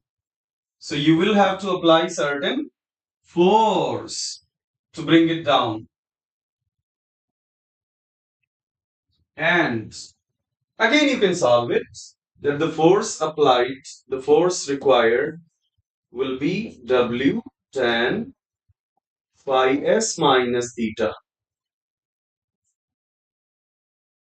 ये तीनों बातें सिंपल इंक्लाइन प्लेन प्रॉब्लम्स की तरह solve की जा सकती हैं। These three things can be solved simply like inclined plane problems. To move a block of weight W upward on an inclined plane of angle theta, you will need a horizontal force of magnitude W tan of theta plus phi s. Number 2, that to prevent the motion of a block down an inclined plane of theta angle, theta must be less than tan inverse mu s. Number 3, that if theta is less than tan inverse mu s, then naturally, according to second condition, there is no downward motion happening automatically. So we will have to apply certain force to start downward motion, and the force, the horizontal force required to initiate downward motion will be W tan phi s minus theta. तीन observation याद रखो और screw friction इन्हीं तीन observation से शुरू और इन्हीं तीन ऑब्जर्वेशन में खत्म हो जाता है। पहला, एक इंक्लाइंड प्लेन पर W वेट के ब्लॉक को अपवर्ड मूव कराने के लिए जितने हॉरिजॉन्टल फोर्स की जरूरत होगी वो होगा tan theta plus phi s। दूसरा, एक इंक्लाइंड प्लेन पर डाउनवर्ड मोशन स्टार्ट ना हो जाए, डाउनवर्ड मोशन को रोकने के लिए, एक इंक्लाइंड प्लेन पर डाउनवर्ड मोशन को रोकने के लिए you try understanding that on an inclined plane, if you want to prevent downward motion, keep the angle less, keep the angle less, keep the angle less, keep the angle less, keep the angle less, keep the angle less, keep the angle less, more. See, अगर incline plane का angle एक limit से ज्यादा हो गया तो downward motion अपने आप हो जाएगी और वो लिमिट होगी tan इनवर्स म्यू एस। अगर theta tan inverse mu S से कम है तो डाउनवर्ड मोशन अपने आप नहीं होगी, हमें फोर्स लगा के करानी होगी और वो फोर्स होगा tan W tan phi s minus theta. And my dear friends, that's it. Screw friction is over. Huh? ये screw friction था. Yes, this is screw friction. No, you are lying. अरे, believe me, this is screw friction.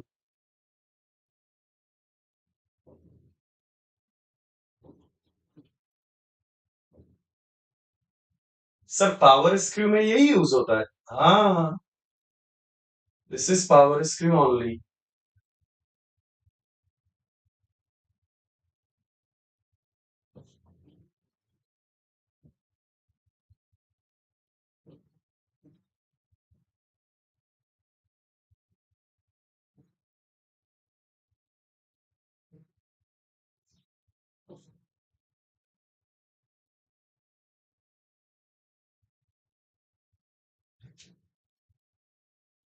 एक screw और उस पर रखे हुए बहुत बड़े लोड को जब आप एक नट में मूव कराते हैं, एक स्क्रू और उस पर रखे हुए बहुत बड़े लोड को जब आप एक नट में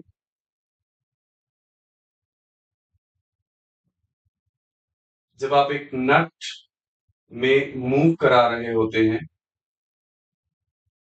ये पर्पल वाला नट है और इस नट पे आप ब्लैक वाले स्क्रू को रोटेट करके धीरे धीरे धीरे धीरे ऊपर ले जा रहे। This purple thing is representing the inner thread of a nut, inner thread of a machine, and that black screw is simply a block being slided upward on that inclined plane. So, my dear friends, this surface is the surface where the contact is happening. This purple surface is representing the inner thread of a machine or inner thread of a nut, and that black surface is basically rubbing and rising continuously upward, and that case is exactly this. Screw plays the role of the block, nut plays the role of the inclined plane. ऐसा लगता है कि जैसे नट के thread रूपी inclined plane पर screw रूपी block धीरे धीरे धीरे धीरे धीरे धीरे ऊपर की तरफ मूव कराया जा रहा है एक हॉरिजॉन्टल फोर्स लगाकर। ऑफ कोर्स आप एक हॉरिजॉन्टल फोर्स लगा रहे होंगे इसको रोटेट करने के लिए। Of course you must be applying a horizontal force to rotate this continuously. You must be applying a horizontal force to rotate this continuously. Cool. This is the end result. Force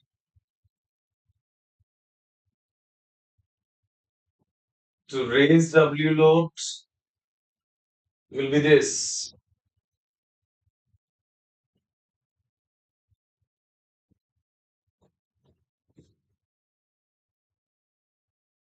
Force for preventing automatic motion. अपने आप motion ना होने लग जाए. Force for preventing automatic motion. That we called self-locking.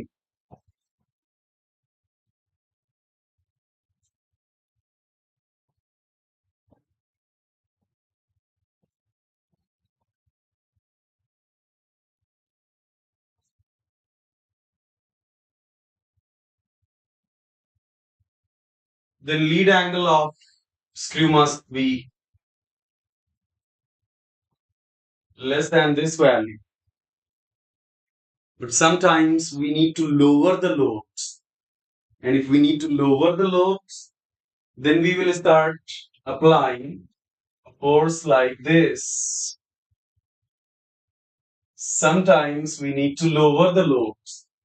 And to lower the loads, it will feel as if screw रूपी block thread रूपी inclined plane पर नीचे का सफर कर रहा है. Screw in the form of a block is having a downward motion over thread in the form of inclined plane, over thread which is acting as an inclined plane. So we say to lower the loads, force required to lower the loads, force to lower W loads, W load को नीचे लाने के लिए जिस force की जरूरत होगी, that will be this. How do you decide theta? Theta you will decide by the angle by which inclined plane is tilted. An inclined plane is very clearly tilted by lead upon 2 pi r. Theta you will decide as the angle of inclined plane, and the angle of inclined plane is very clearly being decided as the angle by which the rise is happening. So how much rise is happening? The rise is happening this much. Dhyan se samajhiyo. You start here and then you rise, rise, rise, rise, rise, rise, rise, rise, rise, rise, rise. Now you go back. From here you become hidden, na? From here you become hidden. Now you go back. And then you emerge here. How much horizontal distance did you cover? 2 pi r. How much vertical distance did you cover? The vertical distance that you covered is known as lead of the screw.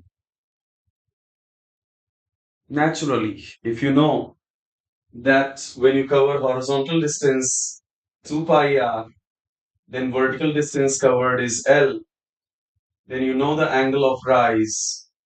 The angle of rise is tan inverse L by 2 pi r. ये तीनों formulas ही screw के formulas हैं. एक screw के through load को race करने के लिए इतना फोर्स चाहिए होगा, मीन रेडियस पर इतना हॉरिजॉन्टल फोर्स अप्लाई करना पड़ेगा, W tan theta plus pi S. Screw self locking हो, अपने आप स्क्रू नीचे ना फिसलने लग जाए नट पर. आप नट पे स्क्रू, स्क्रू पे लोड, पावर स्क्रू है ये. तो ऐसा ना हो कि स्क्रू धीरे धीरे धीरे धीरे खुद ही नट पर खिसकते खिसकते खिसकते खिसकते नीचे चला जाए.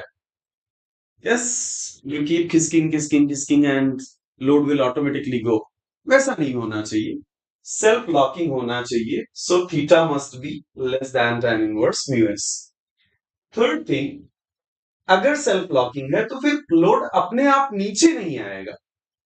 उसको नीचे लाने के लिए you will need certain force. Certain force चाहिए होगा उसको लोअर करने के लिए, उसको नीचे भी लाने के लिए. अपने आप नीचे नहीं आएगा. कूल. अब सवाल उठता है कि अगर आपके सामने प्रॉब्लम आ जाए तो थीटा कैसे डिसाइड करोगे?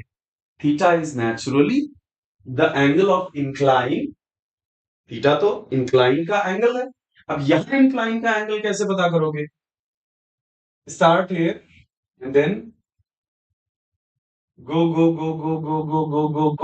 and then go back to the screw. Go back to the screw, and then you emerge here.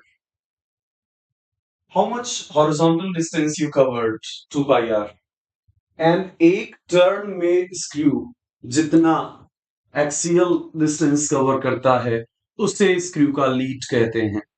The axial distance that the screw covers in one turn, that's known by the name lead of the screw. And this is how you decide theta. So my dear friends, theta, if the lead of the screw is given, if the lead of the screw is given, then theta you can decide. One last thing regarding screw friction is that load required to raise the force required to raise the load is this much, where pi s is tan inverse mu. If friction was not there, ये तो with friction हुआ. This is with friction. If friction was not there, if friction was not there, then mu will become 0, phi will become 0, and then required load will be this much. इन दोनों के ratio को कहते हैं efficiency of the screw. Without friction कितना force चाहिए होता incline plane पर block को ऊपर ले जाने के लिए, और विद फ्रिक्शन कितना फोर्स चाहिए इंक्लाइन प्लेन पर ब्लॉक को ऊपर ले जाने के लिए. इन दोनों के रेशियो को कहते हैं efficiency of the screw. The ratio of these two is known by the name efficiency of the screw. My dear friends, naturally W और W cancel होंगे and efficiency आपको मिलने वाला है tan theta upon tan theta plus pi s. Theta is known as lead angle. Keep in mind, यहाँ पर जो theta है उसे कहते हैं लीड एंगल और जो L है उसे कहते हैं lead. L is known as lead and theta is known as lead angle. Wow.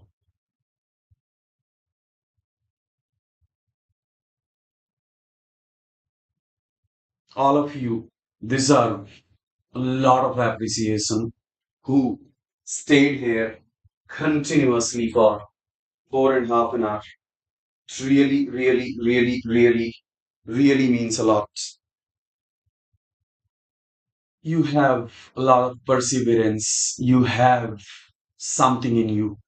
Just keep, just keep appreciating this brighter side of your personality. That if you can put so much of effort for a petty exam like GATE, then naturally there are much more things beyond GATE in life, and you are going to excel in each and everything. आप जिंदगी में किसी भी मुकाम पर जाएंगे और आप बड़े आराम से एक्सेल करेंगे. खूल. एल को कहते हैं लीड्स. ये ध्यान रख लेना दैट एफिशिएंसी की मैक्सिमम वैल्यू होगी. एफिशिएंसी की मैक्सिमम वैल्यू होगी जब theta 45 minus pi S upon 2 हो जाए and corresponding maximum value will be, okay, you can calculate. I'm very much saturated now.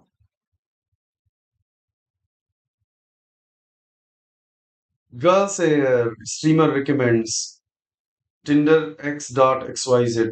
इसको पता है हम मैकेनिकल इंजीनियर्स पढ़ रहे हैं, देख रहे हो? ये टिंडर वाले भाई साहब को पता है कि ये मैकेनिकल इंजीनियरिंग की क्लास चल रही है. यार मतलब हद हो गई. मतलब ऐसे लोग भी, स्पैमर्स भी मैकेनिकल वालों का मजाक बनाने लगे.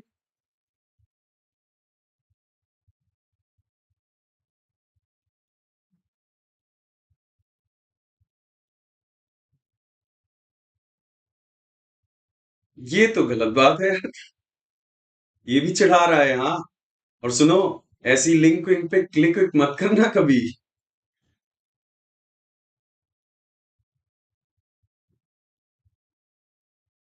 Best marathon session on engineering mechanics, hoping for other design subjects too. Shubham Upadhyay. बिल्कुल. We will have all design subjects. Engineering mechanics. This was only statics part. Dynamics part also will come. ये तो सिर्फ statics part था. Dynamics part भी आएगा. मैं लिख देता हूं यहां पर.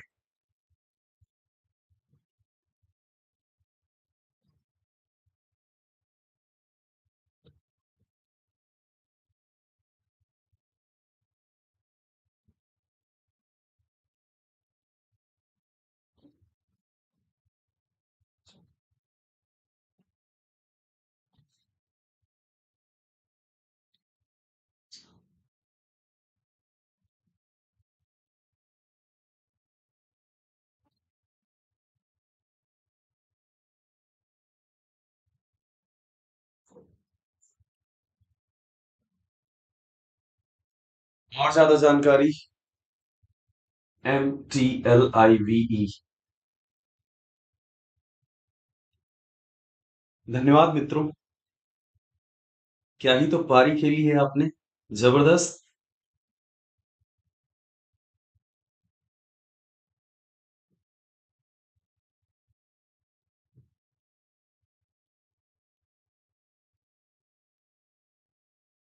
I'm being unable to find extra classes of tone and vibration.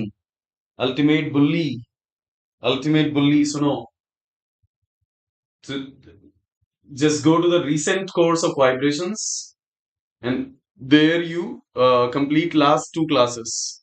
I have covered force vibrations along with resonance, beating, everything in great detail. You will enjoy it. Otherwise, I have shared my number multiple times. So you call me 9:30 to 10:30 in the morning. In plus classes, I have shared my number. So call me and I'll tell you how to do further things. How red my face is, my God. It's actually not this much red. I don't know what's problem with video settings. Hey guys, join an Academy Plus or Iconic using the code MTLIVE and you are never going to regret it. Believe me. मजे के साथ preparation करने वाले हो आप और ऐसे करने वाले हो ना अगर आप गेट और ईएससी वाकई प्रिपेयर करना चाहते हो unmatchable unbeatable unstoppable unstoppable. I'm a Porsche with no brake. I'm invincible. I win every single game. Bye.